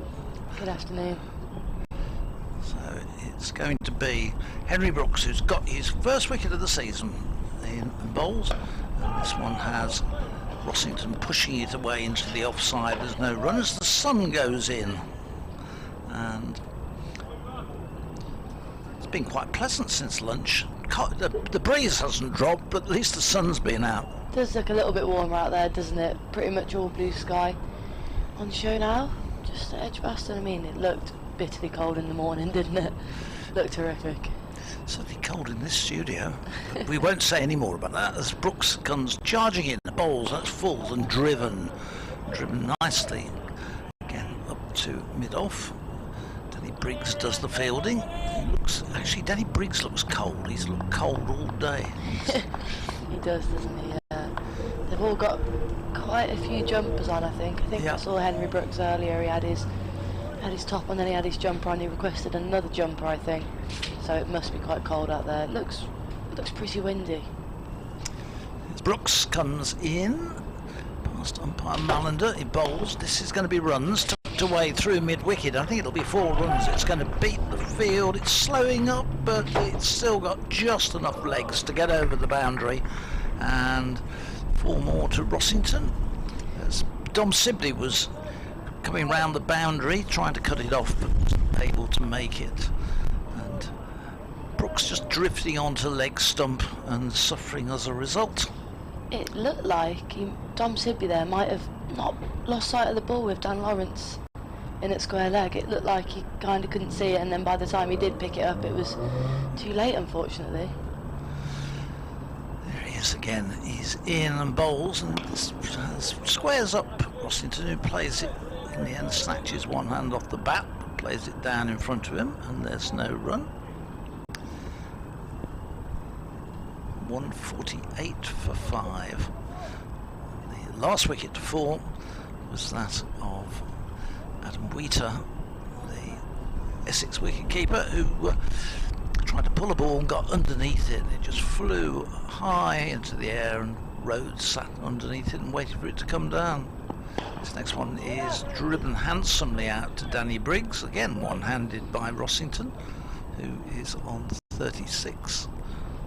He's going nicely, isn't he, Rossington? It just seems when he does play it, even when it ends up being a dot ball, he's looking pretty confident, in strong shots, and he's hitting the fielders hard, which is obviously positive for him. Well, he's got 32 of his 36 runs in boundaries. 8 boundaries. There's Brooks in, and this one is run down to Oliver Hannon-Dolby at mid-on, who comes in, picks the ball up, and walks as the sun comes back out again. It's 148 for 5. We've had 52 overs, and Warwickshire's main wicket taker. The outstanding figure so far for Oliver Hannon-Dolby: 15 overs, 11 maidens, 3 for 14. Terrific bowling from him. The other 2 wickets, Henry Brooks, his first wicket of the season, 1 for 38 from 12, and Will Rhodes, the other one, he got the captain, Wesley, he was out, and Rhodes 1 for 27 from 10. Yeah, Craig Miles will be looking to get himself on that wicket, won't he, for his innings as he runs into bowl. First ball of his over. Dan Lawrence to face. Oof, good ball outside off, just Played and missed, was it, I believe? Looked like a play and missed from Dan Lawrence, but nothing too close to the edge, I don't think, as it went through to Michael Burgess. I think Lawrence is extremely restricted in terms of what he's able to, his mobility at the wicket. I was surprised when I saw him come out to bat, and honestly, I really didn't expect it with a hamstring injury. I can't imagine it's the most pleasant. No, I don't think he's going to be able to move too quickly. Be interested to see if there's some short stuff with him, how he can get out of the way. Miles in again, right arm over, and just bowls that one at some pace, actually, just outside off, but Lawrence not interested, just leaves it alone, and I just sense it's quite difficult to know what to do here. As you see there, if it's outside off, he's clearly just going to leave it alone by the looks of it. Yeah. He's got a job to do, and he'll do best he possibly can. And who knows, but when he's 100 not out at the close of play, and we'll say, what do we know about it? But, obviously he couldn't come in, having been off the field all day yesterday. As Craig Miles comes in again and slightly straight, just punched away by Lawrence straight to Will Rhodes at mid-off, and will be a dot ball again. 48 for 5, so 69 is the deficit now. It was 217 at the start, so they've taken 148 out of that, but have lost 5 wickets, Essex. That last wicket was, to me, was a bit of a, I don't know whether you saw it, but probably the shot in the circumstances would be, somebody might just say to him, what were you trying to do at this stage, when having survived that Henry Brooks where he was bowled off a no ball, and then next over trying to pull a ball and getting a top edge, and it just got flying up down, a comfortable catch for Will Rhodes. Miles comes in again, and short ball outside off, and just punched away by Dan Lawrence, who gets a single but obviously doesn't run it himself. It's all a bit confusing, isn't it, with the runner in? I think quite often in this situation you see a run out and a bit of confusion. I think it is quite tough for the batsman out there. Well, we had a game at Nottingham at Trent Bridge a few years ago where Warwickshire had runners for both batsmen. So we had 4 out there. Both batsmen had runners. And you think it's bad enough now when there's 4 of them out there, it's total chaos. And this went on for quite some time. As Miles comes in again, Rossington's face. Full ball on the surface, but just punched away by Rossington, and they should get a couple as that goes out to, not Tom Sibley, it goes out to the sweeper on the cover boundary, and they do get 2. Who is that out there? Is it Craig? No, it's not Craig Miles, he's bowling. It might be Yates out there. I think you might be right, actually. Robbie Yates out there, he's pretty quick to the ball. That brings up the 150 mark for Essex. 151 to 5 off 52 overs, and now trailing by just 66 runs. There used to be a time where each fielder, they had a little light underneath they 1 to 11, and the scorer pushed the button to say which fielder it was. Miles in again, and full ball outside off, left alone by Rossington, but looked pretty close to the stumps. A good ball to finish off Craig Miles' over. And yeah, he's bowled nicely, I think. Yes, without much success. He's still looking for his first wicket of the innings, and indeed he's looking for his first wicket of the season. I don't think he got a wicket in the last match. Yeah, I mean, I think Warwickshire bowling attack has just been dominated by Ollie Hannon Dolby so far. I mean, the other bowlers have accompanied him nicely, not saying they haven't gone well, because they have, but Briggs has been the standout. Briggs has been quite impressive as well. He did well in both the first innings and in the match against Surrey. Brooks starts a new over. He's in full, and this one is clipped down towards fine leg, looking to drive it through the offside. Lawrence gets 4 runs off a thick inside edge with a French cut through and down to the sight screen, which is the test match sight screen, if you like, for the main wickets in the middle. It's the wide sight screen, which is set back from the ground. It's a permanent one there, and but whatever, he gets 4 runs for it.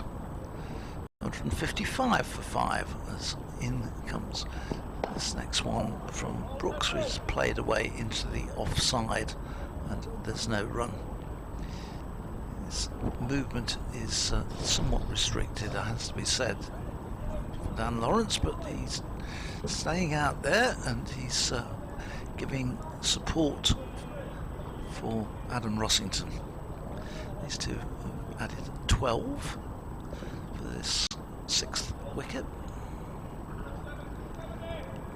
As Brooks comes in again and bowls and it's full on. Lawrence is across his stumps, just playing it up to Hannon Dolby at mid-on. There's no run. I reckon that's where they need to bowl it. To Lawrence, you know, kind of full, kind of at the pads, middle stump, leg stump line. I think with his injury it's going to be a bit more difficult to play that. It just seems anything outside off, he can either leave it alone or just defend it nicely, whereas he looks a little bit more threatened there, I think. Yeah. I think Will Rhodes might be thinking about bringing himself back into the attack as Brooks in. This one is played into the onside. They'll run a single as it goes down to Robbie Yates, who's at sort of deep square. They come through for 1, so another single to Lawrence. He's on to 6, 156 for 5.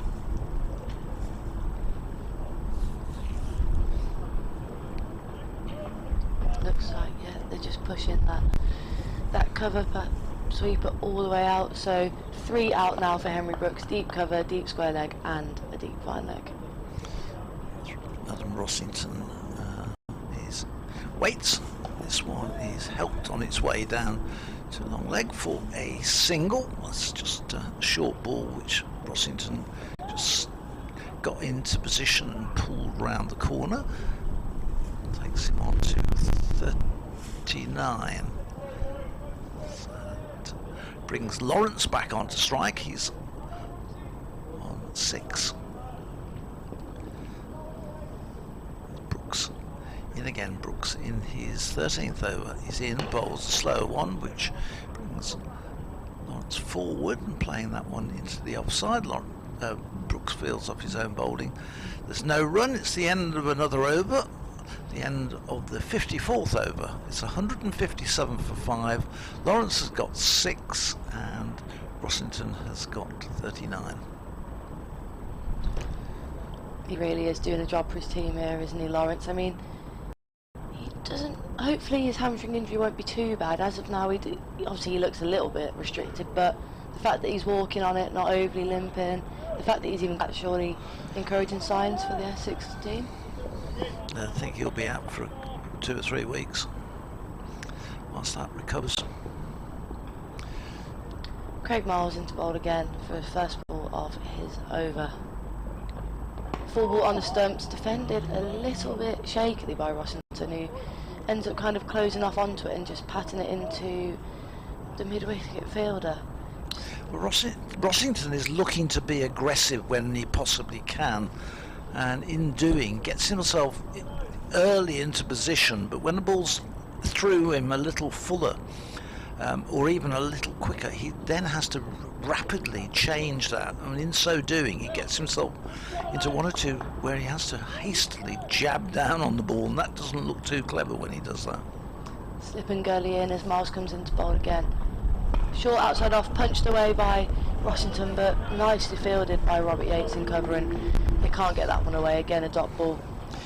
Adam Rossington still actually, I think, is a Northamptonshire player who's on loan out to Essex, but his registration is still held with Northamptonshire. I think I'm right in saying that.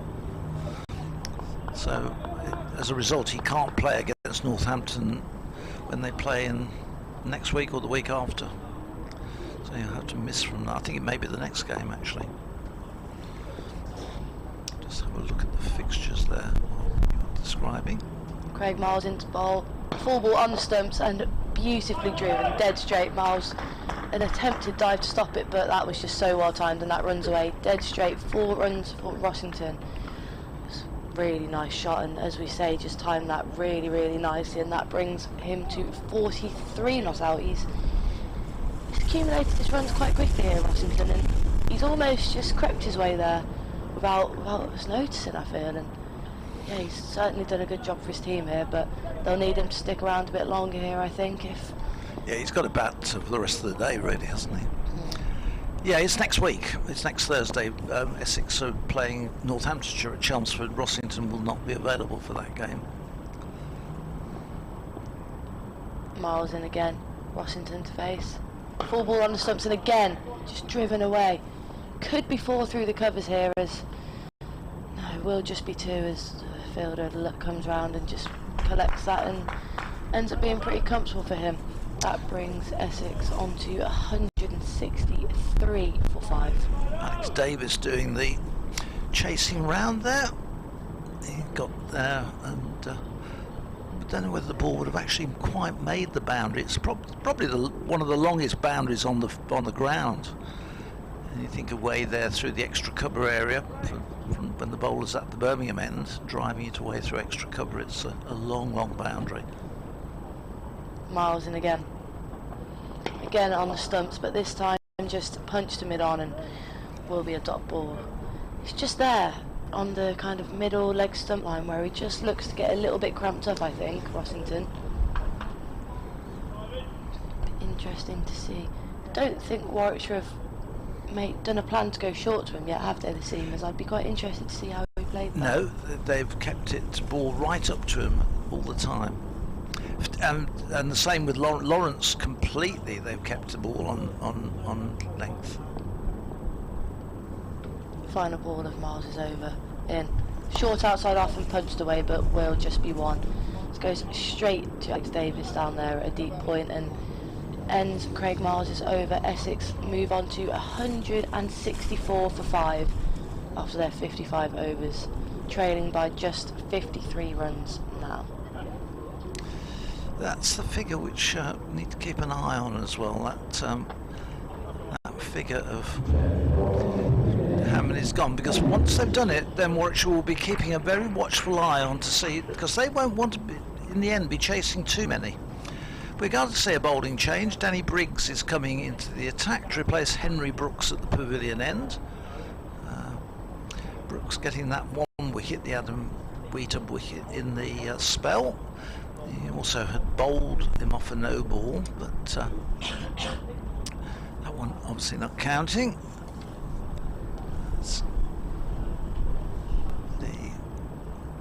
Just waiting while Briggs does a few arm overs. Relatively attacking field here for Danny Briggs. He's got a 1 slip in and very close catching extra. Cover out on the boundary and a cover. This first ball is run away through backward point for a single from Rossington. Just opened the face and ran that one away. So he moves on to 47, 165, so just 52 behind now. No sign of Robbie Yates or anything being asked to have a bowl. We do normally see a bit of Robbie Yates. Yeah, I'm surprised they haven't brought him in. I think the skipper's going to have a bowl, probably replacing Craig Miles. I think there'll be a double change here. Dan Lawrence is ready. He gets himself in position as Briggs is into him. And, Lawrence comes forward and runs that back down the wicket. There's no run. Might be quite hard for Lawrence here against Danny Briggs. I'm not sure. Do you reckon he'll be able to come down the wicket as quickly as he'd like? I think he might struggle, get a bit stuck in the crease. Briggs bowls and Lawrence defends into the onside. It does look like Will Rhodes will be coming on to bowl. We see him getting warm there. Is he getting warmed up? It looks like it. As Briggs bowls, Lawrence leaves, just watches it carefully through to the keeper. There's no run.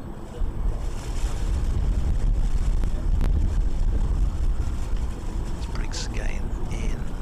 Bowles gives that plenty of air. Lawrence squirts that one just behind square to a sort of just almost it's between sort of backward square leg position, but the slip has to come round Rhodes and do the fielding, but can't stop the batsman getting a single. So 166 for 5, and Lawrence moves on to 7. As this next one is cut to backward point by Rossington. Last ball of Briggs over. Briggs yet to get any reward for his work. And are we going to see a bowling change at Birmingham End? Doesn't look like it. I think that's Craig Miles who's just taking his jumper off. Yeah, I think you're right. He has been going relatively nicely. I mean, he might have a couple more before another bowling change. I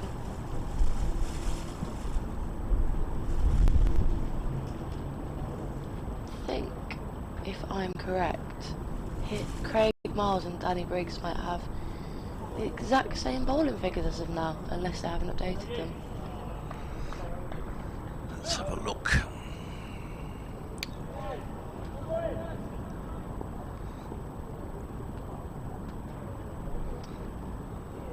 Craig Miles runs in to Dan Lawrence. Full ball on the stumps, defended very nicely by Dan Lawrence, but will just be a dot ball. Looks relatively comfortable in there, Dan Lawrence, despite the situation. I mean, he's certainly comfortable with anything on the stumps, just manages to pad it away, but he's doing well. 7 not out as of now, just playing a supporting role to Rossington, who sits on 47 not out. No, they haven't. Was that Miles and Briggs you thought had got? No, I think it's they're not. Miles has bowled 10 overs. This is his 11th. Briggs 8, and one's got 43, one's got 36. The only similarity is they've both got no wickets. Miles short outside off and left alone by Lawrence. I think what you've got, you looked at that board, and that board changes immediately. I reckon that is what's happened. And you looked at it thinking, oh, I recognise those, and that's what it is. Yeah. It's quite often you go to actually say so-and-so's figures, and you at the end of the over, they go literally as the ball's bowled, they take them off and put the guy to bowl from the next end. It's been a problem we've had, not a problem, but it's been made it difficult for us when we're commentating, because you can't use that at the end of an over. At least it's efficient. That's a full ball by Craig Miles, which is just attempted to glance down the leg side but missed, and we're never happy. Doesn't matter what they do, we're never happy with it. It's either too slow, it's like the Goldilocks impact. On this occasion, it's sometimes it is a bit awkward. You look to say, oh, what a great over, Miles now got so and so and so and so, and there is, Brooks figures up there, and you go, no, that's not right. Miles has got 5 wickets. Why is that showing none? Craig Miles in again to Lawrence. Short ball and ducked by Lawrence, and that's the first we've seen really against Lawrence of anything a bit short. But yeah, it seemed Lawrence managed to duck it, but it's a short boundary out there on the leg side. Well, after the peppering that some of the Warwickshire batsmen took yesterday afternoon from the Essex bowlers, particularly their Mark Steckerty to some of the bowlers, I would have thought that they might have been a little bit more trying to get to show their worth, but they haven't really done that too much. Good full ball by Craig Miles, and just defended by Lawrence straight to cover for another dot ball. And seems to be some sort of discussion going on in slip Gordon there. Dom the arms folded, looks like he's arguing his case for something against Burgess there, and Will Rhodes is also getting involved. I wonder. But you get some interesting conversations they're going on. saying to the captain, why have you chosen black currant jam for tea? I like strawberry. What's on the scones? I don't think they bother with tea. Not like the old days where they used to sit down and have a proper tea. Final ball of Miles is over. Oh, could be. Oh, dropped catch by Michael Burgess. Did it carry? Just snicked by Lawrence and diving to his right, Michael Burgess. But do you reckon it? Yeah, I think he came off the top of the pad. I think he was appealing for LBW. Don't think he got a bat on it. Good ball to finish the over by Craig Miles nonetheless, and it looks like it might be Henry Brooks just coming off the field there, maybe. Yeah, I think Henry's probably finished his spell, and a couple of overs ago, Briggs is continuing at the pavilion end. Henry Brooks coming off. What have we got? We've got quite a while to go here, because we've still got 42 overs remaining in the day. So we've got 10 overs. In theory, we should be at tea at about 20 to 4, so we're obviously going to be late and in overtime. Danny Briggs starts a new over. It gives that plenty of air, and this is driven into the ground, and it goes high up and it's fielded. But, there's no run. Again, it's Briggs. This one is a full toss, which is whipped away behind square for 4 for Rossington. There was nothing we could do, and that has brought Rossington's half century up. And that was very much from Danny Briggs. A give me ball. Danny Briggs bowling a looser balls this afternoon, and that was one which Rossington took full advantage of. And his 51 has come off 77 deliveries. And to be fair, he's batted really well for it and hit the ball cleanly.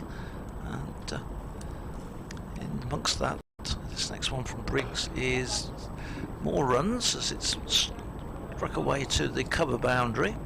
That was Rossington's 10th boundary, so 40 of his 51 runs had come in boundaries. He's now moved on to 52, and the score on to 171 for 5. And now Essex are just 46 behind, with 5 wickets remaining, so beginning to get in sight now, getting rid of that first, overcoming that first hurdle, and then starting to set a target.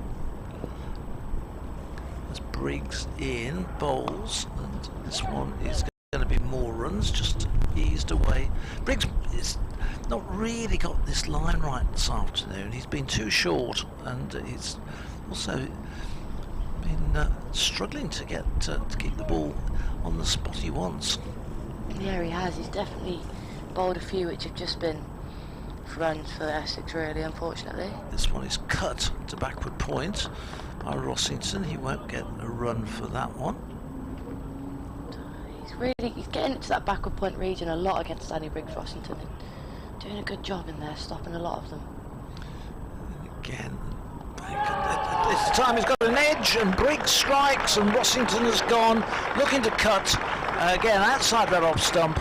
Briggs pushes that one through. It gets a top edge straight into the gloves of Michael Burgess, who's having an absolutely fantastic game. And the 6th Essex wicket goes, and Rossington, having just completed his half century, goes for 52. Really splendid innings from him, but we were just saying Danny Briggs not having got the line right, and you know, he's not been bowling at his best. Turns around and sort of says, well, what do you know about it? That's happened to me a few times when I've been commentating, to be fair. I've been saying, oh, this batter's going really well, or not sure, and then the exact opposite happens. So yeah, Rossington again just looking to play that one through the backward point region, but don't know if a bit of turn from Danny Briggs, just I didn't expect that wicket to come. It seemed like he just started to go nicely, and I think he'll be disappointed, Rossington. Well, the thing with Rossington, he goes hard at the ball. You know that if there's something with a little bit shorter, a little bit of width, he's going to go for it. And I think you work on the basis, okay, you've been hitting the ball cleanly and well, but there's always that chance he gives you that he's going to get a nick, and indeed that's precisely what happened. And he's gone, so Burgess gets his 3rd catch of the innings and his 6th catch of the match to go with his 170 runs. Can't keep him out of the game. No, Michael Burgess had a terrific start to the season, hasn't he? Yeah. I think he's certainly cemented his spot in that side, with obviously Alex Davis coming in, a wicket keeper as well, but he really has gone very nicely, both with the gloves and batting this season. He looks a different player to last season. He looks like he's really come into his own this year. Let's just give you, before the new over starts, the figures for Rossington. He was He got 52 with 10 boundaries, came off 80 balls, and he was at the crease for a minute over 2 hours. So well done to him. It was a really good knock, and he played some lovely shots in that innings. And certainly looked to take the Warwickshire attack on, so well played by him. Craig Miles into Lawrence, 2 slips and a leg slip in as he bowls that one relatively straight, and it's just flicked out to the mid-wicket sweeper on the boundary there, and will be a single to bring Simon Harmer onto strike to face his first delivery. Yeah, Simon Harmer can bat. He's a very useful player. You know, over the years he's scored runs in both red ball and white ball cricket, so absolutely no mug at all with the bat. He's certainly got a job to do here for Essex. Essex now at 173 for 6, and you sense a couple of quick wickets here, and the game really could shift very much into Warwickshire's favour. As Miles comes into bowl again, Harmer to face his first delivery. Short delivery onto the back foot, punched away by Harmer, but just a dot ball straight to Dom Sibley at backward point. And the sun is really started to come out now. It certainly looks a little bit warmer out there for the Warwickshire fielders, and also for the Warwickshire fans. There's quite a few of them over there on the opposite side of the pitch from where we are. Oh yeah, yeah. Slightly more. They're frozen from yesterday. None of them at home. Miles into Harmer again. Fault on the stumps, and a bit too straight as that's flicked round, but leg side sweeper comes round. It will just be one delivery. Simon Harmer gets off the mark, and he is now 1 not out alongside Lawrence, who is 9 not out off 27 deliveries. Essex 174 for 6. So you're playing tomorrow? I am. I'm playing for Leicestershire tomorrow over in, I think, in Bicester. Against Oxfordshire, that is. Yeah, against Oxfordshire. Good start for the season for us Leicester girls, actually, but I'll tell you about that later. Miles comes in to bowl. Short and ducked again by Lawrence. It seems a change of plan here against Lawrence, as Miles has started going slightly shorter on length, but Lawrence playing it well at the moment. So you've won some games early on in the season. We have, yeah. I mean, our first league games of the season against Lincolnshire on Bank Holiday Monday just gone, and yeah, we managed to win both of them, so that was nice. I think that was the game you were going to when you were commentating against Surrey, wasn't it? You were going for that. Yeah, it would have been. But and Miles comes in again. Short again, and again ducked by Lawrence. Taken nicely by Burgess, who has to dive to his left, and again another dot ball and another short ball by Craig Miles.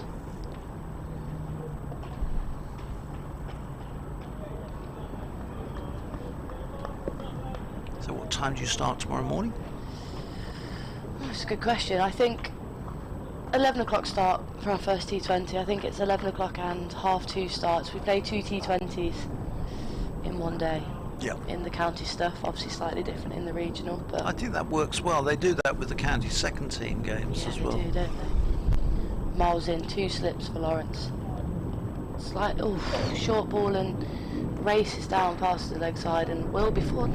You got the bat 4 on, runs yeah, signalled. yeah. It must have been a very fine nick, and just played nice by Lawrence in the end to end the over. Essex 178 for 6. So the deficit now down to 39. We've got 8 overs remaining until tea. Adam perhaps would like to come in and let him in. So then we'll get Nick to come in till tea as well. He's ready. Thanks, Grace. Thanks very much indeed. So, Grace Ballinger, who's, as you hear, he plays cricket representing Leicester, and is playing tomorrow. So you'll see her play if you're down in Bicester Way. This next one is driven down the ground, and there's no run. Briggs, who got his first wicket of the innings. They're whittling their way through slowly, Warwickshire here. Adam? It's one of them, isn't it? This next one gets cut to backward point.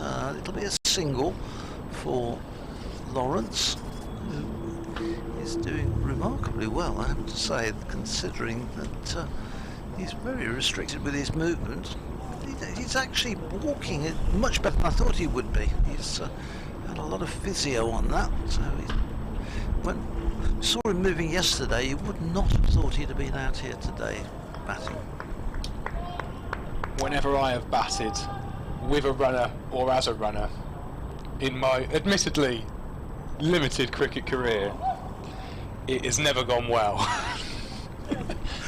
I couldn't run properly with that when it was just me and the other man, let alone with a third party. I was saying to Grace, when we commentated a few years ago at Trent Bridge, there were runners for both of the batsmen. That must just be an umpire's nightmare. Well, I took a photograph of it with the four of them talking to each other, four batsmen out there in Crikey. All in kit. Yeah, none of them quite understanding what was going on, I don't think. This next one is edged wide of a diving slip and will run up to the third man boundary, yes. And 4 runs to Lawrence, who gets one. It sort of squirted away past slip, and Rhodes there was just diving. He was never quite in position. It was always the ball had got past him as he was diving. But it takes 4 more. It takes Essex on to 183. They're just 34 in arrears now. But despite being incapacitated, I think it's fair to say, Lawrence is making a go of this one. He cuts this one to backward point. He moves on to 17, by the way, with that shot. That was end of the over. 183 for 6. It's always the calling, going back to your point about runners. Who's calling? What happens if one says yes and the other says no? The other difficulty is if you're the batsman, you've got to remember not to run, not to move. And your first, you play a shot, your instinct is that you actually move out of your crease. And of course, there's been many cases where one of the two has been run out for being out because they both got to be in their crease.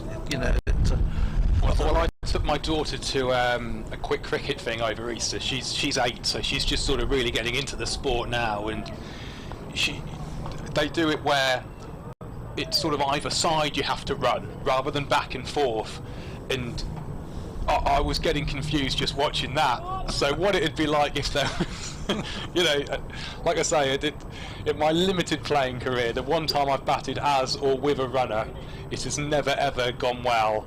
And you just need to sort of have some circus music or some clown music playing over, usually, because it's going to be one of those things. Yeah. So it's going to be Hannon Dolby from the Birmingham end. 183 for 6 for Essex. It's Hummer on strike, and he plays this back to Hannon Dolby, so it's a dot in the book. He's 2 not out. Lawrence alongside him, plus runner, which was Critchley on my last stint. Is it still Critchley? I think it is. I don't think they've changed. He's been changed. No, it's still Critchley, Matt Critchley out there. Alistair Cook didn't fancy putting the pads on and doing. I think he's changed, and he's in his going home kit, I think, or in his relaxation for the evening, ahead of having to go into the field again. And one would think that they're 34. There's a pretty good chance that Essex will certainly make Warwickshire bat again. And absolutely, don't think there's any doubt about that now. This is a lovely looking ball from Hannon Dolby, just back of a length. There's a bit of bounce on that as well. The sun's come out and the pitch is just maybe coming to life a little bit here. It was very low, very slow early doors for the majority, apart from maybe Hannon Dolby actually, who did seem to find a little bit of lift where others didn't, but that one went through to the club of Burgess. So it's another dot in the book, and the score remains 183 for 6, so still 34 behind. It's a lovely afternoon now, sunshine-wise. The wind is still howling, but the sun's out. This one's played forward by Harmer. Lovely forward defence off to mid-off and no run. Will Rhodes, the captain, doing the fielding. So 3 dots in a row. 2 slips, a square leg. No, not a square leg. I've got confused. It's the square leg. Two slips. It's the rudder, that man. Deep backwind point, an extra cover, a mid-off and mid-on. If the ball goes in the air there, he won't be there anymore. So here's Alan Dobie again now. That one's onto towards the middle stump, but it's pierced the field. And it's cut off by the mid-on fielder running round for no run. No, he's even got a helmet on and a bat in his hand, but still I thought he was fielding at square. Oh dear. He couldn't be any less a fielder if he tried in that attire, but never mind. 183 for 6. Yeah, because he's got to be in exactly the same kit as the man he's running for, hasn't he? Arm guards if needs be and everything, yeah. Hannon Dolby in again now. Harmer on strike. This one left alone and through to Burgess it goes. Yeah, he's definitely got helmet, gloves, batting pads. We assume box. I don't know if the umpire's checked. Well, I'm not going to check that. We'll leave that. We'll assume that one's okay. I don't know if he wears an arm guard or not, Dan Lawrence. He's got a long sleeve top on, so it's hard to know for sure. Harmer comes. He's obviously going to be blown across. He's gone to send it off. It's still very blustery, isn't there? With the last ball anyway of Hannon Davies over from the Birmingham end now. And it's a play and a miss by Harbour. Half a peel actually from Hannon Davies, but the umpire not interested. Call over straight away and hands the number 20, or the man with number 20 on his back, his cap and his jumper. And he's going to be trotting off down to fine leg. 183 for 6, they trail by 34. So Briggs will continue at the pavilion end. He got that one wicket, the wicket of Adam Rossington, who was caught by a good catch from Michael Burgess standing up off the top edge. As Briggs about to start a new over. He waits while Lawrence gets himself ready, and Briggs comes into him and bowls, and Lawrence cuts that one to point, and there's no run. Quickly flicked by Davis back to Danny Briggs.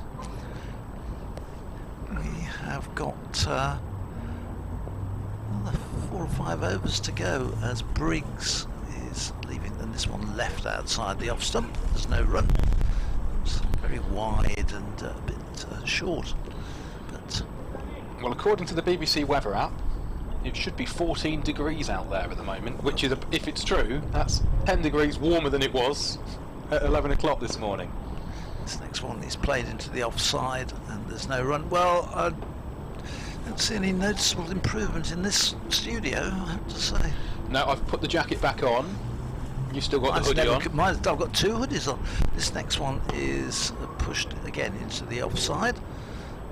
The only thing today, I did bring my waterproof in yesterday, my anorak in yesterday, and wore that, but I haven't bothered today, so this next one's given plenty of air, and again Lawrence leans forward and just plays it like almost with a dead bat. It was one of those he could have quite easily swept or paddled that potentially, but chose not to. Briggs in, bowls, Lawrence is forward, running it away off leading edge out to cover point. End of another over. We've got 5 to go to tea. We are a little bit behind here. Warwickshire, in fact, on their over rate, is that -2 or in fact? I think that might be a plus. I think that's a plus. I'm going to say, yeah, here we are, significantly behind time-wise, yet they're +2. I don't sometimes understand it, but still. No, it's. I'm sure many of you will know the lovely old scoreboard here at Edgbaston. It's the far end of the ground to us. But the font right at the bottom could do with being a few sizes bigger. I'm fairly sure that's a plus. Yeah, and it could. I've always said this for a long time. The yellow in the sun is very difficult to read. Yeah. Hannon Dobie then to continue from the Birmingham end. On strike is Harmer, he's forward and defends into the offside. Davis does the fielding at extra cover, so no run. 183 for 6 is the score. It is a lot more spring-like, a lot more early season-like than it was this morning. It was bitterly, bitterly cold here at Edgbaston this morning. Really cold. They were warming up in beanie hats, but it looks quite pleasant out there. But the wind is still up, and up high in this commentary position, it is still a little bit chilly, but it's certainly warmer than it was. Hannon Dolby coming in again now. It's still Harmer on strike. He's 2 not out, and that's a much fuller ball that's worked once again into the offside, and Davis once more does the fielding. Trail by 34 still Essex.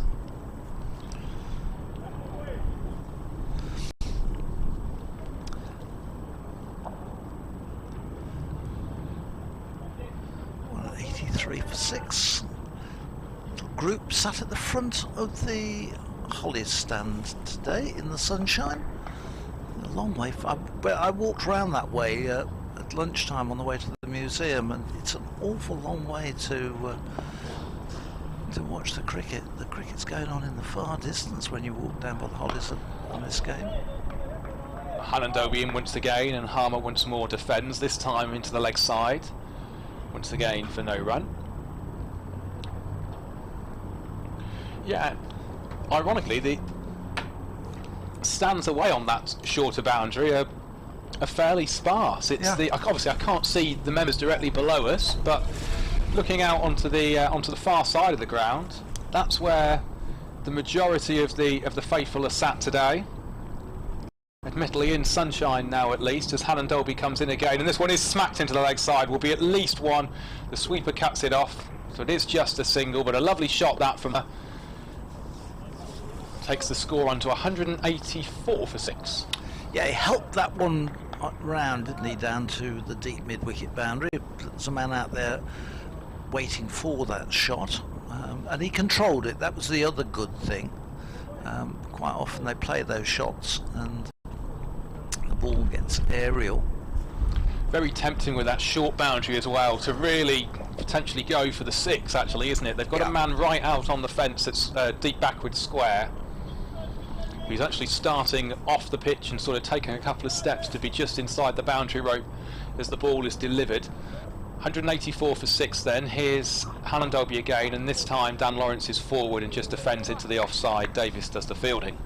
I just wonder whether Will Rhodes is thinking of giving himself another go. And Danny Briggs got that wicket, but I was saying when Grace was on, I don't think Danny's bowled in his usual really accurate way in this afternoon. I think it was a fair few, just dropping the ball a little bit short, and hasn't quite got in this spell all you normally expect from him, although he did pick up that really useful wicket to Rossington. Last over of the last ball of that over is completed with a leave by Dan Lawrence, so a dot to finish the 63rd over. And 184 for 6. That's just a deficit of 33. Problem from Essex point of view is that 6 wickets gone down to get there. Will Rhodes is going to come on at the pavilion end to replace Danny Briggs. So it kind of makes sense, doesn't it, really? Yeah, I think so. Not really much to lose in terms of having a spurt. What have we got, 4 overs before tea? Yeah, let's give it a try, give it a little blast, have a couple of overs either side of tea and see what you get. Well, if Warwickshire could pick one up here, before the tea break, they'll be doing backflips in the changing room, to an extent anyway.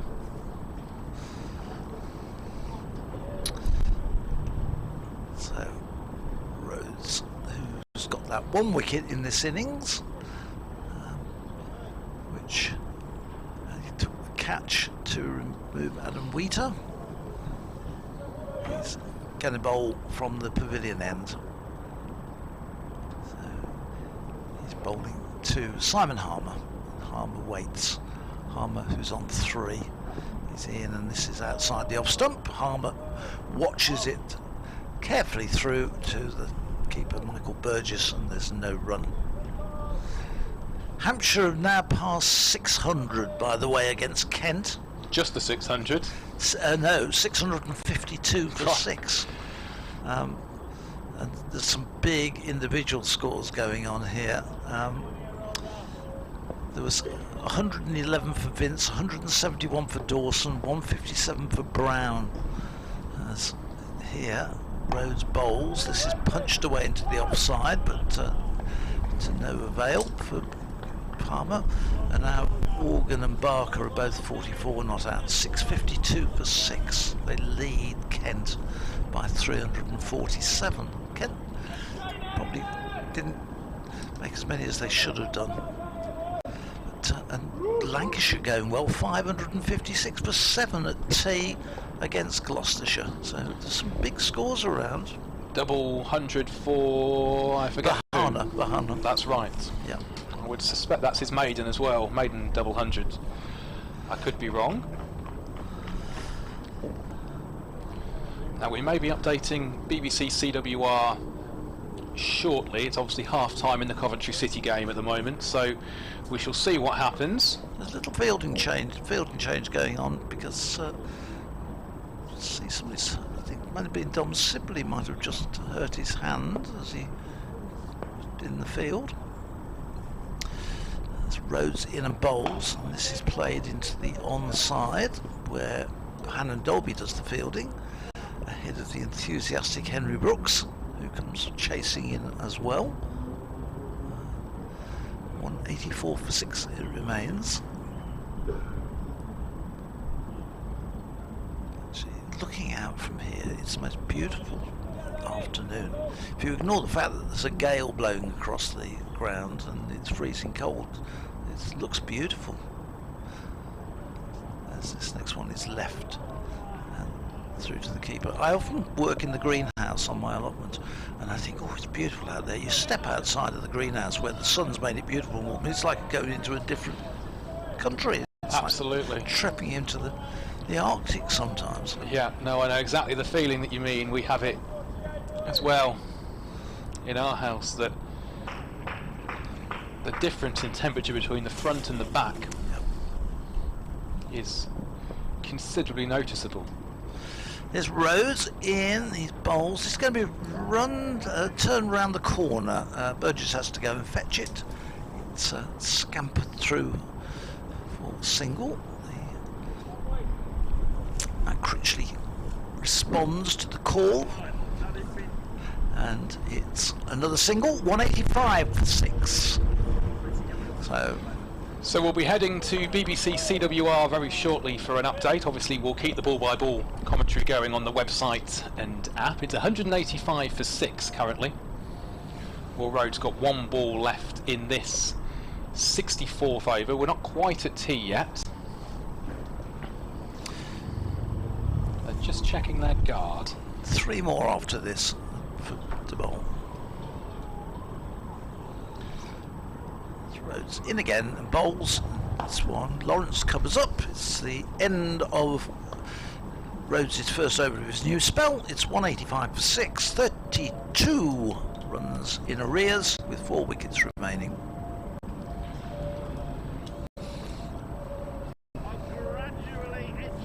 So we'll see what happens with how many, or who's going to bowl the overs. It's 185 for 6 Essex are. We're not quite at tea yet. 3 overs to go until the tea break. Essex currently trail by 32. Dan Lawrence and Simon Harmer, the 2 not out batsmen for Essex. They're currently 184 for 6. Top score at the moment is it's Rossington, 52. He was dismissed for by Briggs. Going to be tight this as to what happens over between now and the end of the day. But there's still 3 overs to go until the lunch break, and they still remain 32 behind Essex on 185 for 6.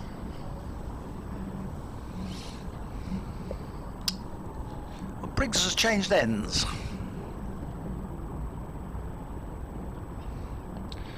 And that's a dot to begin with for Briggs. It's a strange decision just before tea, particularly how it's just a little chip really into the leg side. He did get his wickets though from this end.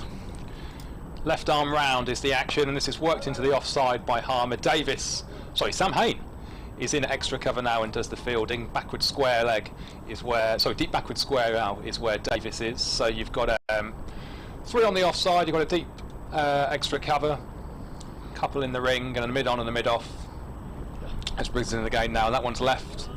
Little glass at the umpire to see if that's going to be a wide, but no, not the case. The man patrolling the leg side boundary. So there's 2 to go after this until the break. And that one's off the back foot by Harmer into the offside.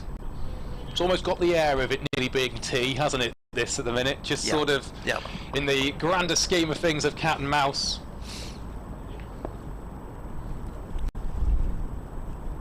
Briggs in again now and bowls round the wicket. That's left alone this time by Harmer, so the score stays on 185 for 6. So the clock ticks round to 4 o'clock. And that one's left alone again by Harmer, so the 65th over is complete. There's 34 remaining in the day, 2 until the tea break. 185 for 6 are Essex. They trail by 32. So Rhodes will have another one, and they're going to have a cup of tea, or they'll probably have one of those drinks with energy drinks rather than a cup of tea and a slice of cake. I know what I'd rather and have. A pork pie. I definitely know what I'd rather have. I used to like those malt loaves covered in butter with tea. You're making me mouth water. Actually, we used to have some of the tea. It's based on how good their teas were. You always went to retain the fixture based on how good the tea was before the leagues. Here's Rhodes in and bowls, and this is run away down through backward point, just given a bit of width, and Lawrence just opens the base of the bat and runs it away. 21 he moves to. Now he's restricted. How good would he be if he wasn't restricted? Because he looks in pretty good shape here. He's got the runner, but he's doing a really good job. It's such a pity that he's not been able to take part in so much more. I mean, come in this late in the innings, obviously he can still make a significant impact, but it'd been far better if he'd been able to bat where he should have been, up at the top end of the order. Rhodes into him, bowls, and Lawrence across his stumps and plays this one out into the offside. There's no run. Just picking up your point about teas and keeping fixtures. I shan't say where, but there was a very famous tea somewhere in the West Midlands. It was the highlight of the season until, sadly, the woman who made the teas died. Oh dear. And so and did the teas slump afterwards? The teas fell off a cliff. I shan't say where.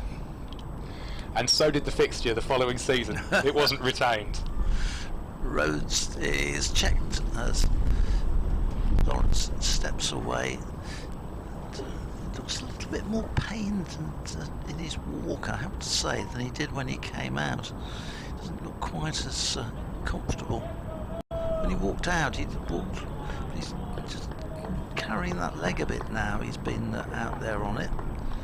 It's going to be, if he can get through, he can get get his bit of treatment and rest again for a quarter of an hour as Rhodes into him, and this one is beating him and, in fairness, beating Michael Burgess, who can't take that one cleanly as it goes through outside the off stump. That seemed to do everything but take the glove or hit the wicket there, didn't it? It seemed. It's always one of the problems when you're standing up to a quicker bowler, that it's whether you think it's going to, it's that you haven't got long between it, you think it's going to hit the wickets and it's suddenly hitting your gloves. This next one is bringing Lawrence forward and plays this one back down the wicket. There's no run. 189, 28 the arrears now.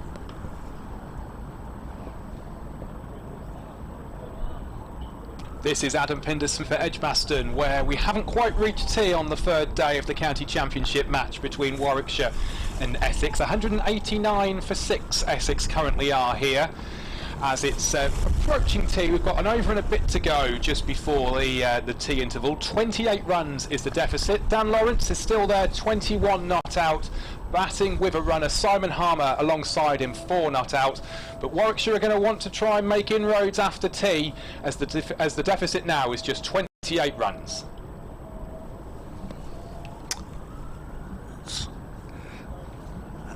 pretty much up to date now. Then I think, Adam, what you've got Albion, Coventry. Clive never told us the score. I think it's 0-0. I shall consult the trusty app. As Rhodes in, and this one is played up to Hannon Dolby at mid-on. End of the over, 189 for 6. We've got 1 over to go, and we can all have a go and have a cup of tea. As the sun comes back out again. Still goalless at the Hawthorns. Goalless at St Andrews. It's all right. Sorry, Essex listeners. These are the local matches from the Championship. And in the Premier League, goalless at the King Power. Leicester 0, Villa 0. So all the Midland sides have got their shooting boots on again, as normal on a Sunday afternoon. We haven't managed a goal between any of the local sides. Let's see how Walsall are doing, just for they're 0-0 as well against Port Vale. As Briggs is in round the wicket, and it's played off the back foot by Harmer and a dot ball. The only side who have scored a goal, and it's an important one, are Solihull Moors in the National League, who are still looking to get into those promotion opportunities. Briggs in again, and forward is Harmer. That definitely had the look of a shot of it being the last over before tea about it. He just nonchalantly dropped his bat on it, played it in front of him. 4 balls till we think 4 balls to the tea break. It should be, as Briggs comes in again now, and this one's worked into the leg side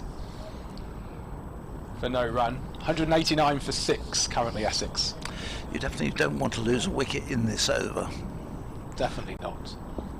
Worked hard, but Warwickshire chipped away as well. Both sides are really giving this. This one played through the offside out to mid-off. Essex, no run. Essex certainly making Warwickshire work for this, but at the moment Warwickshire just perhaps taking the 2 or 3, couple of more wickets than Essex would really have wanted to lose at this stage. This one's worked into the offside. They will scamper through for a single, actually. Dom Sibley doing the fielding out on the boundary there, out in front of the Holly stand. I'll say in front of the Holly stand. I'm closer to the Holly stand than the boundary is. 1 ball then to go before tea. 190 for 6, Essex are. They trail by 27. My mental arithmetic failed me there. I need a cup of tea. Lawrence just checking his guard as Briggs comes round past the umpire now. Left arm round is the action, and that's knocked into the leg side.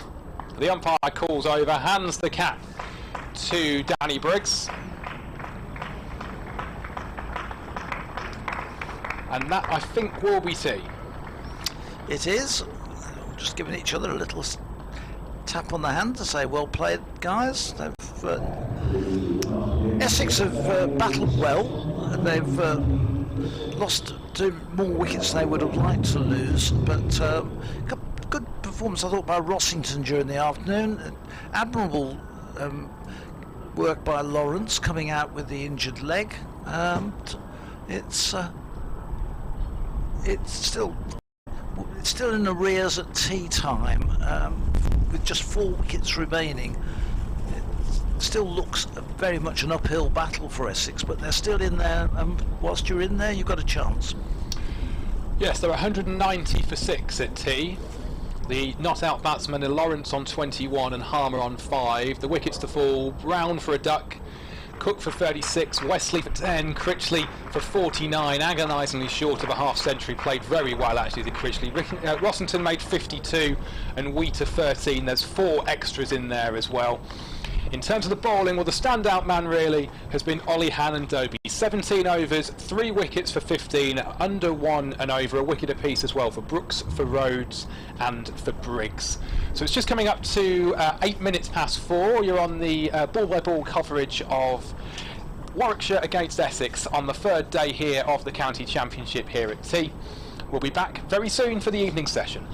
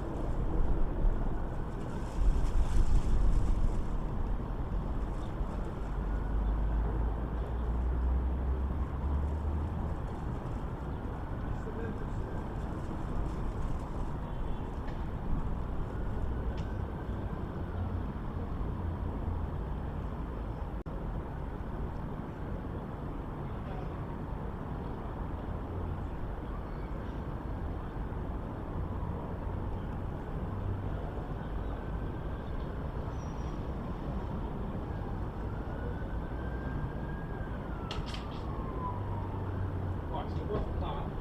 Nicky Grace will do 4:35.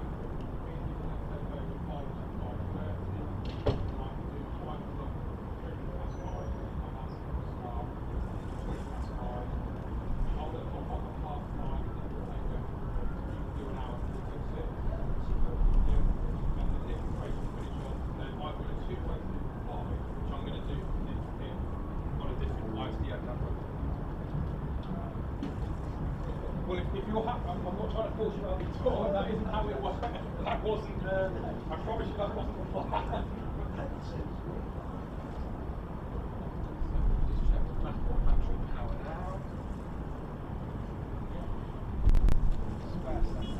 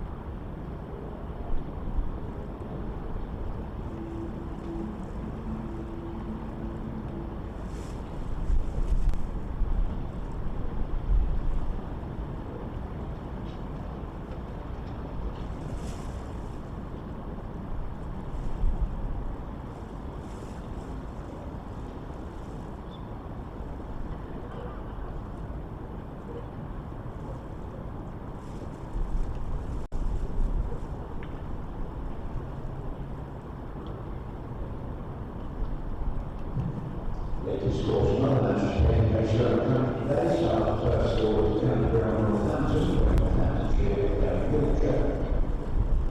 Warwickshire their first innings 296. Northampton was out 204. Yorkshire in their second innings are currently 406 or 3. Yorkshire lead by 498 runs. At Riverside Chester Street in the match there on Nottinghamshire.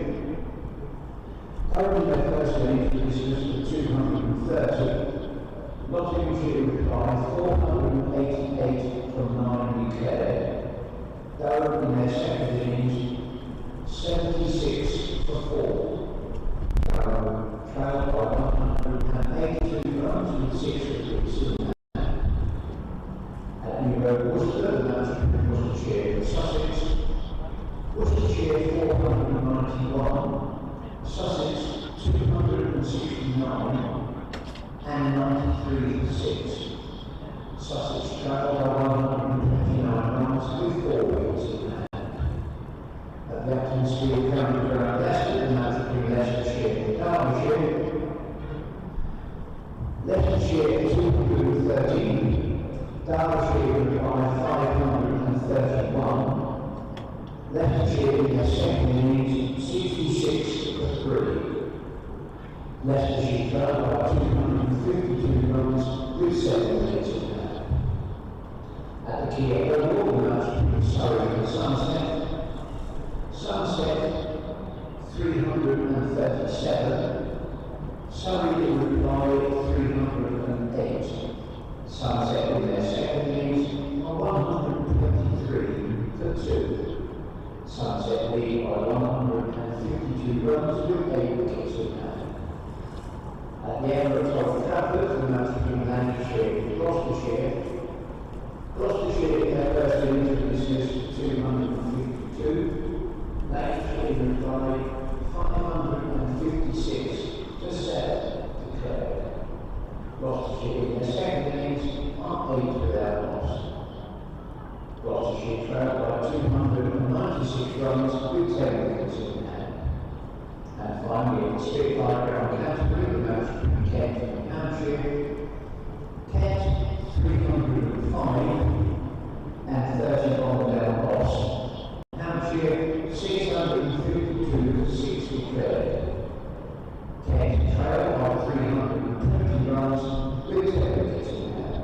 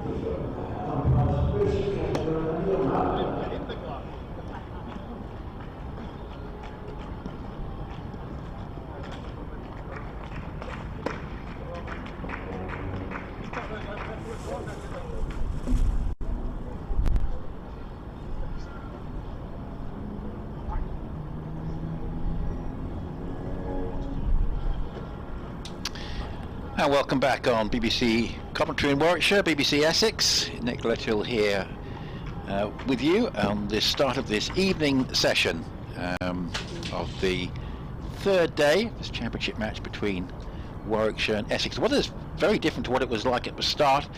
It's now much brighter, the cloud is much higher. The wind though is quite strong, looking at the flags fluttering in the slightly stronger wind, and so spectators have got sunshine, but they've also got quite a stiff breeze, I would imagine. And Warwickshire took 3 wickets in their afternoon session to add to a 2 they got in the morning, so they're still very much in the box seat here, with the deficit 27 and 4 wickets in hand for Essex. Dan Lawrence batting with a runner, has been very stoic in his resistance, obviously limited in what he can do in terms of attacking shots, but he's walking out there with Simon Harmer, and those two have got a job to do, and Matt Critchley's there with them, of course, the runner. So far there have been no mishaps in terms of the running. But Lawrence 21 and Harmer 5, and all the partnerships in this innings so far have been somewhere between 29 and 43. So this one is worth 18 at the moment, and the problem is if that continues throughout, then I imagine it's not going to be enough for Essex. But Warwickshire will know if they can get a breakthrough quickly here, they've got a chance of wrapping this game up this evening. Essex really probably lost at least 1 wicket too many, arguably 2 in that afternoon session, particularly with Critchley and Rossington both so well set on 49 and 52 respectively at the points that they got out. Grace Bynes is here. Hello Grace. And Hello. What do you think of things? Yeah, I mean, I think it's been quite frustrating from an Essex point of view, because all of their batters have come in and they've looked good, they had strong shots, but none have managed to push through and get a big score, which I think was what they really needed. They needed someone to stick around, didn't they, and bat, and they haven't quite got that. But yeah, I think Warwickshire will be pleased, and a couple more wickets would really push the game in their favour. So it's going to be start of play after tea. It's going to be first delivery sent down by Rhodes and left alone by Harmer, and a few of the Essex batsmen probably didn't play the best shots in the first innings in the middle order when there was that collapse, and there's been no sign of that today. There's been calculated aggression, but really everyone that's got to the crease has played well, and Simon Harmer really just hung on till tea. Really interesting to see how he plays in this post-tea session, given that Lawrence is going to be restricted in his stroke play.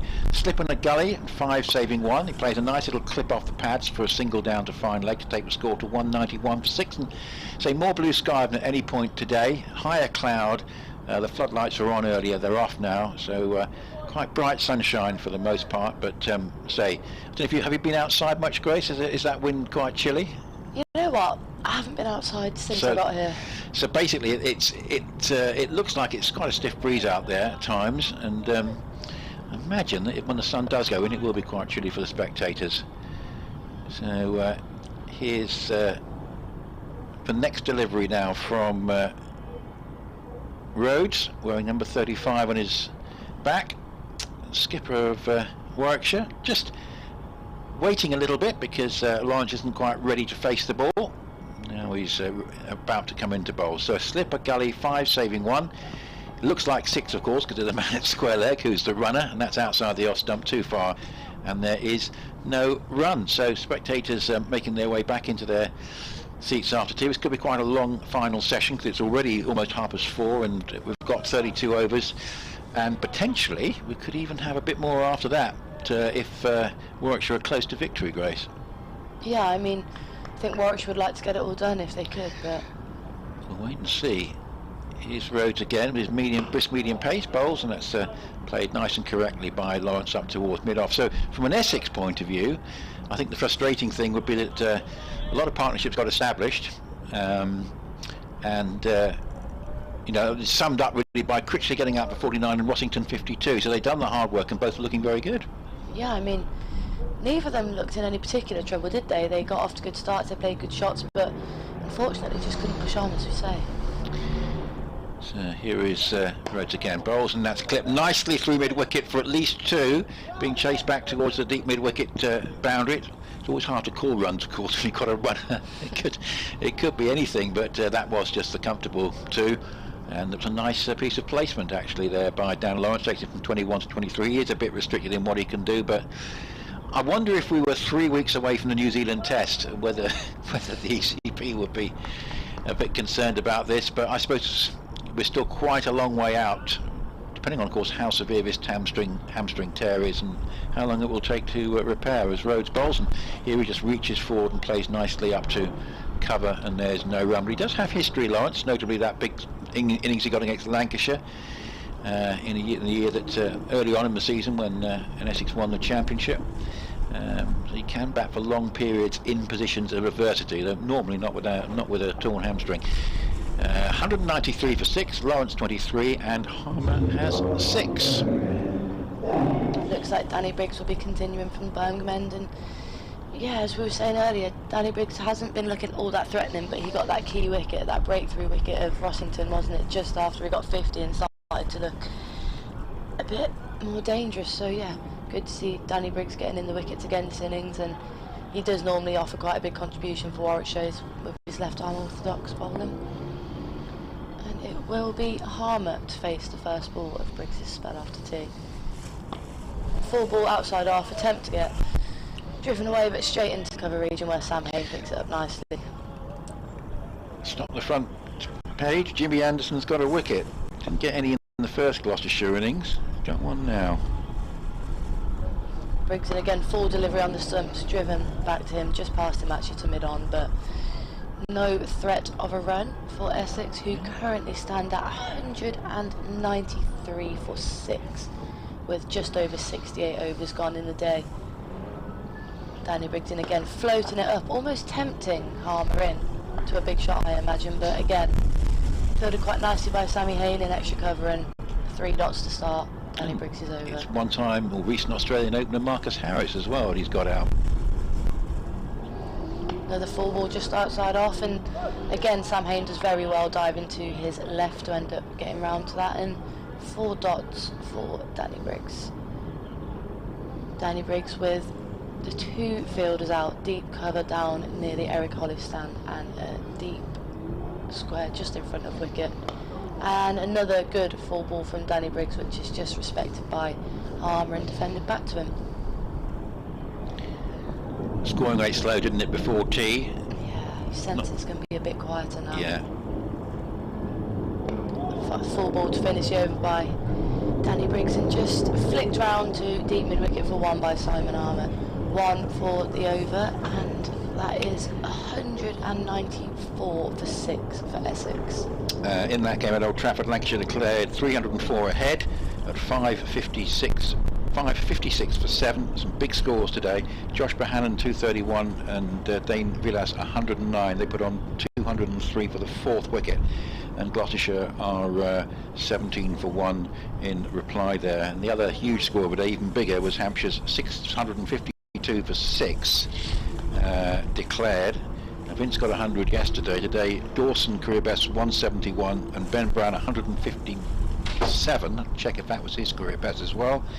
652 for 6, but Kent on a flat pitch of 39 for no wicket. Of course, Ben Compton might rescue them again. Here's Yates bowling, and that's way towards mid-wicket, and nicely stopped there actually, because needed a little bit of work from Brooks, and he did well there. We've got a conventional mid-wicket, a short mid-wicket, a mid-on, a mid-off, a cover, backward point, a slip, a long leg, and a deep cover who's just on the other side of the boundary rope at the moment. So yeah, some big runs around today. You want to be a bowler in these dry Aprils. No. Here's Yates,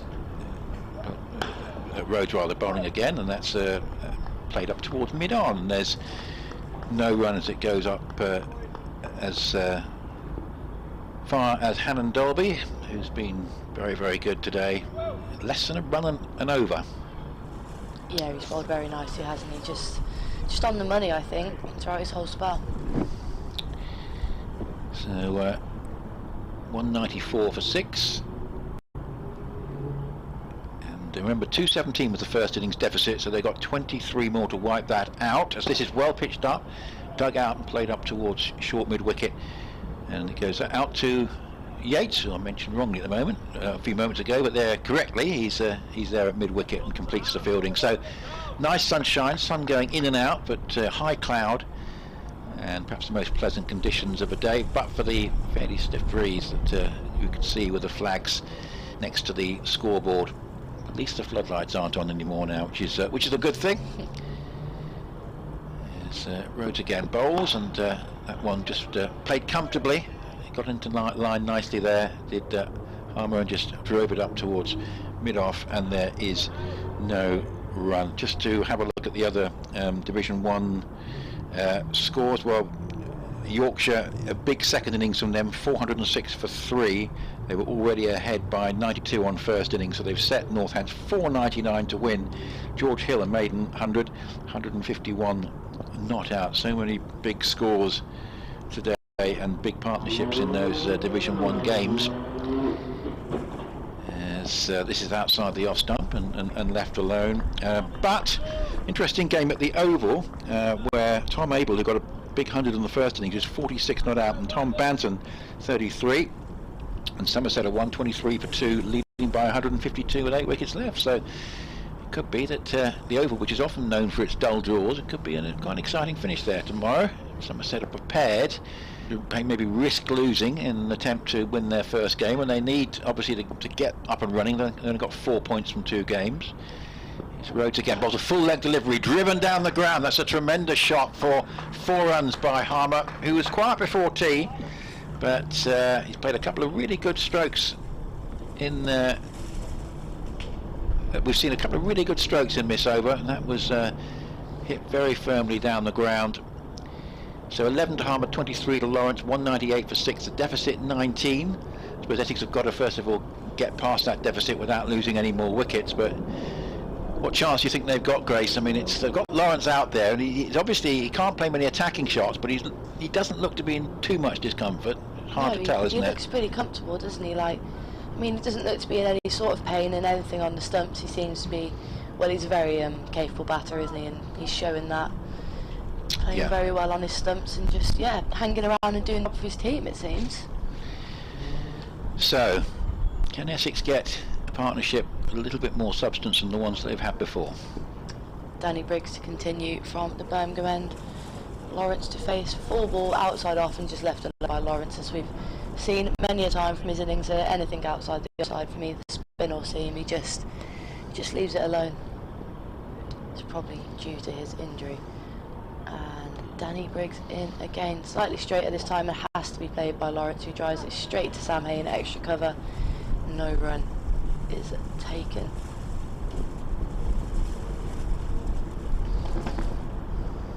Briggs in again, slightly shorter again on the stumps, flicked round to square leg in on the boundary, but again, not in on the infield, sorry, again, another dot ball.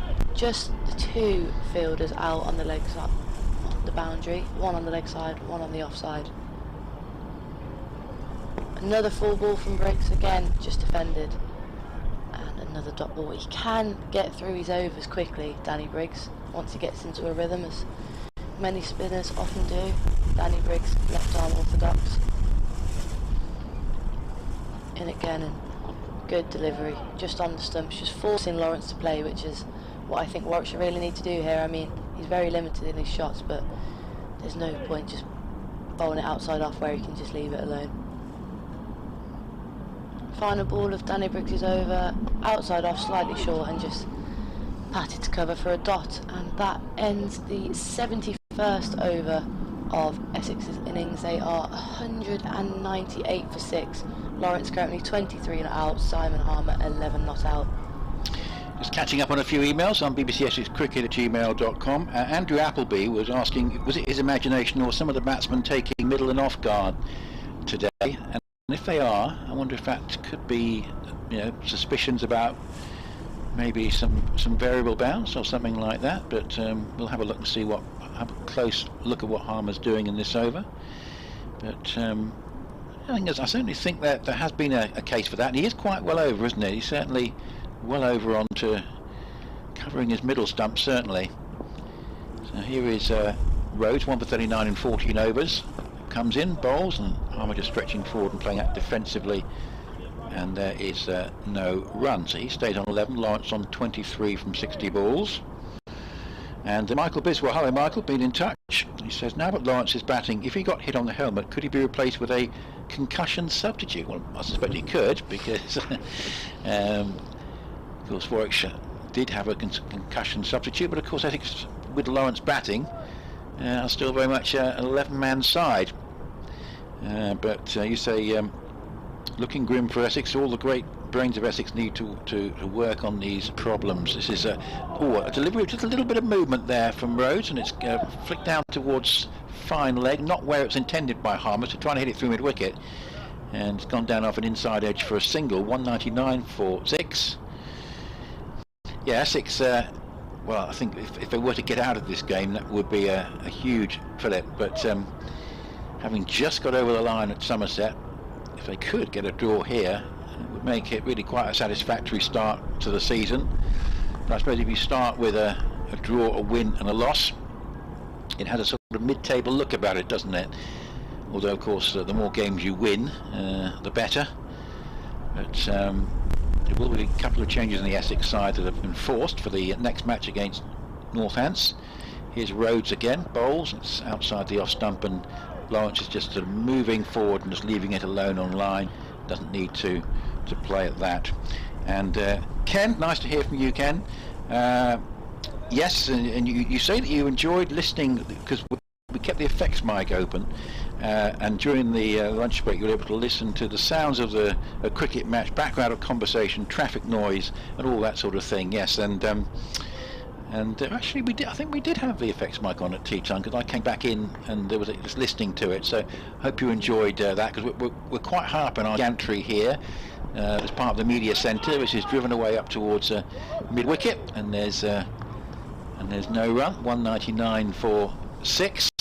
Lawrence 23 and Harmer is there on 12. Can Essex put together a partnership? So we're at the pavilion end. We're up on the 3rd floor, and yes, it's not one. The conversation that will be heard outside would be quite hard to pick up, but the general hubbub can certainly be picked up. Oh, effects microphone swaying in the breeze at the moment, as that one's just played defensively by Harmer. Head over the ball, by Lawrence. Head over the ball up into the offside, and there is no run. But certainly a lot brighter than it was earlier. Still signs of quite a stiff breeze. It's a lot more pleasant, isn't it? Yeah. Certainly looks so from inside. It's definitely a bit warmer in here now as well. Certainly some very nice weather in Essex way. Wednesday and Thursday were both extremely nice days. A short mid-wicket in, that's driven up towards off, and actually well stopped. Quite a sprawling stop there, saving runs from Briggs. And Warwickshire will be keen to, obviously this is a little bit of an important junction in the game, but I'd like to get another wicket before Essex get to this 217. But 199 for 6. The odds are this game is going to go into tomorrow. Maybe not that much beyond lunch, if that, but it could still end this evening, and of course it could still go an awful long way.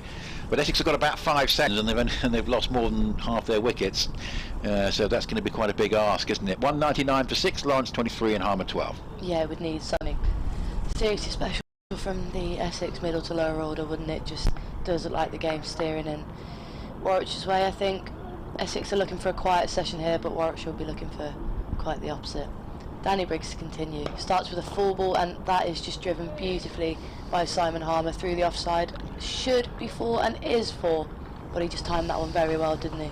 A little bit full from Harmer, but really good shot. And important little junction. That's why we're not seeing Hannon Dolby now, is because we're 8 overs away from a new ball. And Warwickshire would love to get a wicket during these 8 overs, so that basically they can have the new ball bowlers bowling at Snater, Steckety, etc. That also brings up 200 for Essex, 203 for 6s. Briggs bowls again, and another full ball driven out to the cover sweep, and will just be 1 this time. Harmer batting very nicely, and one thing that Essex think tank will be weighing up is whether Harmer possibly, when he's playing for Essex, could bat at number 7. just gives them a couple more options in terms of selection. The problem is then, is your number 8 strong enough? Briggs in again. Full ball on the stump again, driven to extra cover, but this time will be no run. Essex used, Grace, to have, for as long as I can remember, someone in the top 6 who could bowl seam. Ravi Bopara and Ryan Tenduscarter, two most obvious recent examples. Ooh, Briggs goes to bowl and not too sure what happened there. I don't know if he lost his footing or dead ball is called by the umpire. So they've got virtually everyone in the top 6 can bowl spin. Alistair Cook is a very strictly part-time, hardly ever seen medium pacer. Danny Briggs in, shorter, slightly quicker, just flicked round to square leg, but again will be a dot ball. Nick Brown's leg spin has not been seen for a very long time, but Tom Wesley is a decent off spinner. Of course, Dan Lawrence has bowled at international level, and obviously Matt Critchley, genuine leg break bowler, batting all-rounder.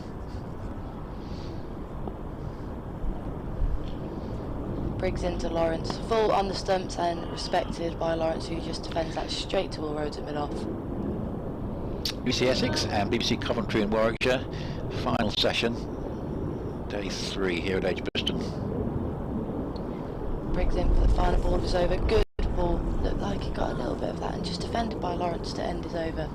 204 for 6, Essex trailing by just 13 runs. Yeah, you feel we're in a holding pattern now up to this new ball, because these two know that they have to see this through to a new ball, because given the way Hannon Dolby's bowled today, with a new ball in his hand, they would slightly be fearing the worst, but can they see it through to the new ball? We shall see. So when's your first competitive game then, Grace, this season? Will it be for the Warwickshire women? No, I've actually played my county cricket at Leicestershire, but... Ah, so that's where it's going to be. No, so my main team is Lightning, which is in the regional elite structure, and our first game, I believe, is on Saturday the 16th of May. So, this is Rhodes bowling, and that's all good delivery.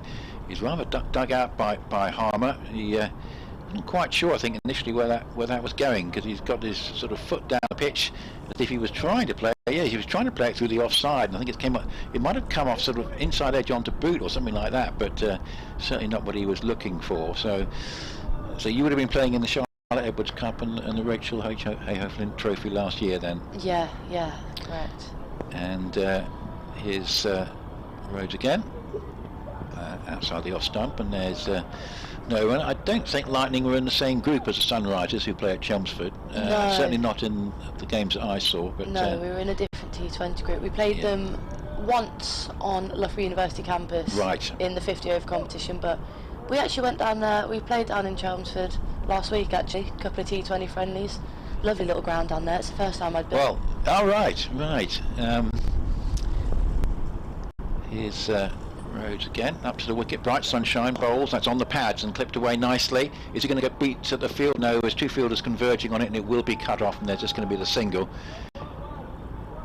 So Essex closing in on his 217, 205 for 6, 12 as a deficit, Lawrence 23 and Harmer 18. So yes, Sunrisers were significantly improved last year, and saw a game in September which I think went down to I think it was a 1-run margin in the 50 overs between themselves and the Vipers. So they certainly were going well, not quite winning as many games as they'd like to, but certainly making a good impression. Here is Rhodes again, bowls outside the off stump, and there's no runs. I'm trying to remember last year, did it start with 50 overs and then the 20 and then back to the 50? Yeah, so it started with the 50, you're exactly right, a bit of a break for the 100 competition and then back into it, But it's all slightly different this year, starting with the T20 with the Charlotte Edwards Cup. And I think we played 2 50 over games before the 100 break. Right. Here's Rhodes again, a short mid wicket in, just the one slip quite deep. There's a bouncer, which is negotiated well by Lawrence. They've not been afraid to bowl bouncers at Lawrence. Obviously seeing if they can test out his potentially restricted mobility, but it's a pretty sound start for this by Essex after tea. They're fighting hard. 12 is the deficit, 205 for 6, Lawrence 23 and Harmer 18. Interesting that Burgess has come up to the stumps now for Will Rose. Yep. I just wonder if Smart. maybe Lawrence was batting slightly out his crease before. Here's Rhodes again. To the wicket bowled, and that's outside the off stump and left alone. So no wickets have gone since tea. 205 for 6, 12 behind. Lawrence 23, Harmer 18. Cook and Wesley out in the morning, and Wheater, Critchley and Rossington in the afternoon. Rossington making his first 50 for Essex. Critchley 1 run short of a 50. He was going particularly well, probably the innings of the day actually, the quality of his stroke play, though Rossington, who was stuck on 9 for a long time, once he got going he was pretty impressive as well. Danny Briggs to continue from the Birmingham end into his 17th over, and a good ball and defended almost straight down by Harmer, and I think for a second the Warwickshire players were wondering if he could have nearly chopped that on, but wasn't to be, and just a dot ball in the end. Essex 205 for 6. Danny Briggs in again. Full ball driven, but will be a dot as it goes straight to mid-off. Will Rose's been busy in that mid-off position today. Yeah, absolutely.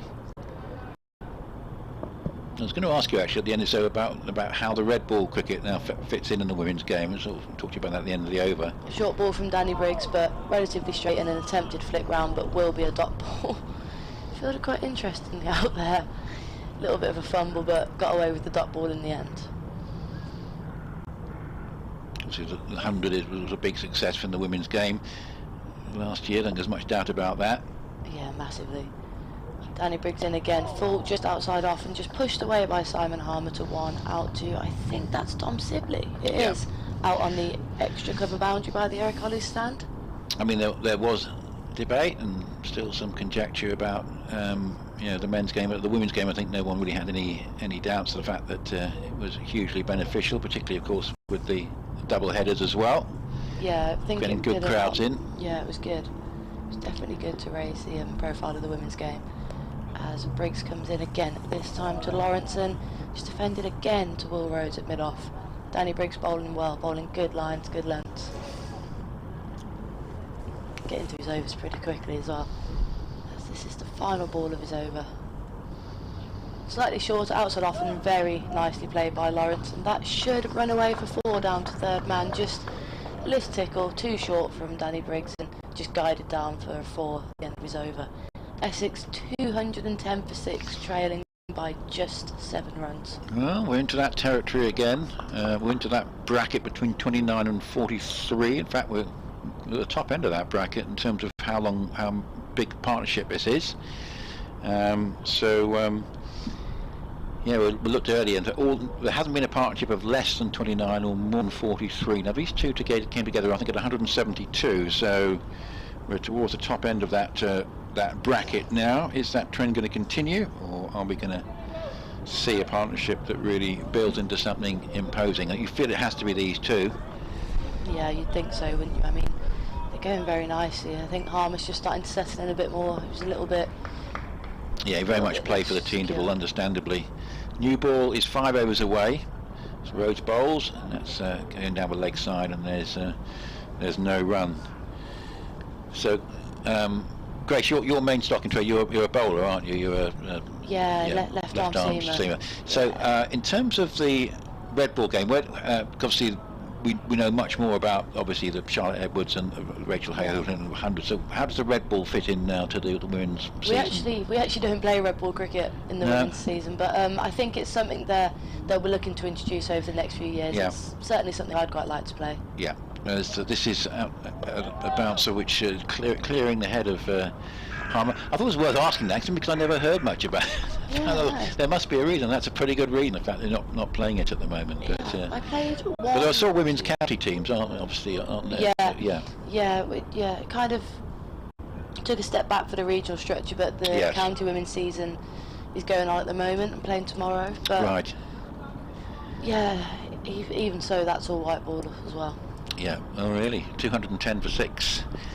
So Yates bowls, and this is played up towards mid-wicket, and there's no run. So you can't bowl with 2 slips of gully and a short leg, which actually, yeah, left arm, that's could be one of your stock in trades for your wickets, sort of cramping the batsman up and all that sort of thing. So can't get the batter sort of really restricted because obviously the white ball, the main thing is not conceding runs. Yeah, I mean, I normally bowl in the power play at the start and then also at the end, so I mean, you want to take wickets early on, you want to be aggressive, don't you? But you can't quite bowl with too many catching fielders. Here's Rhodes bowling again, and that's an attempted hook from Harmer. He's actually kind of annoyed he was drawn into playing the shot, actually. It's cleared the bat, but I think he just remonstrated with himself for being tempted to sort of have a swish at that ball, which was clearly clearing the stumps at comfortable height. 7 is a deficit, 210 for 6. This partnership worth 38.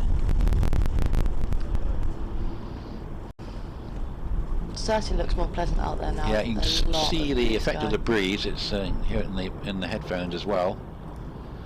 Slipping a short mid wicket. This is just played defensively from the crease by Harmer. Head over the ball, playing it back down the pitch, and there's no run. 210 for 6. So, have Essex lost too many wickets in that middle session? We shall see. But at least this is a pretty good start to the final session.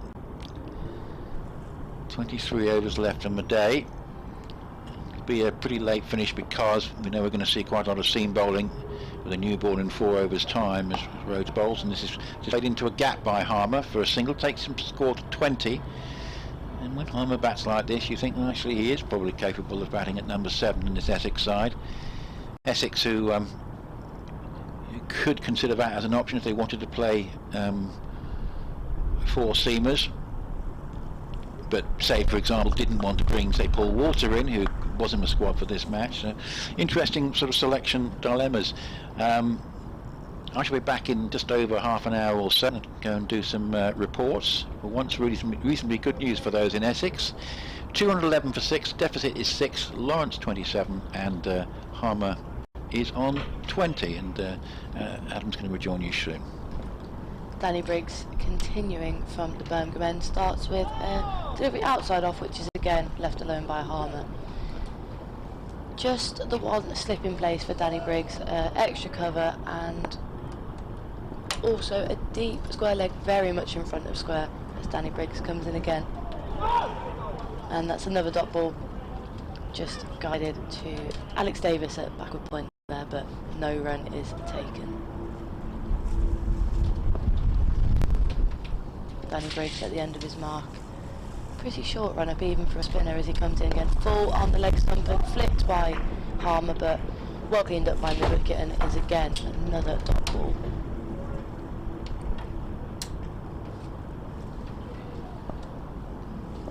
Briggs in again. On the stumps, good delivery and respected by Harmer, who just pats it straight back.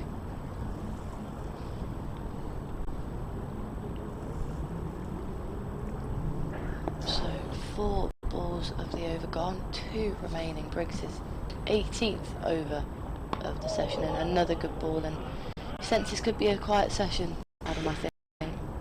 Well, it certainly has been since tea, hasn't it, really?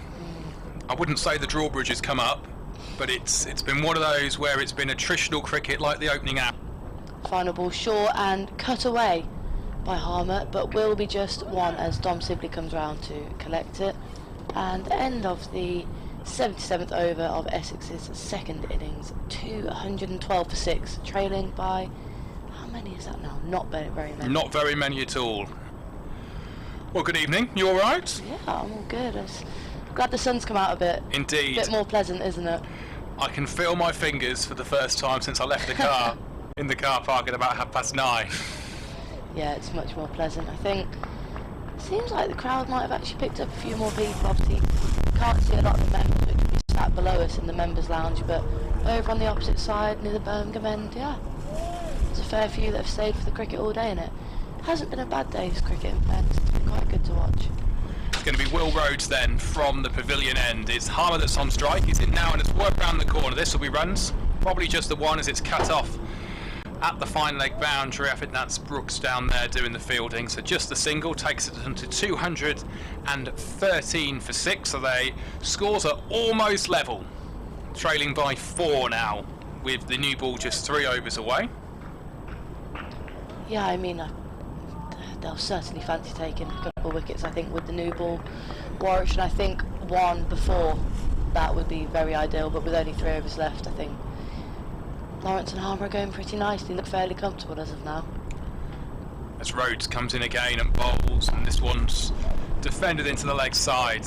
Hayne doing the fielding for Warwickshire. Ollie Hallandolby limpering up between balls. He's clearly had the nod and the wink from his skipper that he's going to be getting the new cherry, probably from the Birmingham end, which is absolutely fair enough, really. He's had a stellar day with the ball today. Yeah, I mean, he's just looked very good. He's looked good in every game, but the movement he's getting, and he's just a very skillful bowler, isn't he? I mean, he's played professional cricket for a long time now, and you can see he's very knowledgeable on the game, and of course a fan favourite at Warwickshire.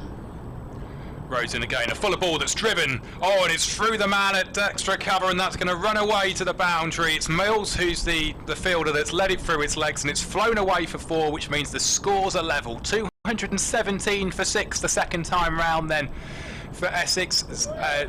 Effectively 0 for 6, you could say, as Essex now try and build a lead, build a target for Warwickshire to chase either today or tomorrow.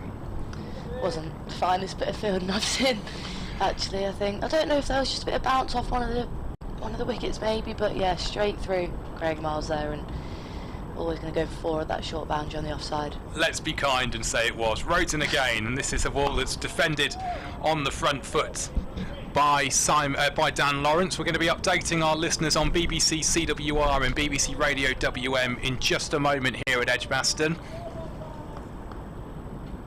Well, here at Edgbaston, it's currently 217 for 6 Essex. The scores are level between Essex and Warwickshire in this county championship match.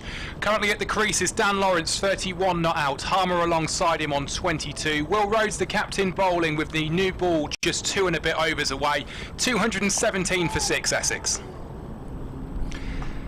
And that ball is worked away to the third boundary for 4, so that puts Essex into the lead and moves the score on to 221 for 6. Another 4 there for Lawrence. Yeah, I mean, that was an interesting shot, wasn't it? It looked like he almost just hung the bat out, but no one down there at third man, and once it's past point, it's 4, isn't it, at that short boundary? Yeah. Well, it's skated away, hasn't it, all afternoon. This outfield with no rain around is really lovely and dry. At the end of the over, Phil Bripp's going to come back in and be alongside me for the next 30 minutes or so here at Edgbaston. 221 for 6 is the score. Just doing a bit of gardening there is Lawrence. Last ball of the over. Will Rhodes in now past the umpire and bowls, and he's defending his forward is Lawrence. So it's a dot in the book to end the 78th over. The new ball just 2 overs away now. 221 for 6 are Essex. They lead by 4.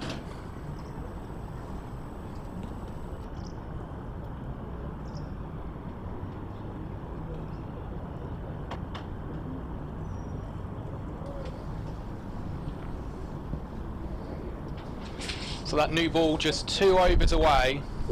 You would think Danny Briggs is going to continue from the Birmingham end. It is going to be him. They're trying to rattle through the overs as well. Good evening, Phil. Lovely to have you back with us. Yeah, good evening. Oh, sorry. Put your mic on would help. There we go. It's been... they've done well, Essex, haven't they? And particularly with the injured Lawrence, I think... actually, you wouldn't realise there was a problem with him. Well, he's been gallant, hasn't he? Yeah. Here's Briggs in again and bolts. And this is clipped away by Harmer to mid-wicket. Good tumbling stop prevents him scoring. Harmer's, with his 22, is giving good backup. But Essex effectively 4 for 6 at the moment. Still need to get a lot more runs. They're doing their best they can as Harmer pushes this one out to extra cover. Hayne does the fielding. Can time be an issue tonight? Is there a cut-off? No, absolute no, latest? No, they'll play through until they get the overs in. As Briggs pushes that one through a bit quicker and fuller and almost gets it through. York's through Harmer.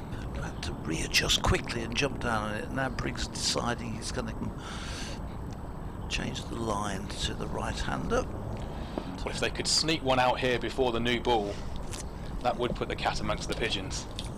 The short and on the way out into the offside, to the man coming in off the cover boundary, Dom Sibley, who does the fielding. 222 for 6. Stuck at this well today, just lost the 5 wickets. Essex making the 222. That's a 50 partnership between these two, just being completed with that single. Lawrence pushes this next ball, the final ball that Briggs is over, back up to mid-on. That is the end of the 79th over,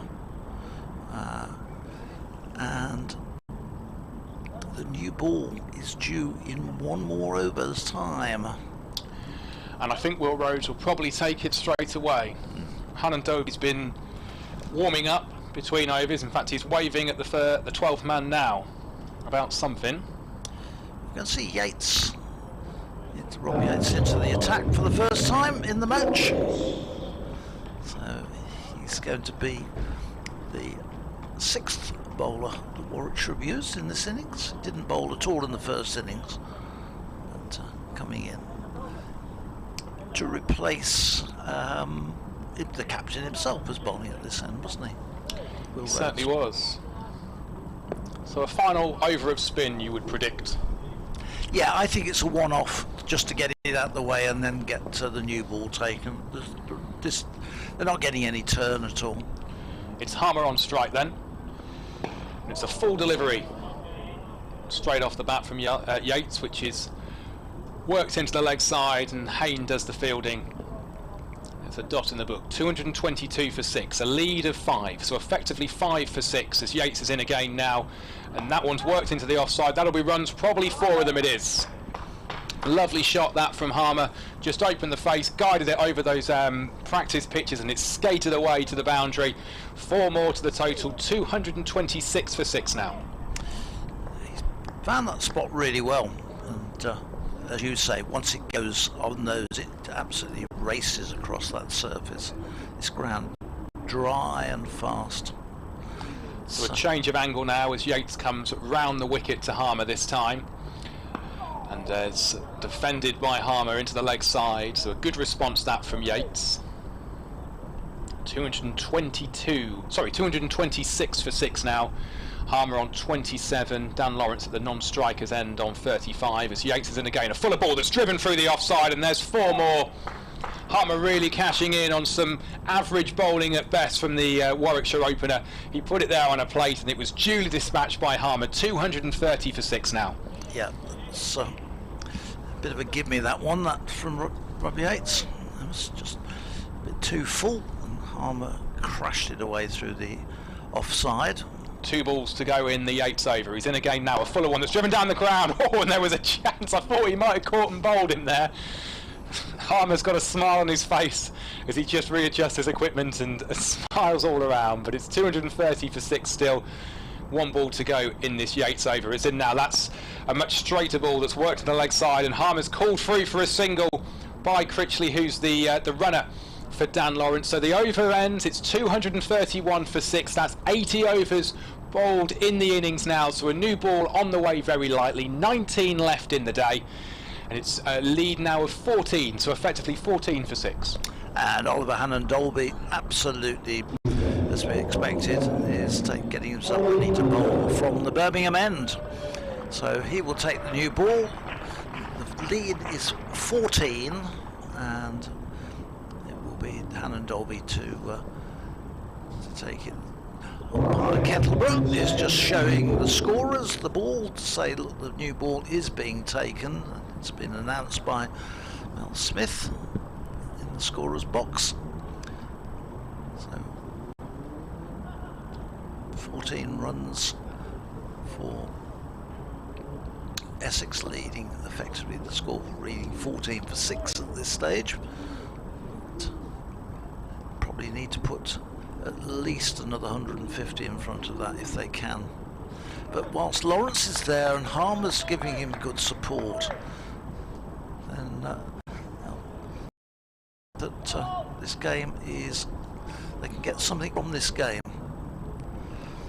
Anyway, Hannon Dolby, who at the moment has 3 for 15 from 17 overs, is on his way as the sun goes in. And he bowls, and this first ball is left by Harmer outside the off stump. And there's no run, just 2 slips in place. Will Rhodes has gone for a semi-defensive field. It's a run-saving field. There's a deep backward square leg. In fact, he's not backward, he's just in front of the square but on the boundary.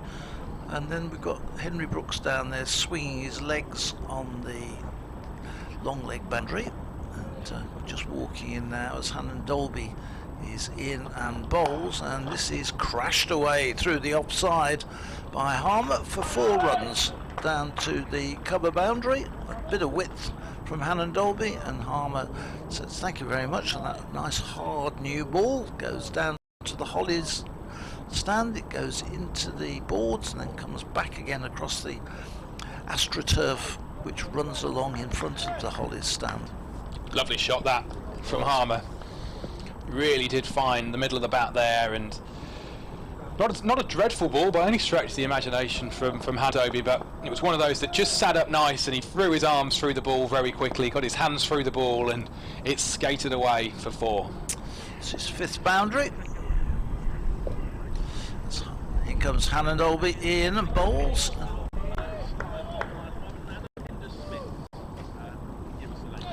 Good evening from Edgbaston, where currently Essex are 235 for 6 in their second innings. The new ball has just been taken by Warwickshire, and Hannon Dolby is currently bowling. As things stand, there is a slight lead for Essex. They lead by 18 with 4 second innings wickets remaining. Dan Lawrence is 35 not out. Alongside him is Simon Harmer on 36, but you feel this new ball is going to be crucial. They're currently 14 ahead. Hannon Dolby bowls, and this one is played solidly by Harmer up to mid-off, and there's again no run. So Harmer is on 36. He's overtaken Dan Lawrence, but they both face roughly the same number of balls.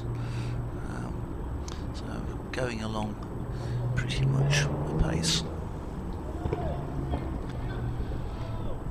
You do feel something's about to happen though, don't you? Yeah, I've been a little bit. This one is clipped away by Harmer and pushed through the onside this time. Ball again just straying, and Harmer picks up 4 more through the mid-wicket area. It's an odd over, isn't it? Because yeah, he's not really done anything wrong, Hannon Dolby. It's just Harmer's a good player.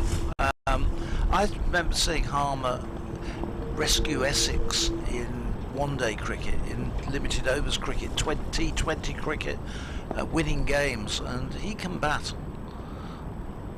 Here's Hannon Dolby in bowls, and Harmer runs this one up to mid-off, and there's no run. So these two, if they stick around, they can cause Warwickshire a lot of problems, a nuisance. Looking to get a breakthrough with the new ball. I have to say that the new ball in that first over didn't seem to do anything at all. No, there was no sort of boomerang style swing, was there? No, and I think this is one of the things as well which Warwickshire will have in consolation, is that there is absolutely nothing in this wicket for the bowler. You just got to keep plugging away, and yeah, the spinners are getting very little out of it. Danny Briggs is getting no real turn, and the seamers are getting very little movement. Testimony to how well Hannon Dolby has bowled in his earlier spells with the old ball, and to get Essex 6 down. Completely agree. So it's going to be Brooks to share the new ball with Hannon Dolby. He's coming in from the pavilion end now, and it's a ball that's full of length, and it's played defensively into the leg side by Lawrence for a dot. He's on 35 not out. Harmer alongside him on 40. 239 for 6 is the current Essex second innings score. It almost looks as though the wicket's getting better as the game goes on, rather than wearing and becoming more difficult to battle. I think that's a fair enough assessment. A lead of 22. That's the difference between the sides at the moment. This one is worked through the offside for no run. There was a half a chance of a yes and a no. They ended up not running through, so it's a dot in the book for Brooks's ball there.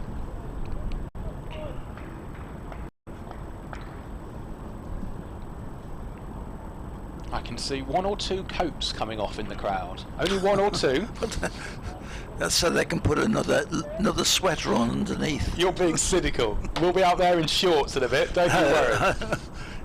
It's Brooks again from the pavilion end, and this one is slapped into the offside by Lawrence for no run. Where are these people? You can see the coats coming off. So you see those two people in block 9 walking down the steps at the moment. I've just seen them take their coats off, so they may be going inside. Those two who are just leaving? Yes, those two who are going. They look like they're off for a toilet break, perhaps. They've got overcoats on, or long coats. Look, they're wrapped up to the nines. Here's Brooks again. He's in, and this is a much straighter ball that's worked into the leg side for no run. They've definitely just unzipped something. The one carrying the hot water bottle. Don't know about hot water bottle, but they've been up at the top there by that number 10. They unzipped whatever it was they were wearing. It could have been a poncho, and they came down. There was a sleeping bag they were in. And took their seats in the sunshine. Applying factor 50 as we speak. It's glorious out there now. Here's Brooks again. 239 for 6. This one into the leg side by Lawrence, but it's well fielded by Davis for no run, and the ball's back with Burgess, the keeper. I don't think you're selling the Birmingham Riviera much. I don't think they will get Jane McDonald having a cruise down the canals here.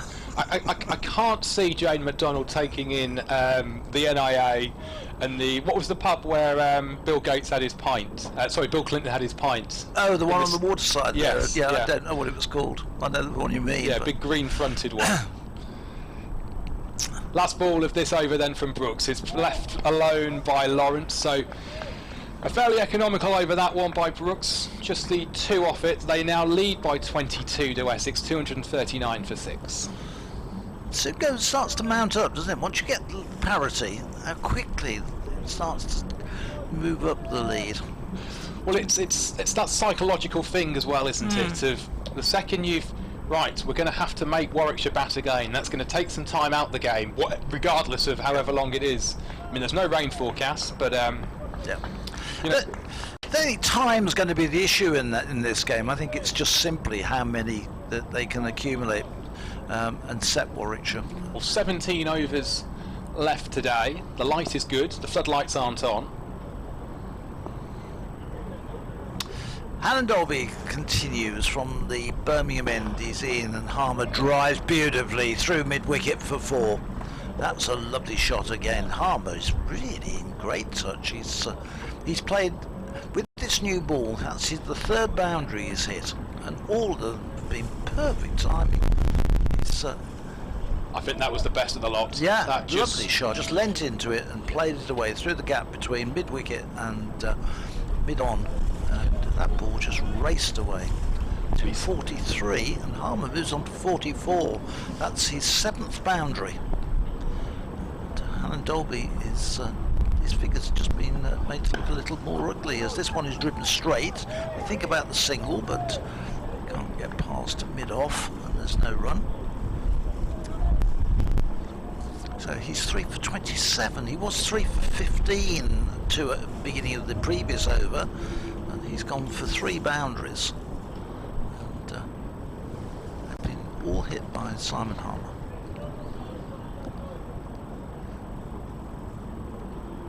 The Essex card in this second innings looks a lot better. Batting individually as Harmer in. Alan Dolby into Harmer, and this one is played out into the offside, where Alex Davis fires a ball into Michael Burgess, which he has to go diving down for, and awkwardly lands, it's almost probably wasn't necessary, because it was nowhere near the stumps. It was just fired back at the wicketkeeper. It was all very odd, that. It was almost like, let's see if I can get you out so I can get those gloves back for next week. But there was more danger of it going for 4 overthrows. Yeah, absolutely. Alan Dolby in and bowls, and it's left outside the off stump. There's no run. I think those gloves are well and truly Burgess's for the moment, with the way he's kept and the way he's batted. Yeah. Very, very tough to take them off him. The side looks well balanced as well, doesn't it? With the way it's lining up. I know, things change and venues change and all that sort of thing, but they look solid at the top, Warwickshire. They've got good options in the bowling. They look good in the field. Dolby, who's led the Warwickshire attack, is in and bowls, and this one Harmer's late on, and he goes in the end, but has to chop down on the ball, drops it into the ground, and it bounces up. But, he survives it. There's no run. It stays on 243 for 6, a lead of 26. He looked a bit tired there, did Hannon Doby. The first time in the match, or certainly today whilst I've been watching, that he looks a little forlorn, a little sort of like things are maybe starting to catch up with him. He's bowled so well today. It's coming up to the end of the 19th over that he's bowled, and he's really given absolutely nothing away and been really good value through 3 wickets. He comes, bowls, this brings Harmer forward defensively, up playing the ball up to mid-off, end of another over from Hannon Dolby. 243 for 6, Essex. They now lead by 26, and we have got remaining in the day a further 18 overs, is that? 16 overs. 16 overs. 16 overs remaining.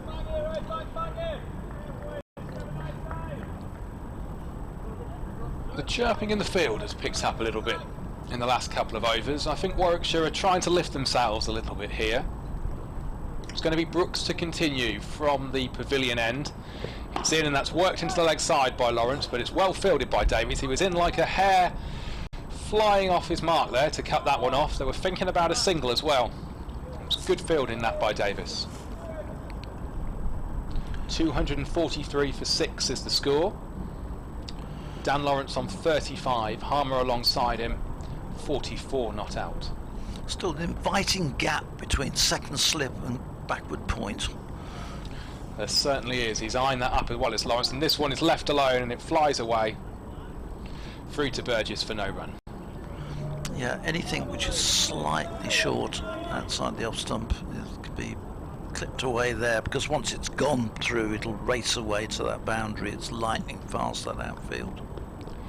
Yeah, there's a good 20 or so yard gap between the skipper Will Rhodes at mid-on and Alex Davis. Here comes Brooks again. This one played into the offside this time, but it's well fielded by Sibley. No chance of a run there. He, like a dart, throws that into Burgess, and another dot in the book. 243 for 6.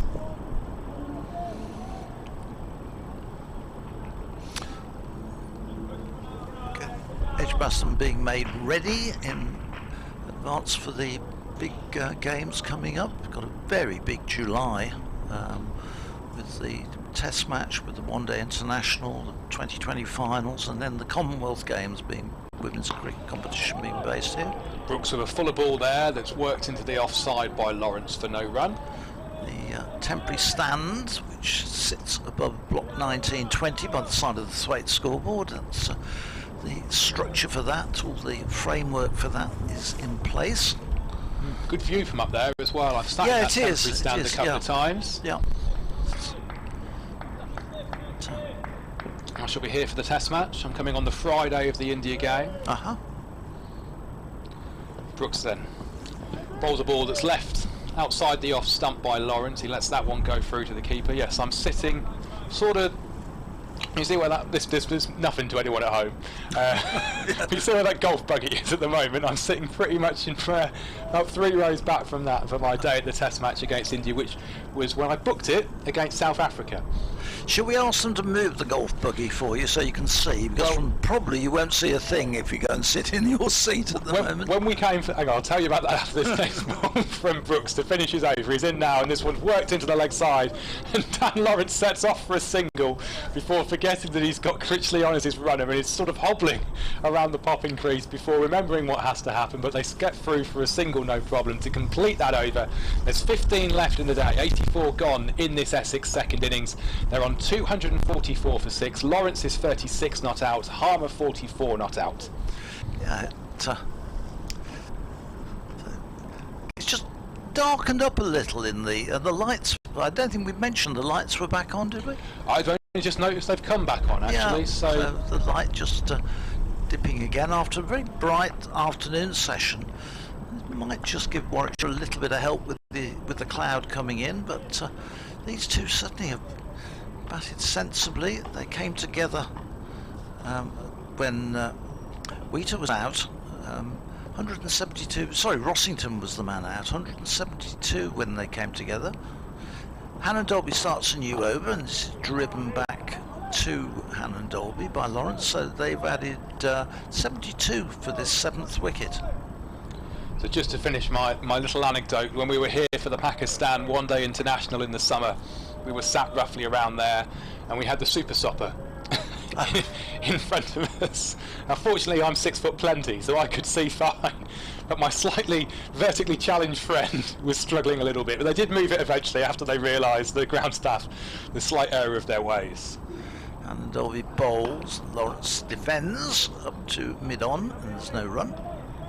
Yeah, that's happened once or twice. The other one, which can be a bit awkward, although it doesn't look it from here, if you're sitting in the front row and you've got the hover cover in front of you, you're looking over the top of it. Your actual seat is not above the line, the level of the hover cover. You're having to look across the top of it, and it does restrict the view you get. Almost peering, I guess, sort of on the action. Hannon Dolby in and bowls, and that's an outside edge which flies away along the floor, and Hayne at second slip does fielding, does diving down, does a good goalkeeper save. Good bit of fielding, that. Yeah, gets a tap on the shoulder from Robbie Yates to say well done. But, perfectly safe in the end. It came off the outside edge of Lawrence's bat, but not in the air, or not a chance at all.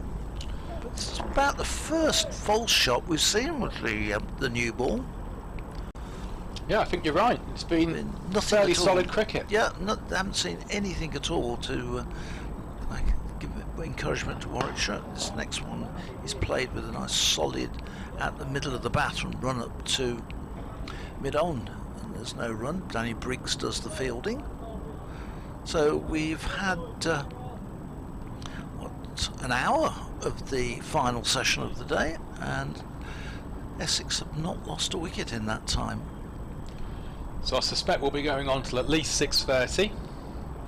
Yes, I would think so. It's going to get these remaining overs in, 14 overs in it'll be about an hour's cricket, unless the spinners come on, which I wouldn't think is likely for a while. As Hannon Dolby in bowls, and this is driven beautifully. Lovely timing by Lawrence. That's going to go up in the gap between mid-off and extra cover, and up to the fence, to the in front of the old press box, and takes the total on to 248 for 6. Lawrence moves on into the 40s, his 8th boundary, and he's proving his worth, and certainly what a big asset he is. And from Warwickshire's point of view, they kind of got it into their mind that he may not be batting, I think. So to see him come out and bat and move around, he's done really well. Covers this next one up, ball run up to mid-on, Danny Briggs does the fielding.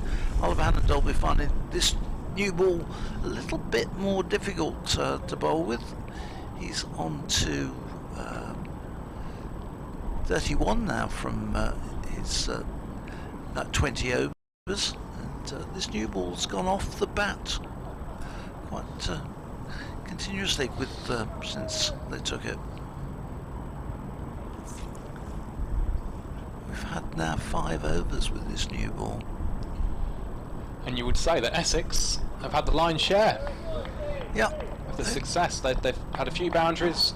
Harmer's got a couple away. Lawrence at the end of that last over from Hannon Dobie got one to the end. Got one over the boundary rope, but it's going to be Brooks who will continue now for Warwickshire. It's a full ball that's worked into the leg side by Harmer. No run, 248 for 6. Harmer 44 not out. Lawrence alongside him on 40. Still the 2 slips. We've got a fine leg, mid wicket, mid on, mid off, couple in the covers, which is one really sweeping, really sort of half and half, and then a deep backward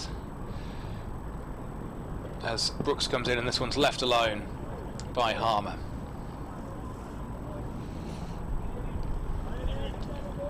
I was going to say, would you put another slip in, but it's not really that much happening, and with a lead now, I can see why Rhodes and Brooks have gone for this sort of field at the moment. I still just going to see a slight change in the field as Davis has been pushed back to deep backwards square leg for Brooks now. By Brooks. That's worked into the leg side. Should just be a single, and it is.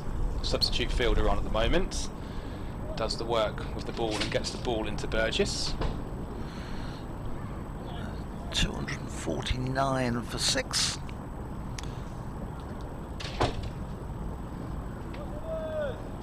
Harmer. These are very useful runs. 45 he's made. But, it's the sort of thing that Harmer can do. He's a terrific asset to a side. These two have batted really, really well. It's Lawrence on strike to Brooks, and that's worked into the offside. Defensive shot, nothing more that from the England right-hander. Stays on 40. Harmer just coming down. They're doing a bit of gardening, the 2 Essex batters. Having a little word with 2 balls to go in the over. 249 for 6 now. Essex has the lead of 32. Warwickshire will want to strike with this new ball. It's not been the case yet.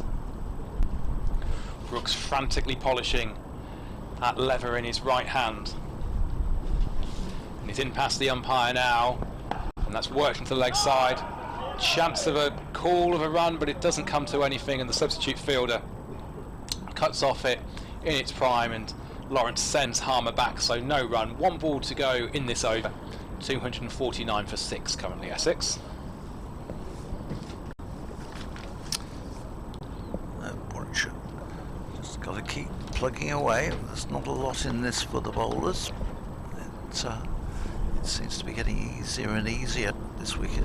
The new ball has not made any significant difference in the ability. In fact, it's gone off the bat rather quicker.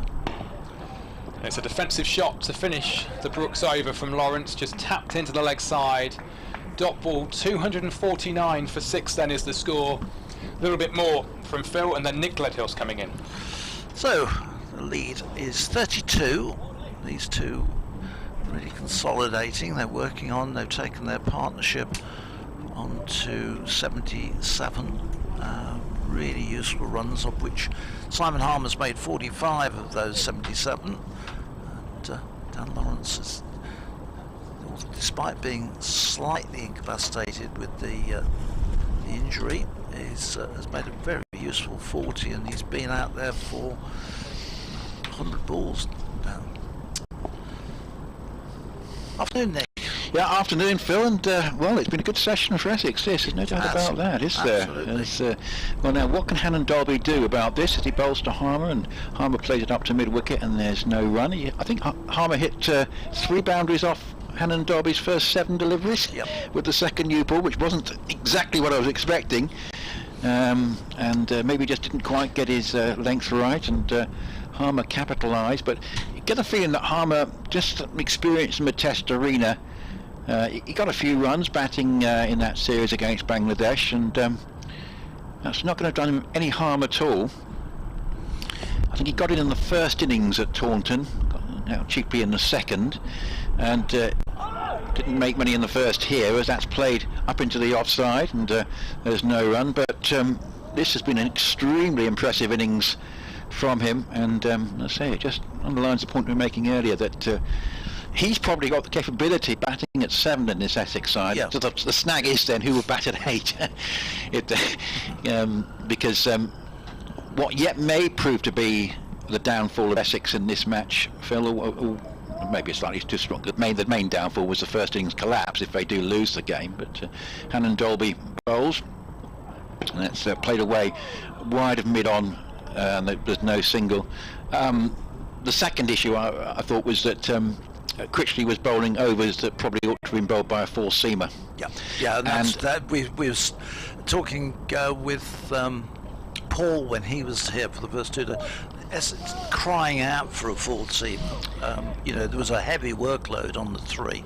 Yeah, and it's something that I mean, if they, you know, if they'd saved this match, at least it might be something that they don't think is a major priority. But they had Paul Walter in the squad, chose not to play him. But there hasn't been much in it for spinners, even though, of course, Briggs did get a few wickets at the end of the first innings, as off the back foot. This is played by Harmer out to cover, and there's no run. He got the wickets in the first innings. It wasn't through, there was no turn for him at all. No. And it was mostly the flight, and they took him on, and one or two of them, I have to say, without sort of being particularly critical, their wickets were gifted a little. Well, it's been totally different from Essex today, because everyone... Yeah. I mean, Adam Wheater obviously he obviously got out relatively cheaply and survived being bowled off a no ball, but didn't capitalise on that. But everybody else really has got stuck in to a certain extent, and there's a bouncer there and it goes over Harmer's head. But the lead of 32, and I mean, Warwickshire would really like to break this partnership tonight, wouldn't they? If they can do that. Yeah. You might say they got a bonus wicket in the middle session. I was saying their target might be 2 per session, and at the moment they need 1 in this session to give them 6 for the day, and they still feel relatively comfortable if they got that, I think. I think this, saying earlier on with Adam, that this new ball is doing nothing at all. No. It's not causing any problem, and this wicket seems to be getting easier and easier as the game goes on, to be fair. I just thought there were some signs of, as this played defensively up into the onside, batsmen taking their guard on middle and off, as one of our emailers pointed out, maybe an indication of just some concerns, maybe about variable bounce or low bounce or whatever, but it's only been occasional, and generally speaking, you know, it's played pretty well. But it's been a good pitch. There's something in it for the stroke players, and something in it for the bowlers, certainly. Hannon Dolby has certainly shown, notwithstanding his slightly disappointing new ball spell, he was absolutely superb earlier on. 249 for 6, Lawrence 40, Harmer 45, and Lawrence with his best score of the season with a hamstring injury. So, one of those things. He missed out on a complete shirt front at Chelmsford against Kent, who were going for sort of 500 or 600 a time. He made 7 in his own innings. He'll be very annoyed about that. Well, there was a lot of thought that he wasn't going to bat at all, and it would be an absolute emergency if he did. But you know, he's come out, and whilst he's clearly a little restricted, it's nowhere near as much as I anticipated it would be. I have to say that when Rossington was out, when Rossington was out, because actually by that point he was already in, wasn't he? Because he came in at the fall of Wheater's wicket. That's right. I have to say, I thought we might be going home this evening. It looked a bit gloomy from an Essex perspective.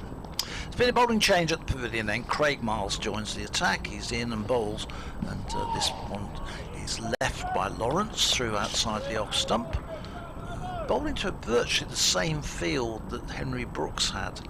In fact, just looking at it, it is exactly the same field as Henry Brooks. 2 slips, no gully, no backward. There's a deep backward point, so there's quite an inviting gap for the shorter delivery to be put away down to third man. There's nobody down there, obviously. That position seems to be redundant these days, completely redundant. There's a long leg, deep backward square leg, mid-wicket, extra cover, mid-on, mid-off. In comes Miles, and that hurried Lawrence, who was playing the ball out in the end, out to extra cover. Marion from Manningtree, hello, on our BBC Essex Cricket at gmail.com email, says, I know that WM is likely to mean West Midlands, but my niece and I argue about BBC CWR and what it stands for. So BBC, you can elucidate on that. Coventry Phil? and Warwickshire Radio. There we are. BBC Or region, it may be region actually. Actually, I'm saying radio, I think it's region. BBC Coventry and Warwickshire, yes. It's miles in bowls, and this one is played into the onside. Yeah, CW is for Coventry and Warwickshire.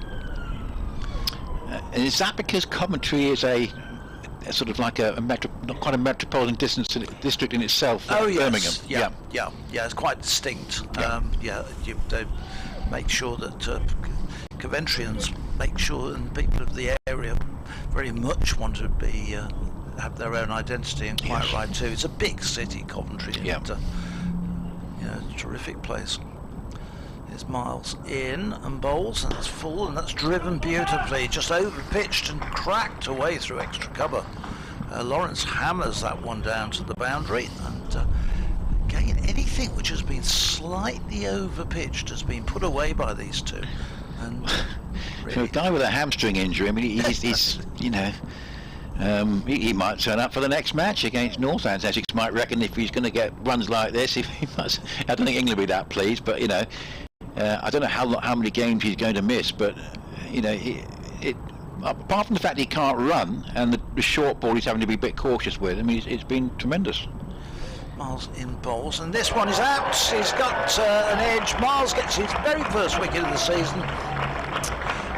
Lawrence has gone, caught behind, again flicking at a ball as it went by. It wasn't, he was just trying to run it away, I think, down through that gap, that inviting gap, and gets a nick, and Burgess takes another catch. So Michael Burgess's match continues. The 7th Essex wicket falls, and Craig Miles, who shouldn't even have been on the field really playing in this game, has got the wicket. Remember, he was the concussion substitute, came into action yesterday afternoon when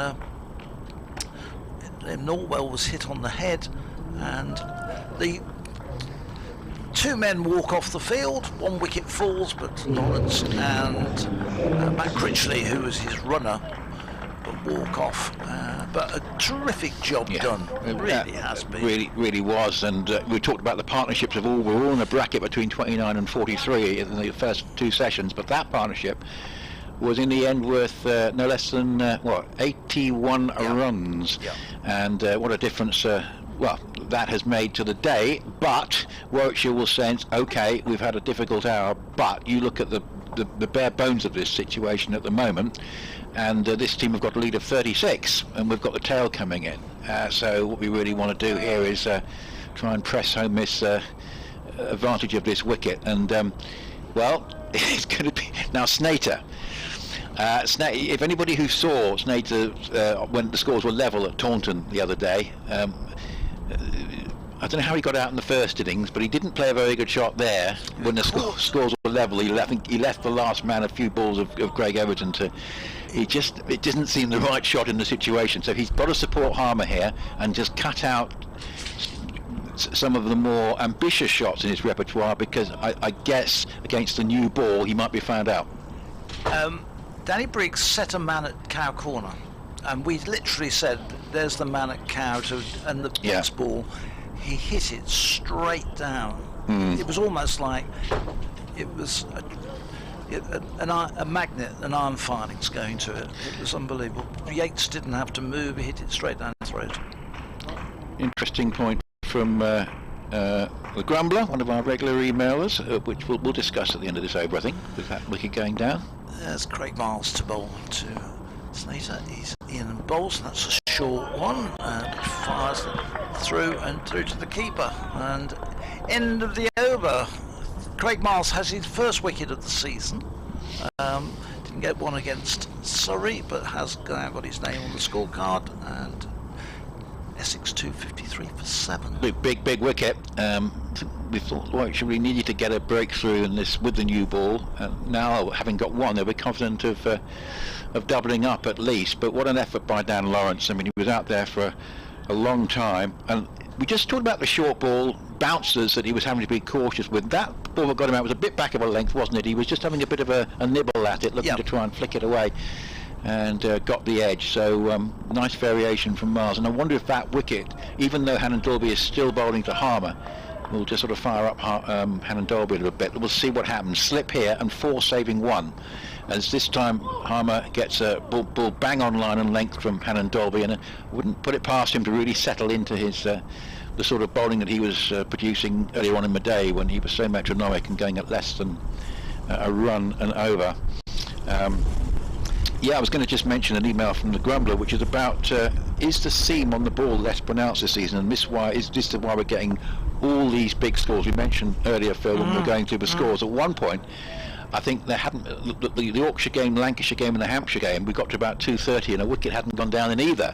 2:53 for 7, as this is played away down towards fine leg for a single for Harmer, which will give Snater a strike and give him 4 balls to face Hannon Dolby. So this is going to be an interesting little period of play. So is this why we're getting the high scores, says the Grumbler? I know that obviously they're trying to encourage higher scoring. Generally the pitches seem to be, with the exception of that Taunton pitch against Essex, pitches around the country seem to be pretty good. I don't know the answer on that. Maybe better than, They're definitely not swinging as much, I'm told.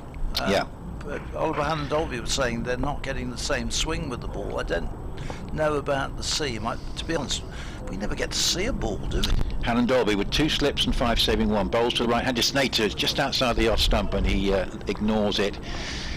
So, where are we now? We lead 37 with 3 wickets left, and Danlon's out. And a really brave effort from him. And we'll just let you know exactly how long he was out there for. It was a very, very impressive knock in terms of stoicism and fighting for the cause. I've got that actually. 143 minutes. Oh, that's great.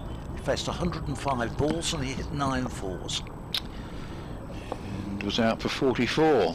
Quite a few scores, that bracket of 44 to 52 so far for Essex. That one's beaten Snater outside the off stump, and this is where Warwickshire will fancy their chance. Hannon Dolby's got a relatively new ball. He's had a slightly unsettled start against Harmer, but if he can get a chance to bowl to Snater and those to follow, he'll be confident of, let's say, making further progress for Warwickshire this evening. Yeah, it's been 3rd consecutive dry April. The first one, of course, we couldn't. It was the warmest, and we couldn't have any cricket, unfortunately, because of the lockdown. Last year was dry and cold, the coldest April for 20 years or something like that. But it was dry, and this year's been more of a mixture, but still dry. As Snater plays up towards mid-wicket, and there's no running. If you look at your BBC weather forecast for the next two weeks, you probably won't see a lot of rain in the forecast, and although it's not going to be particularly warm, I think we've probably had most of the warm weather we're going to get for a little while anyway. But yeah, it may be the dry conditions are contributing as well. You're not getting these situations where, like, Darren Stevens is in his element with the ball, the damp pitches and the ball moving around everywhere. So certainly not much in it for the Kent seamers so far this season at Canterbury. So this is run down off an open face by Snater. That's a well-controlled shot for probably 4. Yes, it's not going to be stopped at 3rd man. And Shane Snater, who can bat, it's just once or twice recently he's played shots he shouldn't have done. But he can bat. Now, whereas I think Harmer could be a number 7 for Essex. The question is then, is Snater a number 8 if you want to play 4 seamers? Well, he might play an innings today, which suggested he is. Well, if you made the point, if you look at the Essex card, apart from Nick Brown at the top, you've got 36, 10, 44, 49, 52 and a 13. Everybody's got into double figures. Nobody's pushed on and made that the 3 figures which they need. Perhaps Simon Harmer might do that. Harmer's in that bracket, isn't he, at the moment, where everyone's been getting out. You feel that if Warwickshire get Harmer out this evening, it's game over, isn't it? It's just a question of when. Yes, and I know that they had the game at Taunton where they nearly failed to chase a small total down. Ooh. That is incredible. I think that is a juggled catch, or is it not? As the fielder gone over the boundary rope. Now the umpires are consulting. What's happened there has been a cut shot from Harmer, and the fielder out there has Lamb has thrown the ball into the air, gone over the rope, and it's a signal as a 6. Yeah, very honest there. He's saying, I thought, in fairness to him, I couldn't tell. I thought that this was going to be difficult, because it was that classic way, try and stop the ball and then throw it back in, but there's right down in front of the groundsman's hut, and the crowd, being honest, said no, not out. This next one just played defensively for Mars up towards mid-off, and there's no run. Well, that really was quite a moment there. It was just played, dug in short. Harmer went on the cut, to his alarm, of course, there was a man on that boundary, and but couldn't control it, and in the end it was a 6. No replays, of course, available to the umpires, but that really would have been game over, of course, if that had been a catch that was adjudged to have been taken, but not to be the case. 47 the lead, 264 for 7, and here is a shot, a nice stroke off the back foot for just a single out to much the same fielder, actually, just Lamb. Yeah, Lamb at deep cover, and one more goes to a total 265 for 7. So Snater will have a strike on 4 to Miles. The umpires had no idea at all there. They No. just literally went, looked, shook their heads, put their hands out as if to say, I have no idea. Matt Lamb sort of took the catch. He never looked totally convinced that it wasn't a 6, and the ground staff and everybody else, I think, must have said you were over the rope. And that's what they signalled, and you know, although he took the ball through, the ball was put back in, and he caught it inside the boundary. I think he'd been in contact with it on the ground over the line, so fair enough. Yes, this is clipped away off the pads from Snater.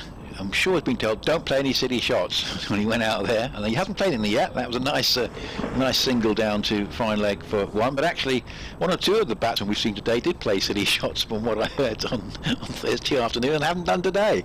So everyone's learned their lesson. Not great. No, it didn't look great on the scorecard. No, it was it was strange, because they were 98 for 2. Yeah. And poor old Paul there was sort of going, oh dear, oh dear. Oh dear, oh dear, oh dear, oh dear, oh dear, as Yes, Alan Rustard used to say, yes. But it was, I mean, it reminded me of the Essex collapse here in the game last year, when they were 30 for 5 in the second innings and never recovered. I think they were batting 3rd in the game, 266 for 7, which is a pull shot. It's slightly uppish, but safe, going out towards deep mid-wicket. They've got 1, they're going to come back for 2, and Harmer goes along to 54. So he got to the 6 got to the 50 with his cut shot, which just about went for 6. Now he adds 2 more. So he's gone to 55 now. And Snater has 5. It's 268 for 7, and the lead has gone past the 50 mark. Yep. 51. I think actually, I think I was saying there that they don't want to get too many, because Essex struggled to chase down. What was it, 78 or 80 against? Yeah, them? that's right. That's on a slightly more difficult pitch to bat on, but as Miles up to the wicket bowls. This is played defensively. Head over the ball up into the offside, and there's no run. Well, I have to say that what has been a very competitive game at the Oval, Surrey Majors have taken control of it, because Somerset in their second innings, they had a first innings lead. They were 132 for 3, and they're now 165 for 7. And the stutter started when Tom Banton, who got a first innings 100, was out for 52. Reece Topley's got 3 wickets there, 3 for 45. So they're only 194 ahead. And you think Surrey probably favourites there at the moment. 268 for 7 here. I think Surrey are going to be very close this season. They won it in 18. Never got going in 19. They got a problem with the Oval pitch is too flat, I think, is the case. And of course the other thing is a question of how many people get pulled away to play. Yeah, they are at their strongest now. I mean, Pope, it's interesting, because if Root bats at 3, even if Root bats at 3, you've still got to fit in Stokes, Bairstow, Pope, Lawrence. Only 3 of those you would have thought can play. And I think Stokes is likely to play, because he's probably going to be captain. Do you think he will be? I haven't decided on that one. Henry Brooks has taken over from Oliver Hannah-Dolby at the Birmingham end, and I think it's the first time I've seen Brooks bowled at that end. Yeah, I'm pretty sure you're right. Yeah. Well, so I'm with people who think this are described as left field. So I'm left field on this, but we've become moved a little bit further to the centre, and that is the school of thought that Tom Abel has come through a really tough time as a young Somerset captain. And he's had a tough time recently, not been getting any runs, but he has scored heavily in this game. And if you're looking at trying somebody who could be a long-term successor, he is worth a try at number 3. Next one is left outside the off stump, and if you did that, you'd bring Broad in as your stopgap captain. But I think they'll go for Stokes. But looking at Stokes, obviously he's had some off the field issues. You look at the history with Botham and Flintoff, the two obvious examples, and it doesn't bode well. And the last thing we'd want, obviously from an England point of view, is Stokes not to be able to commit his best, you know, because of other concerns that he might have from the captaincy angle. Traditionally, when you take the captaincy, your form takes a dip, and I don't know whether England can afford to have somebody with Stokes' ability who has the other problems of thinking about the side. This one is hit down to fine leg, and Snater was all over the place there. He sort of ended up almost like squirting the ball through his legs down to, and ended up tumbling down and then having to get up and race down to the non-striker's end. In the meantime, he got home and the run was completed, 269 for 7. Not one of these shots which you'll look down in the future and say one of the great shots of English cricket. Essex was settled now for getting another 100 and taking their chances tomorrow afternoon. That's what they like. It's Brooks in bowls. Harmer runs this one away into the vacant point area, and Tom Sibley goes and collects. There's just a single. So runs easy, relatively straightforward and easy. This wicket playing, I think, fairly even pace. There's not great pace in the wicket, and this new ball, I'm quite surprised how comfortable they've looked against this second new ball. 270 for 7, the lead 53 as Brooks in. This one is swept for 6, straight over deep backward square leg for 6 runs, picked up nicely by Snater and dropped into the lower west stand. Terrific shot. All he's got to do is just, you know, be calculated. Don't try playing a shot like that when the scores are level at Taunton and you've got the last man coming in and it's doing everything for the bowlers, and you're not absolutely certain you're going to be able to execute it. Obviously on this pitch he's got that more confidence because he can rely on the pitch more, and he played that really well. I think he was trying to do something like that at Taunton when it was a 6 or something like that. There's Brooks in again and bowls. This one gets a false shot out of Snater, who gets an inside edge into his pads. Don't think that was probably the right ball from Henry Brooks, where he's got that incredibly short boundary to bowl one short outside the leg stump and allow him to get that sort of shot in. And I think he may have been told that by Oliver Hannah-Dolby, who was up there. You know, that's not the line. Certainly 2 Division 1 games are only going one way. Kent 75 for 3, 272 behind Hampshire, and Gloucestershire 63 for 3, including at least 1 wicket for Jimmy Anderson there. He's still just got the 1 there, and they're still 241 behind Lancashire. So both those games look to be going only one way tomorrow, which is played defensively by Harmer back down the pitch, and there's no run. We're into the last 8 overs, so there may be a thought of just making sure that no further damage is done. I'm just thinking, Phil, if Warwickshire took an average of 2 wickets a session, they should still be okay, and they'll probably be still thinking they should still be okay. Yeah, they've got effectively, with having got the one they carried forward from last night, they've worked out at 2, hasn't it? They've got 6 so far today. It was never going to be an easy day. No, as Mars bowls, this is played up towards mid-wicket and there's no run. But interestingly, did Yorkshire bat on too long? They set Northants 499 on a pitch which obviously feels as though it might be a little bit flat at Northampton. Sometimes it can be very flat there, and Northants are 56 for no wicket, so if they bat through to the close without losing a wicket, they won't win the game, but they've got a reasonable chance of batting out the day tomorrow, which will not be what Yorkshire would like. But we shall see. It'll be interesting. So Somerset, Surrey look as though they might be in charge there, but we shall wait and see how that develops. That's just played defensively up towards cover, and there's no run, but certainly a good chance of a result in that game at the Oval, and that's not always the case, of course. Earlier, the big winners were Middlesex, who beat Glamorgan by an innings and 82, and Worcestershire are about to beat Sussex, who were 8 down, following on and still 64 behind. So they showed a bit of resistance at the end there, Sussex, because they looked like they were going to get heavily beaten earlier on. And certainly looking good for Derbyshire, because Leicestershire are 5 down and still 189 behind Derbyshire. This is just played down towards deep backward point for a single by Harmer. I'm pleased for Derbyshire because they lost Matt Critchley, who was a big player in their side, obviously 1,000 runs last season and leg spinner as well. And they bring in this Pakistan opener who's got 2 double hundreds already, which is tremendous. You know, in a way I couldn't pick a better side, Derbyshire or Leicestershire, but Derbyshire in this case, because that's going to give tremendous fillip, someone of that quality, for the rest of the team, because others can then back round them, and they're suddenly getting some good scores. Derbyshire 277 for 7. Now, they're having a bit of a chat of where they're going to set the field here for Snater, because Will Rhodes having a talk to him. We haven't had this for any individual batsman, but clearly they know he's going to go for some shots, and spreading the field round. At the end of this over, I shall make way for Adam to come back in, and just wait while Craig Miles bowls this much arranged ball. That's played up into the covers, that one. Well, not one where anyway, he was intending. No, I think he was trying to hit it towards Woodwork and it ended up at cover.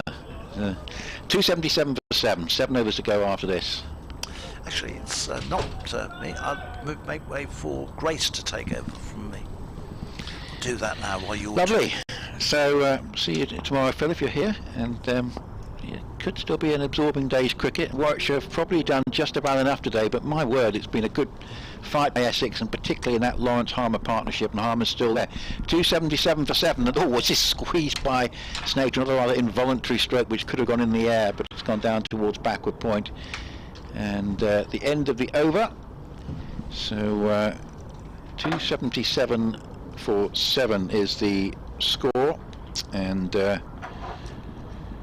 yeah, it's been a good session this for Essex, the best session that they've had today, but they've still got a little way to go to be able to salvage some realistic chance. 15 Miles' figures after that: 15 overs, 2 maidens, 1 for 64. And welcome back to Grace. Yeah, good evening. I mean, yeah, it's good to see Essex, pushing on a bit and trying to get a bit of a lead for them to bowl up. Henry Brooks comes in, short delivery outside off, and looked like he could get an edge there, but wasn't so, just went straight through to Michael Burgess, and yeah, there's a bit of pace behind that one from Henry Brooks. Yeah. Warwickshire know if they can get Harmer out, that should be it. If Harmer's still there going into the morning, as I say, Essex will be thinking if they could get another 100 runs, anything is possible. Warwickshire maybe having to chase 150 and possibly an element of against the clock could come into it. 4 fielders on the boundary for Henry Brooks as he runs into bowl to Harmer, and good delivery, just patted away but goes straight to first slip on the bounce by Simon Harmer, and will be another dot ball. Yes, so Henry Brooks has got third man, a deep point, deep fine leg and a deep square, so looks like he'll be bowling pretty short as he has been. Yeah, and Simon Harmer, the top scorer for Essex. A lot of very similar scores today, but Simon Harmer's got more than anybody else with 57. Brooks is at the end of his mark at the Birmingham end and runs into bowl. Short outside off and enticed into a drive by Harmer, who attempts to do so but fails and manages to evade the edge, and another dot ball from Henry Brooks, and yeah, a good start to the over from him. I wonder if Hannon Dolby might get a couple of overs before the end. Got 6 overs left after this. Actually, this has been certainly quite a good over rate by Warwickshire. They've obviously have a new ball for some time now, but Rosie had quite a late tee. This session is only going to run for about 2 hours, I think.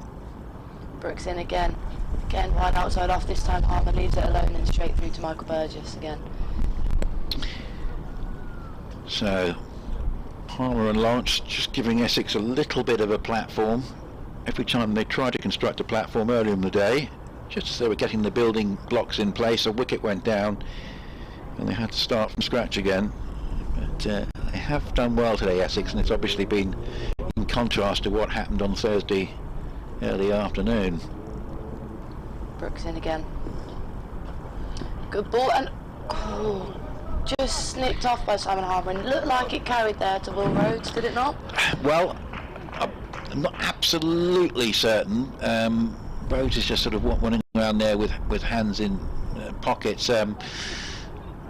You're looking to see at the end of the over might be an indication if he goes up to the ball or not. It might just have bounced in front of him. Yeah, I mean, they don't look too disappointed, no, do they, the no. Warwickshire players? And you'd think they'd be more so, No. because they'll be wanting Simon Harmer out. Because they know how important it is to get Harmer at this point.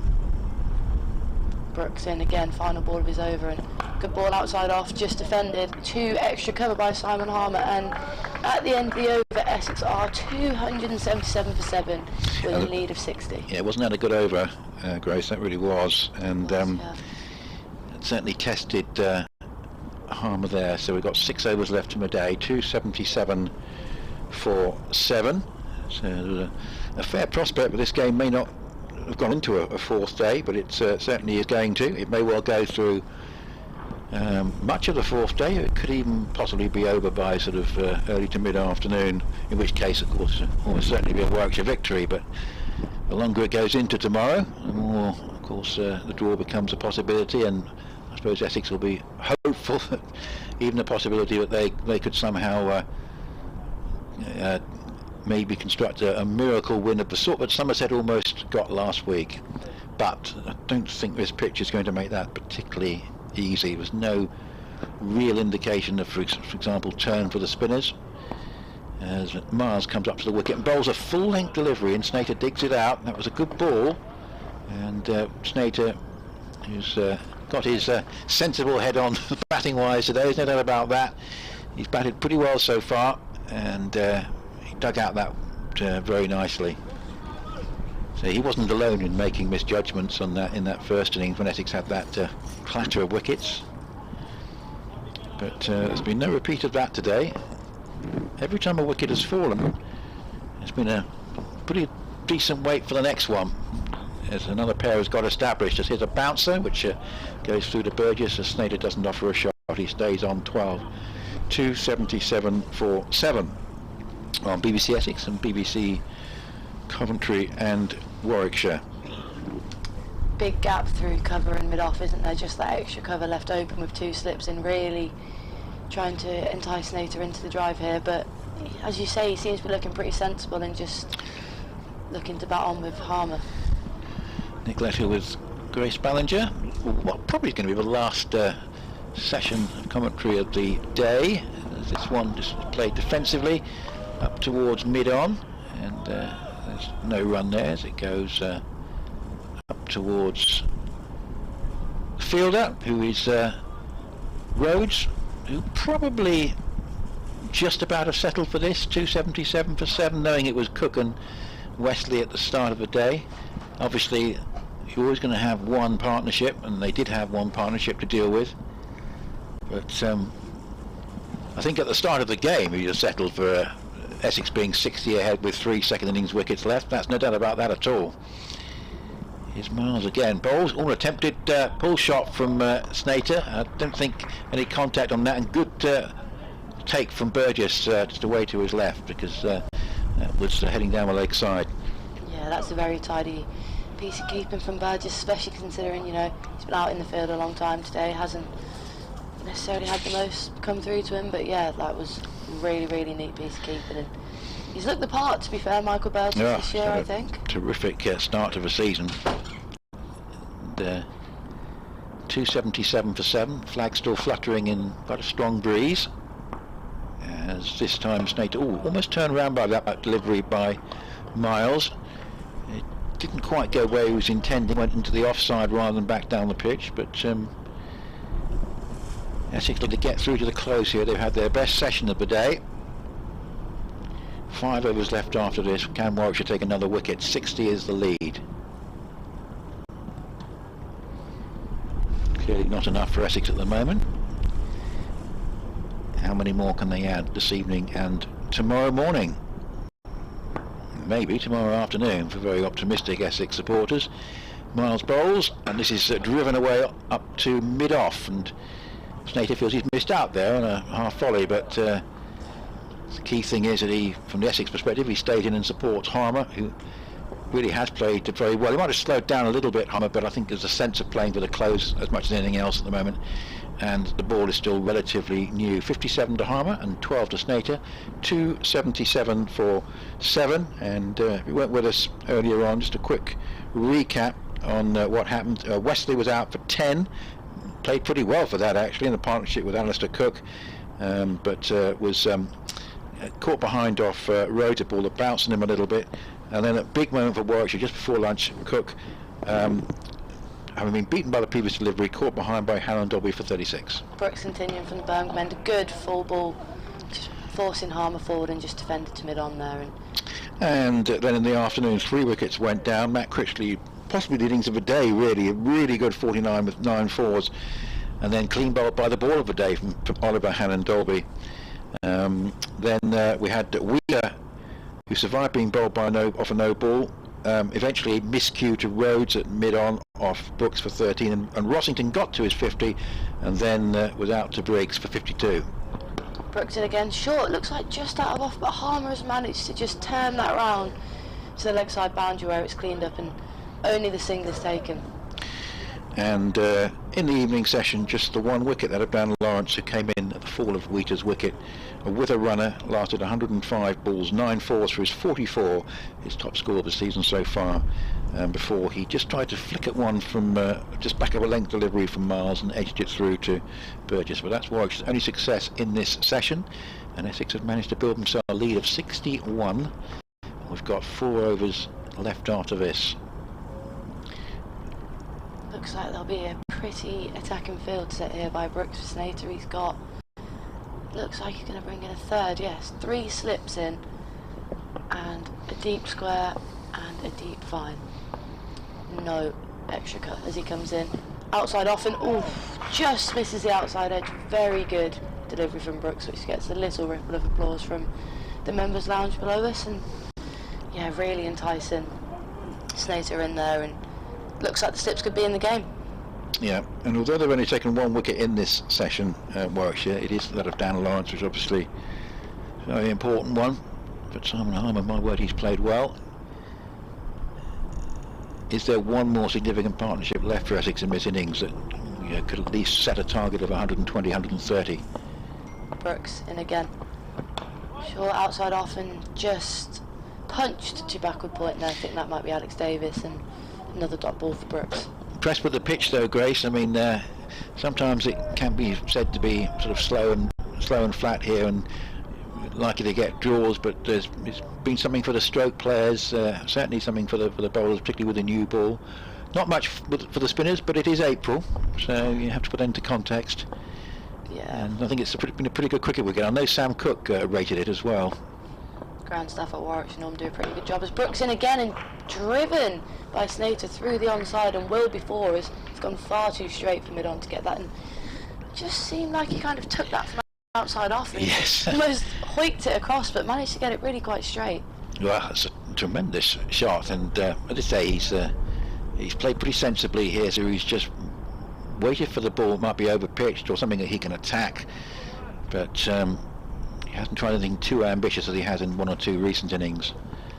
And Harmer will be very grateful for that, because he knows that Snater really is quite key here, with just Steckerty and Cook to come. There's a discussion between captain and bowler here, but no field changes in the end as Brooks comes in for his final ball of the over. Short outside off and pulled, and will be 4, just slightly too behind square for Matt Lamb to get that deep square leg, and yeah, Snater ends Brooks is over with 2 consecutive boundaries, and that will do his confidence some good. Yep, Cranks the lead up to 69. I said I've been tempted to give Hannon Dolby a couple of overs at the end of the day. Whether we're going to see that or not. He's been the outstanding bowler of the day, even though Harmer rather attacked him with the second new ball. Doesn't change how well he bowled during the day, and yeah, he could be key first thing tomorrow if he doesn't bowl this evening.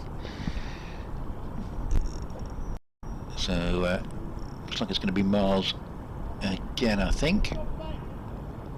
Yep. Breeze fluttering his shirt as he starts to move in from the pavilion end. Sun's come back out again, and this is played off the back foot and up to cover, and there's no run for Harmer, who stays on 58. So, well, if these two play a match-winning innings, then maybe we are looking at Harmer 7 and Snater 8 for Essex if they did want to have that option of playing four-seamers. But certainly Harmer, you get the feeling, is improving as a batsman all the time. Yeah, I mean, he certainly appears capable, and it would be good for him to really mould himself into that more of an all-rounder role. 286 for 7. It's played to head over the ball up to the covers, and there's no run. The reason for that discussion is that Essex have no one in the top 6 who can bowl seam, and that it just affects the balance of the side a little bit. And obviously the one option that could be available is backing Harmer to bat at 7, but then say it would need Snater to be able to bat at 8, and batting as he has done today, it might be a proposition, but in one or two more recent innings perhaps not. Needs a bit more proof, I think, one way or the other. Miles bowls, and this is played up towards mid-on, and there's Rhodes to complete the fielding. Still be relatively happy, but if he's taken out another 30 and get the lead up towards 100, as it will be, and they're still together, just a little bit of anxiety might be creeping in. Yeah, just sense wicket now for Warwickshire would make a massive difference. Get them 8 down, especially if it's Harmer. It's a different game, really. It's been a very good session for Essex, though. When didn't look very good for them really when Rossington was out at 172. As here's one just played very correctly defensively, head over the ball up into the covers, and no run. And it would be, if this game was to be a draw, and we could say that still all results are possible, but you would say a Warwickshire win and then a draw and then an Essex win in that order at the moment. But if it were to be a draw, it would take quite a lot out of it, and I say possibly more than they took out of getting to 84 for 9 at Taunton, although of course that was worth more points. Not by much though. 286 for 7. It's come off the pad of Harmer and runs away square into the onside, because in both cases Essex didn't bother to trouble the scorers when it came to batting points. They didn't in this game, they didn't in that one. But of course 8 more points for the win. But 287 for 7.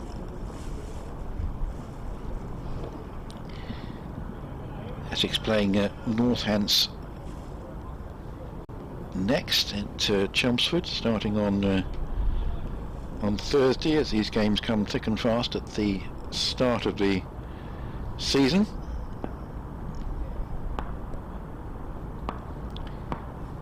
There's Miles bowls. Oh, and that one, it comes off a top edge, I think, but it falls safe. They have run a run. I'd be interested to see what the umpire signals there. Was any bat on that, or it just come off shoulder or something like that, but it just popped up and they've run through for a single, and there was a bit of bat on that, so a bit fortunate there, Snater, because that wasn't particularly controlled. So he's on 21, Harmer on 58, 288 for 7. Change bowling at the Birmingham end for the last 2 overs from that end, and it'll be Danny Briggs. He takes the ball, maybe looking to entice Harmer into some shots and get Essex 8 down. He's bowled well today, he has, Danny Briggs, and be looking to get another wicket onto that scorecard. Yeah, he's possibly looking to buy a late wicket against Snater. We never know if that might be possible. Warwickshire's next game is at Taunton. I wonder if what the pitch will be like there this time. 7-session pitch for the Essex game. Not sure that entirely suits the Somerset batsmen who are looking to try and build confidence. We shall see. Relatively attacking field for Snater here, one slip and Sammy Hain coming into a silly square catching position for the final 3 overs of the day. Danny Briggs to bowl his 20th over of Essex's second innings as he comes in. Full on the stumps and just defended by Snater. Yes, this whole session actually might even take less than 2 hours, with Briggs bowling 2 of the last 3 overs, but of course we had quite a long lunch to tea session. Briggs in again and again, full and on the stumps and just defended by Snater. I think he's making his intentions pretty clear on how he's going to be playing Danny Briggs. 71, it's a lead, albeit a small one, still 3 wickets left. Briggs in again, full and again just dug out and very nicely fielded by Sammy Hain there, and yeah, getting through him quick here. The only thing we can really rule out tomorrow, I think, is probably an Essex declaration, unless it was half an hour before the close, in which case Warwickshire will be very annoyed that they haven't got to the last 3 wickets by then. Briggs in again, slightly short, they're outside off, but just left by Snater, who was not lured into trap with Will Rhodes sat in the first slip. Slightly thinning crowd here at Edgbaston. As Danny Briggs comes in, floats it up and almost yorks Snater, who just again digs it out and it just trickles back to Danny Briggs, who will turn around and bowl the final ball of the 20th over for him today.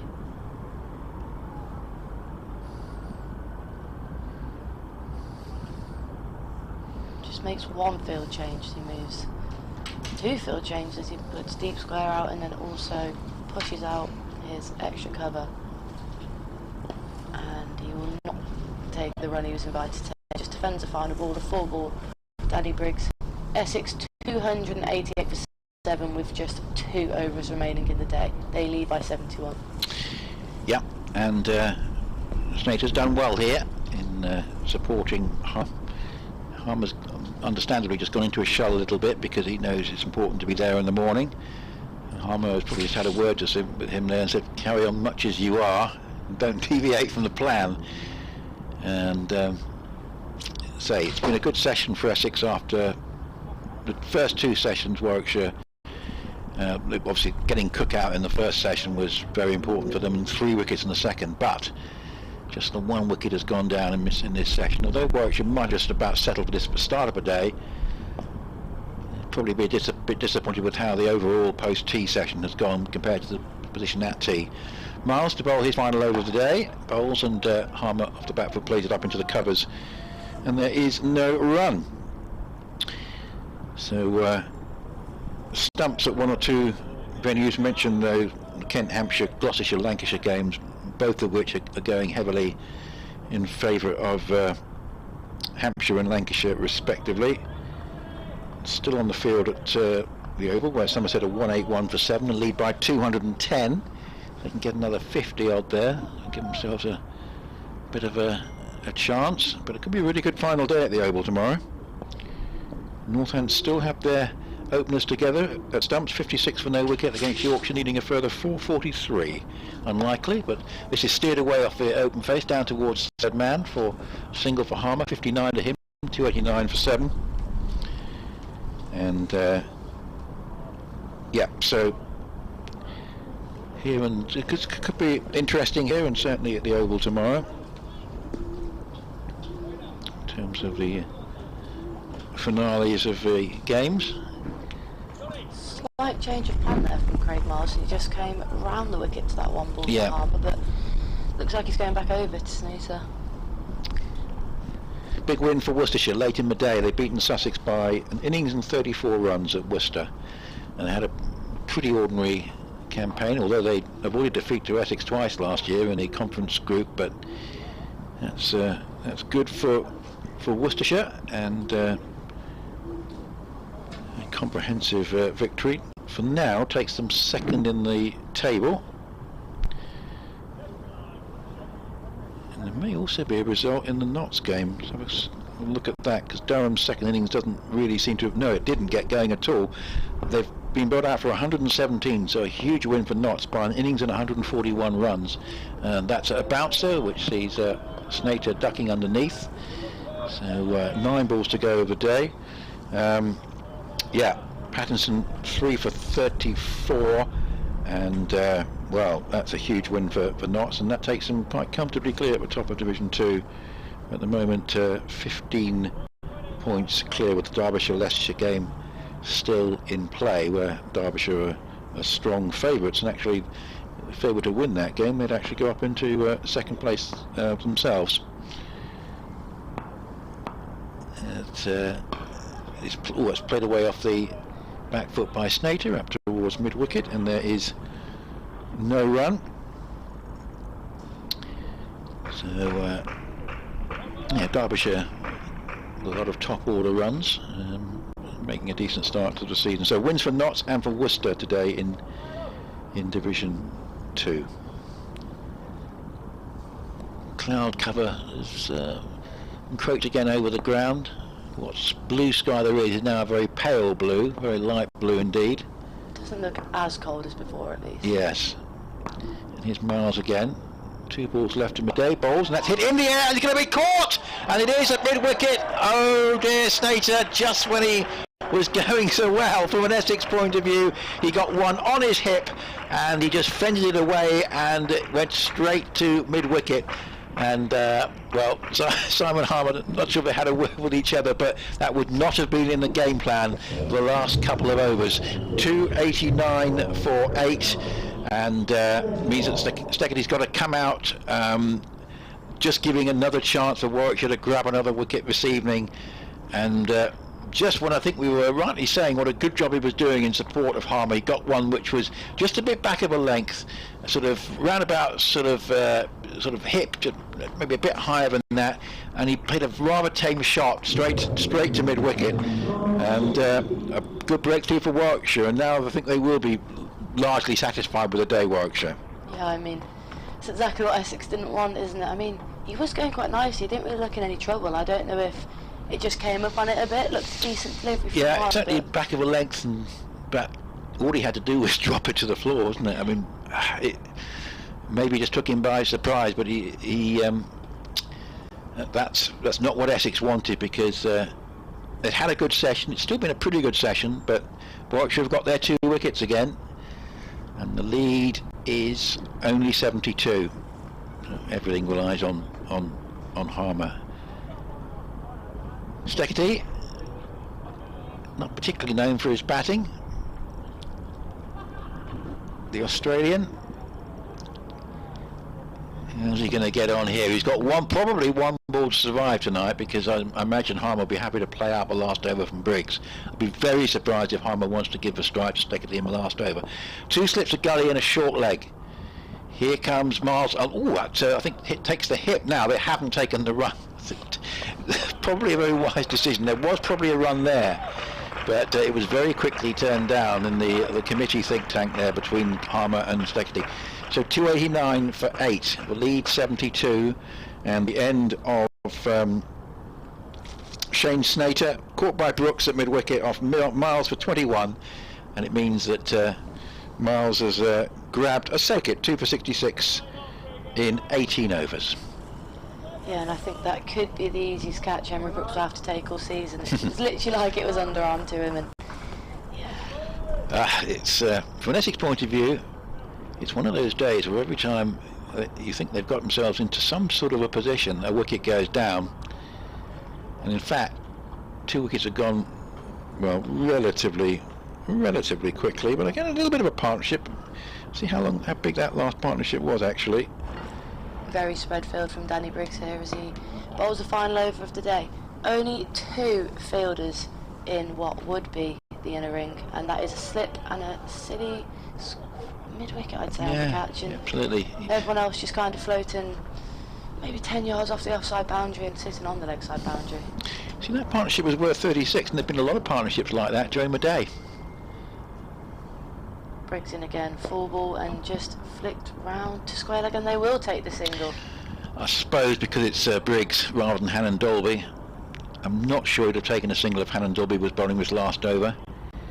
It might be that Steketee is a renowned expert against left arm spins, totally unaware of. So. Well, we'll see. Reminds me of the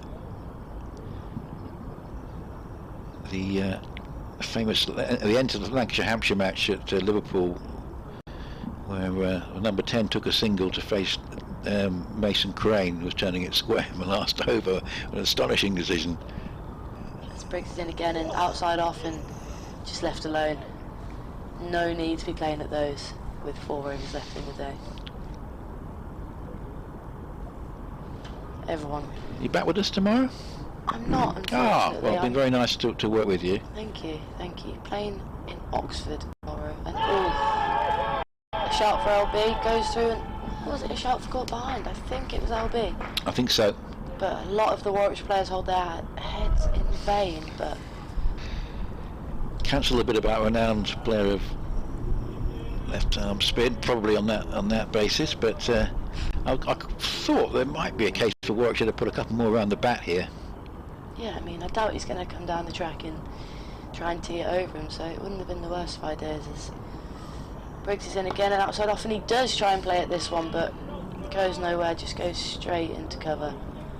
Alex Davis, I think, doing the work in there, and 1 ball left in the day, 1 ball for the number 10 to survive. Realistically for Essex, probably the best case scenario is another 30 or 40, setting Warwickshire around about 115. It shouldn't cause them a problem on this pitch. Final ball darted in and taken neatly down the leg side by Burgess, and that will end the day. Essex 290 for 8, leading by 73. Lovely, thanks very much indeed, Grace. So, well, that's it for our coverage of day 3 of this match. It's been an absorbing day. I think Warwickshire probably got just about what they wanted from it, but Essex have fought hard. There's been some good batting during the day, and certainly a notable mention for Simon Harmer, 60 not out at the close, and also for Dan Lawrence batting, of course, with his hamstring injury for that 44. 290 for 8 means that the lead is 73. It's surely not enough at the moment. Essex have got to find a way of adding at least another 40 or so tomorrow. The two batters in conversation, Steketee and Harmer, and that's the end of the day. So I hope you'll join us again tomorrow. Coverage on BBC Commentary in Warwickshire and BBC Essex from just before 11 o'clock tomorrow morning, and who knows, it could still be very interesting indeed. From now, for myself, Nick Leslie, on behalf of the team, thanks for listening, and hope you'll join us tomorrow.